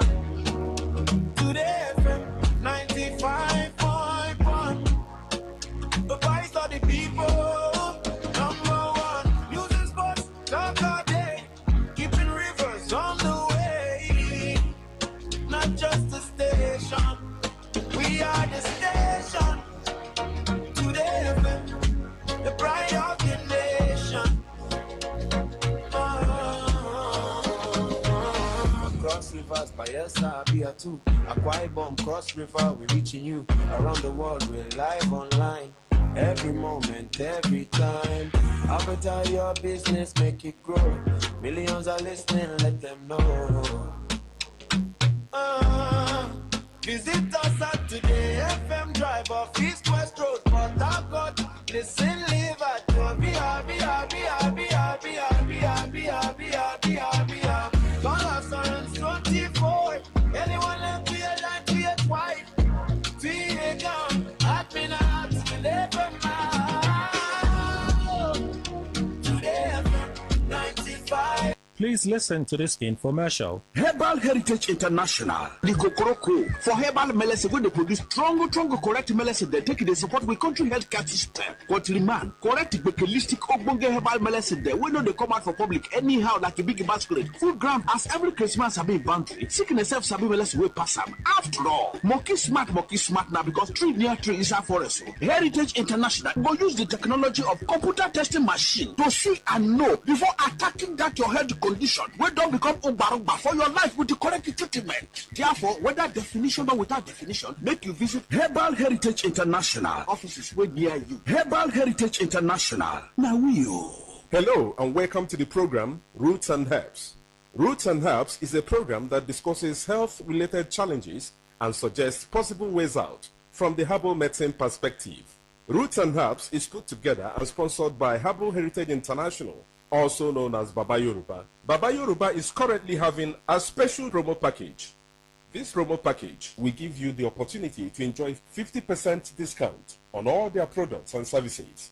This offer runs while the stock lasts, and at the same time, It will give you the privilege of meeting Baba Yoruba himself at the venue at number 24 Ikwere Road, Mile 1 by Education Bus Stop, Port Harcourt. For details and inquiries, the telephone number to call is 080 33 111 946. I repeat, 080 33 111 946.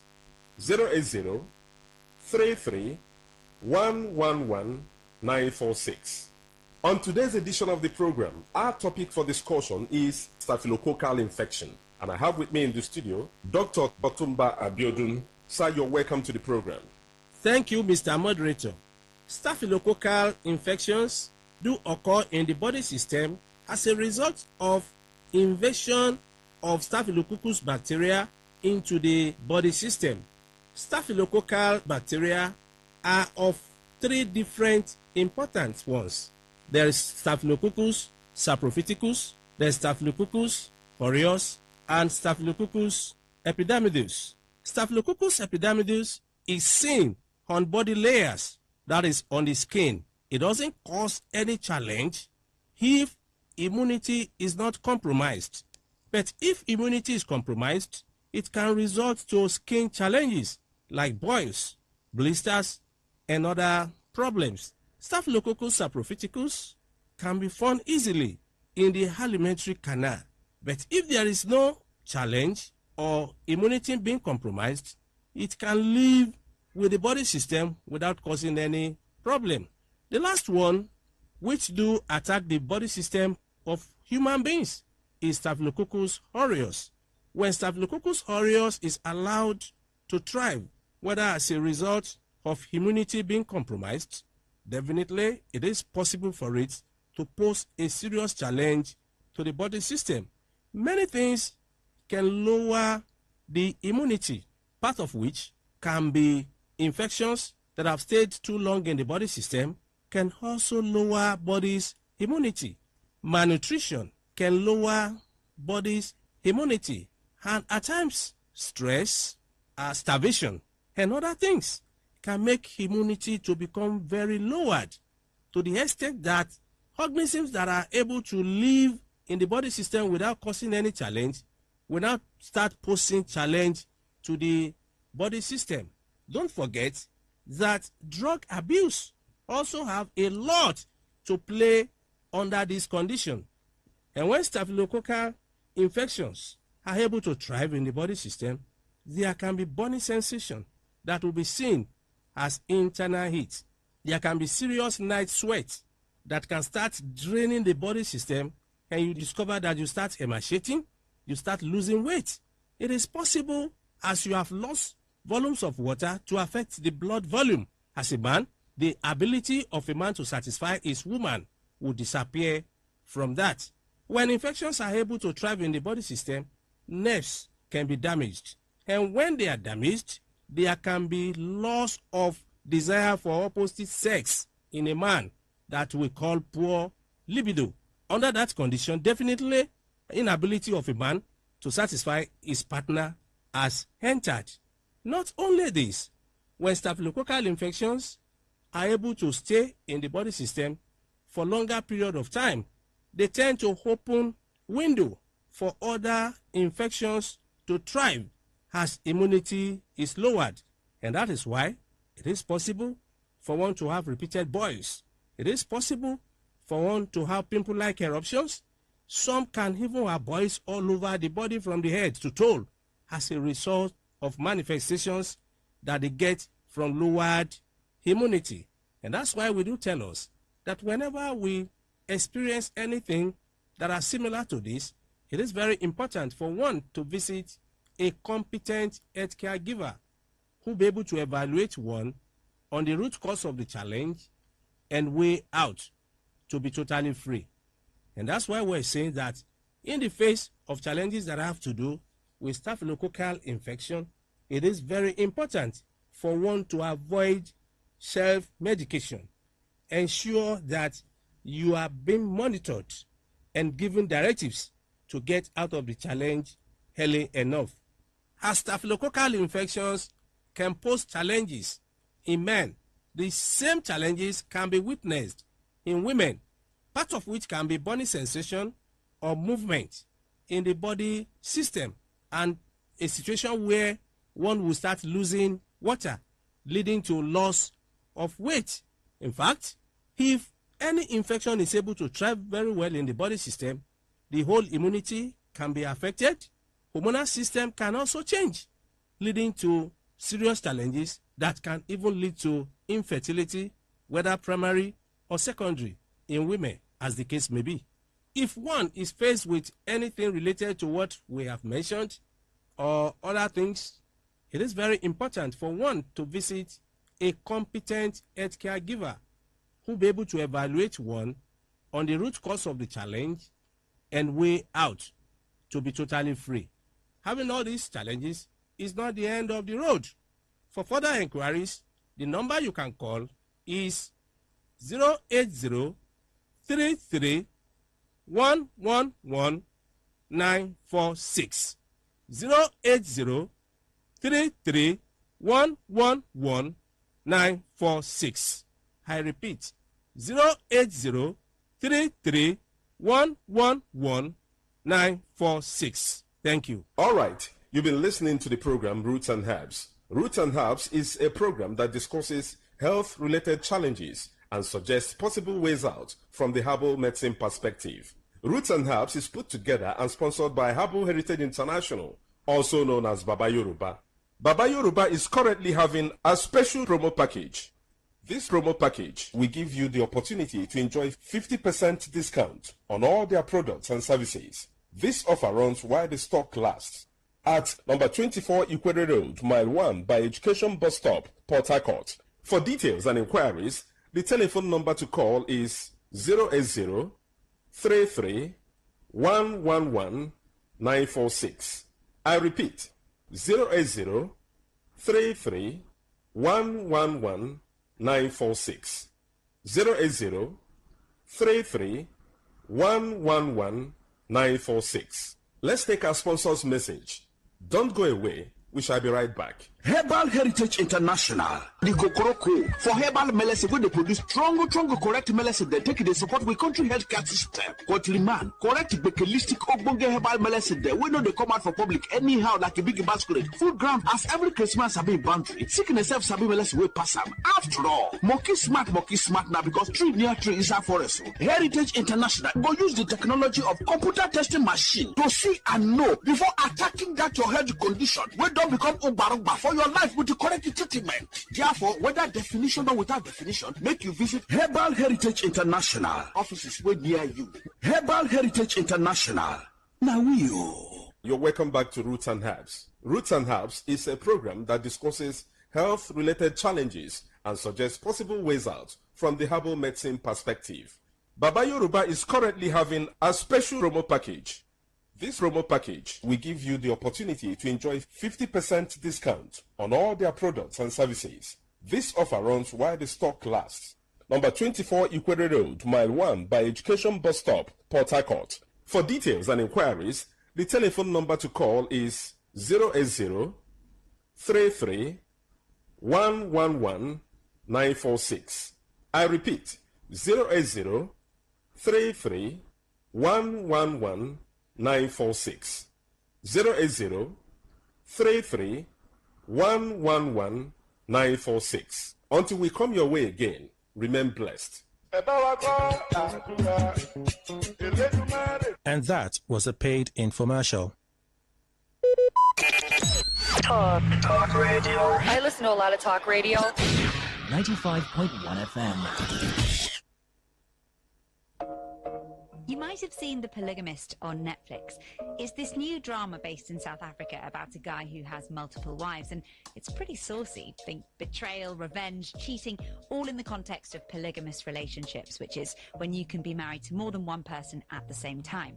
It's become the most watched Netflix show in South Africa, in Kenya, and in other countries too.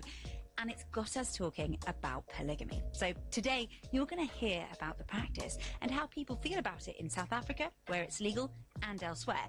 And just a warning, there are going to be some spoilers throughout this episode. I'm Hannah, and this is What in the World from the BBC World Service.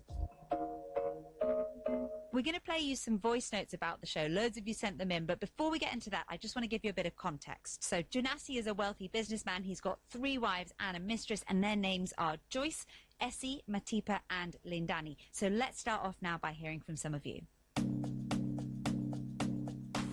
Hello, my name is Amina Lee.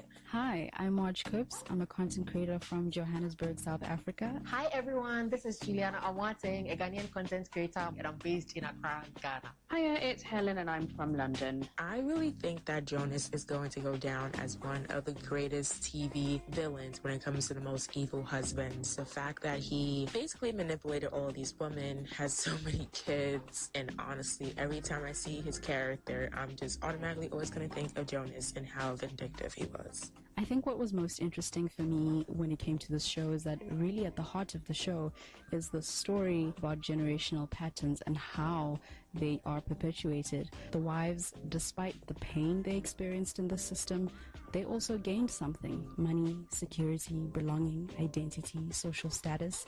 And I actually think that gain is a huge part of the conversation, because as humans, we really sustain systems we don't benefit from. But I think Jonasi abused his power, and, you know, all of his women that he had used him as much as he used them. You know, Joyce, you know, it was about the status and the image they had. And Matipa, she used him to go further in her career, so they all were using each other. Listen, polygamy in Africa is actually very much accepted. It's legal. Once you follow the right cultural processes, you just have to inform the parties involved and go through the proper practices according to your tribe and ethnicity. So what Jonasi should have done was simply tell his wife up front that he was a polygamist. But what did he do? He didn't. So here's what I want every woman watching to take away. See, the moment you find out your partner is cheating, don't stay, my sister. Leave. Leave for your own mental health, for your safety and the well-being of your kids. Please don't stay, because you're going to learn the hard way, my lady. What in the world? The polygamist. We're going to find out more about this now from Kanyusili Ngobo, a BBC journalist in Joburg, South Africa. Hi, good morning. Hi, Hannah. How are you? Yeah, I'm good. I want to hear about this show. What did you make of it? Did you binge it all in one go? Did it do it for you? So, yes, I initially tried to resist watching the show. I heard a lot of talk about it, and I thought, I'm not going to get sucked in. You know, I don't have the time. And then when the story landed on my desk, I was like, okay, now I have to watch it. I made the mistake of starting, I think, on Friday, and I thought, okay, I'll just, because the initial task was, no, just watch a few episodes. I couldn't stop. I went crazy because I had to know what was going on, and it didn't help that every time I would crash out on an episode, people would tell me, you're not at the best part yet, you know. So I watched it over a day. I couldn't stop watching it until I was finished. Oh, that's amazing. And for anyone who hasn't watched it, can you give us a little outline, no spoilers? That's a tricky one, but I'll try. So it's essentially about this family. You know, they're a wealthy family in Joburg, and they're headed by this patriarch, Jonasi Gomora, whose name has just taken on all sorts of meanings. So, you know, initially when we introduced to them, they looked like this picture-perfect family, this beautiful wife, and, you know, these great children. But beneath that, very quickly we see that there's actually more to this, you know, secrets unravel. We just get to see how broken the family is. You mentioned all those secrets, broken families there. It sounds quite complex. Can you explain how polygamous relationships work in South Africa? So the man would, you know, enter into his first marriage or take his first wife, but with the understanding that this is going to be a polygamous union. So both parties enter into the marriage knowing that there will be more spouses.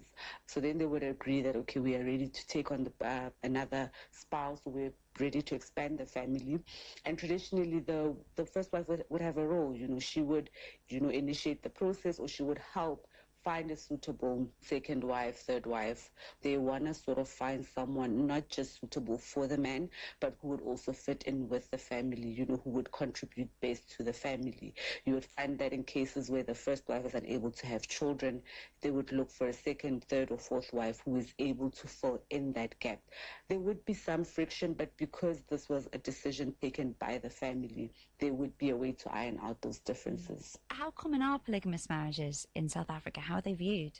So, I mean, polygamy has always been an accepted part of traditions. Quite a number of cultures in South Africa practice polygamy. It's always been there, but I think as more and more people move away from a traditional way of living, it's seen a decline. Less and less people are enthusiastic to get into it because polygamy causes a lot of friction in families. There's a lot of tension, there's a lot of heartbreak.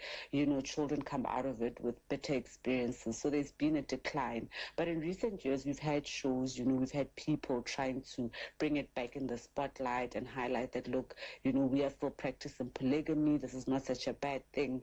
And this is renewed conversations around it. Can you walk us through some of those issues, some of that debate around it? For those who support it, it's a way to maintain their tradition. And I think in a society where more and more children are being raised by single mothers, it provides stability, it allows a father to be present in the lives of his multiple children with multiple partners. But for those against it, one of the main things is that, how it breaks families. For some people, it's that it's not even being practiced the way it used to. There's a traditional way of doing it, but then there's people who, for them, they have a spouse, but then they have multiple girlfriends. And when they decide that, oh, okay, I want to take another wife, it's used to mask that infidelity. You're forcing the hurt spouse who was being there, who supported you, to now bear with and accept a new wife who came in, through air quote, the back door. So for a lot of people who are against it, that's what they're seeing, but no one benefits except this man at the heart of it who gets his appetite, satisfied. There are often other girlfriends awaiting in the wings, their secret children. It's just this whole can of worms. This show tells us so much about modern relationships and also about people's interest in how other people's families work, and it's been so popular. It was the #1 show on Netflix in South Africa, in Kenya. It was one of the most popular shows in Trinidad and Tobago, Romania, the Dominican Republic, Nigeria, Mauritius. It's been absolutely huge. It's a Zulu language show, but of course you're able to follow it through subtitles and the different dubbings around the world. But people are captured by the story. They're fascinated. They want to know more, So it goes to show that those barriers that you would imagine are there are no longer there, and people are able to relate and follow the story irrespective of the language in which it's produced. The polygamy part, they didn't quite resonate with it in the sense that, this is polygamy as how we know it. But what landed with a lot of people was that we've seen this, we either come from a family where our father is married to our mom, but he has all these secret families, or we were the secret family that our father tried to hide. It feels like it's really put polygamy into the spotlight, and everyone online is dissecting it in their own way. For sure. Kanya Seeley, thank you so much for speaking to us. Thank you so much. Thank you so much for joining us. That's it from me today. I'm Hannah Gelbart. This is What in the World from the BBC World Service, and we'll see you next time.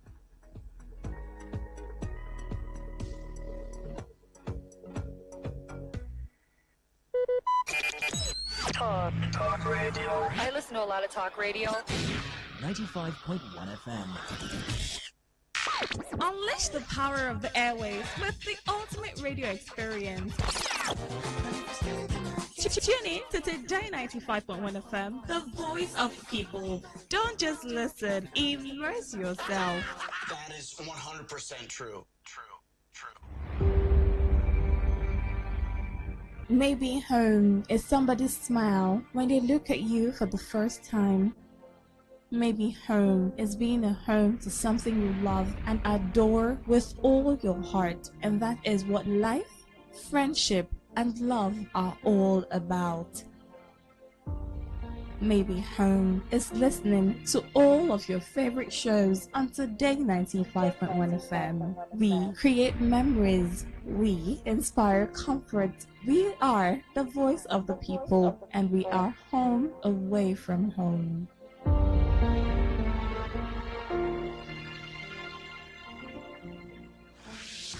Here's the breakdown from BBC Pidgin.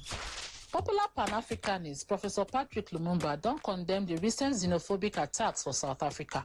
He called on the South African government to publicly apologize to Africa and the international community and compensate victims who lose their businesses and means of livelihood.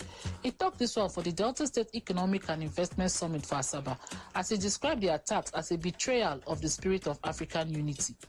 He urged Africans not to respond with hatred, but with compassion and understanding, as he say, love rather than retaliation na go help change the mindset of those where they promote xenophobia and strengthen the bonds of continental brotherhood.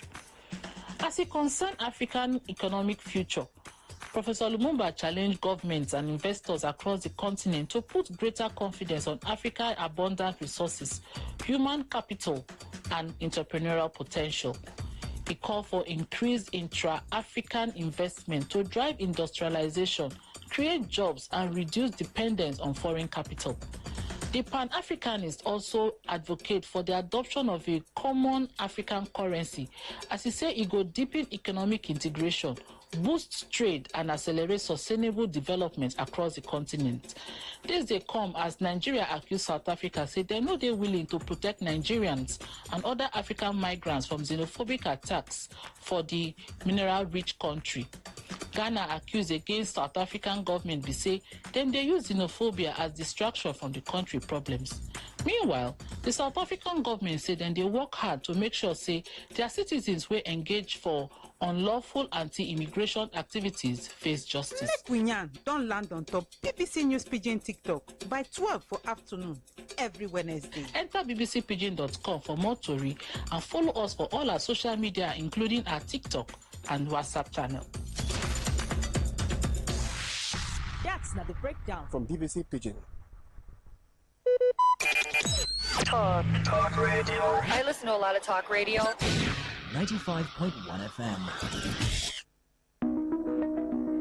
I'm very fortunate in that I'm someone who has always had fairly regular, fairly manageable periods. But for me, the problem has always been the time between ovulation and my period starting, when it feels like I have, honestly, an entirely different brain. That's Millie. She has ADHD, which stands for Attention Deficit Hyperactivity Disorder. And it can already make it hard to concentrate or regulate your emotions for people who have it. But some women say that their ADHD suddenly feels so much harder to manage during certain parts of their menstrual cycle. It's not just mood swings and the physical side of things, it's that my ADHD symptoms get so much more unmanageable in that time. My medication doesn't feel like it works, I have terrible brain fog, I have memory issues, I become clumsy, and that honestly often feels like I'm coming down with the flu. It is a very overwhelming feeling of just not being able to function normally. And if you've got ADHD yourself, or you might spend time looking at videos about it on TikTok or Instagram, or know someone who has it, loads of us are talking about it, you'll probably have seen women saying similar things and sharing their experiences. But now, for the first time, researchers are trying to understand whether changing hormone levels around your period could help to explain why this is happening.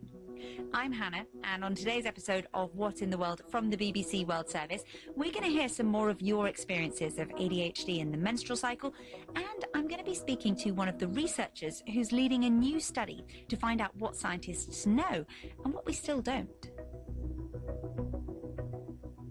First, let's hear more about your experiences of this. Hi, my name is Ellie and I was diagnosed with ADHD about 5 years ago now. I find that the week before my period, or the 3 or 4 days before my period, all of my ADHD symptoms are just really exacerbated for me. So that can be the inattention and the struggling to get things started and struggling to sit down and focus and just not being able to get my brain to work with me and lock into the things that I want to do. So everything just feels difficult. I think the best way that I can describe it is wading through treacle. Everything is just hard. Hey, it's Lisa D here. I am the author of Healthy, Happy ADHD. People think it's just about attention and focus, but for many women, the biggest change in the week or two before their period every month isn't focus, it's actually emotional regulation. You might find that you cry more easily, you feel overwhelmed by objectively small problems, you become more reactive, you find it harder to cope with stress, or you take rejection much more personally than you normally would. And it can feel like your ADHD has been turned up.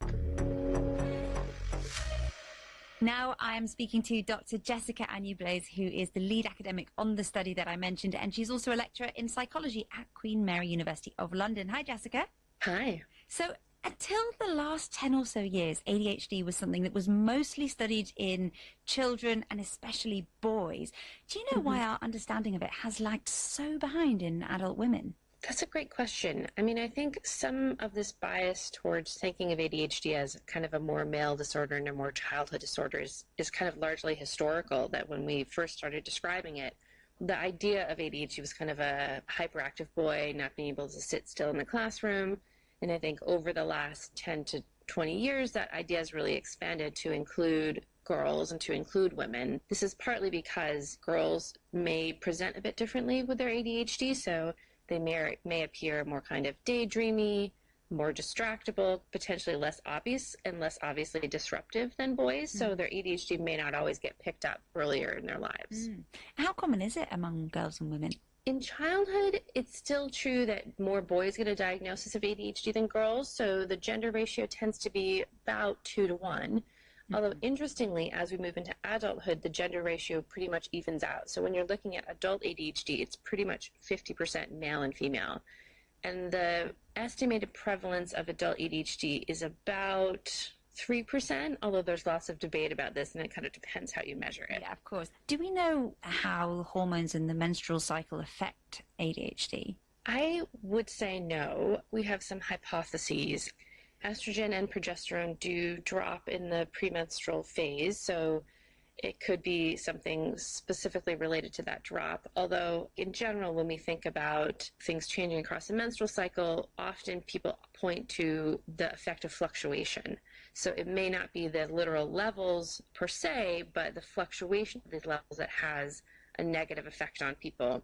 And it might be that some people have a stronger sensitivity to these hormones or their fluctuations than other people. And the other chemical that I've heard mentioned quite a lot is dopamine, the feel-good hormone. Yeah, so there are some suggestion that when you have these drops in estrogen, it makes dopamine kind of less available in between your neurons, and this might exacerbate the ADHD symptoms, especially if you're already having some dysregulation of the dopamine system. And there hasn't been much research into this until now, and I want to find out a bit more about the study that you're conducting and what you're hoping to find out from it. Sure. So in our study, we've recruited 56 women, and we're following them for 3 months. And each day they report on a questionnaire on their smartphone about their ADHD symptoms, how they feel their ADHD symptoms have affected their functioning that day. And then we also ask them some questions about other things we think might change across the menstrual cycle. So depressed mood, irritability, feelings of kind of sensory sensitivity.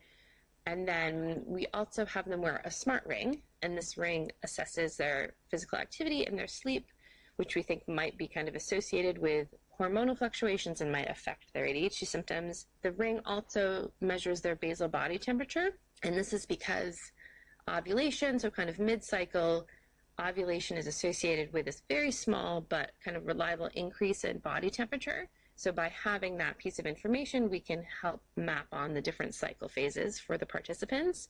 And then we're in the phase now where we're doing data analysis. So we're just starting to look at how cycle phase is associated with how women are reporting their ADHD symptoms. I've seen a lot of people online saying that they're quite surprised that the sample is only, I think you said 56 women, and that also it's taken so long for this to be looked into. Yes.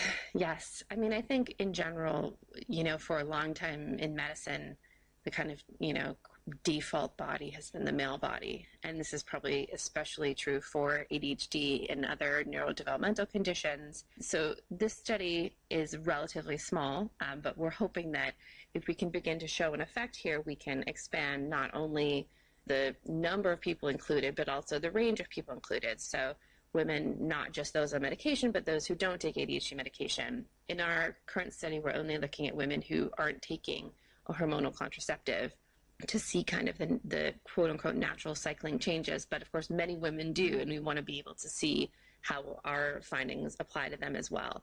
So hopefully in the future, with a bit more funding, we'll be able to expand, the number and the range of people we can include in these studies. So this is kind of a preliminary study.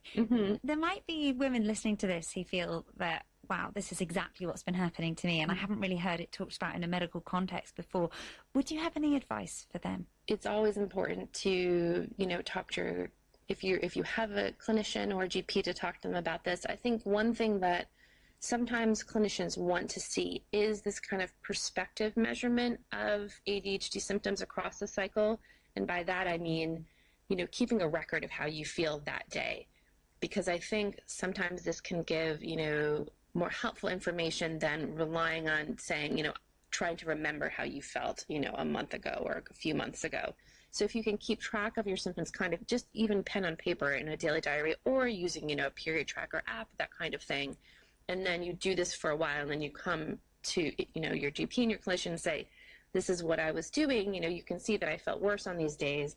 I think sometimes this can be, especially helpful to show this kind of pattern change over time. Yeah, so trying to understand yourself first and then being able to present that exactly. and hopefully get the help that you need. Jessica, thank you so much.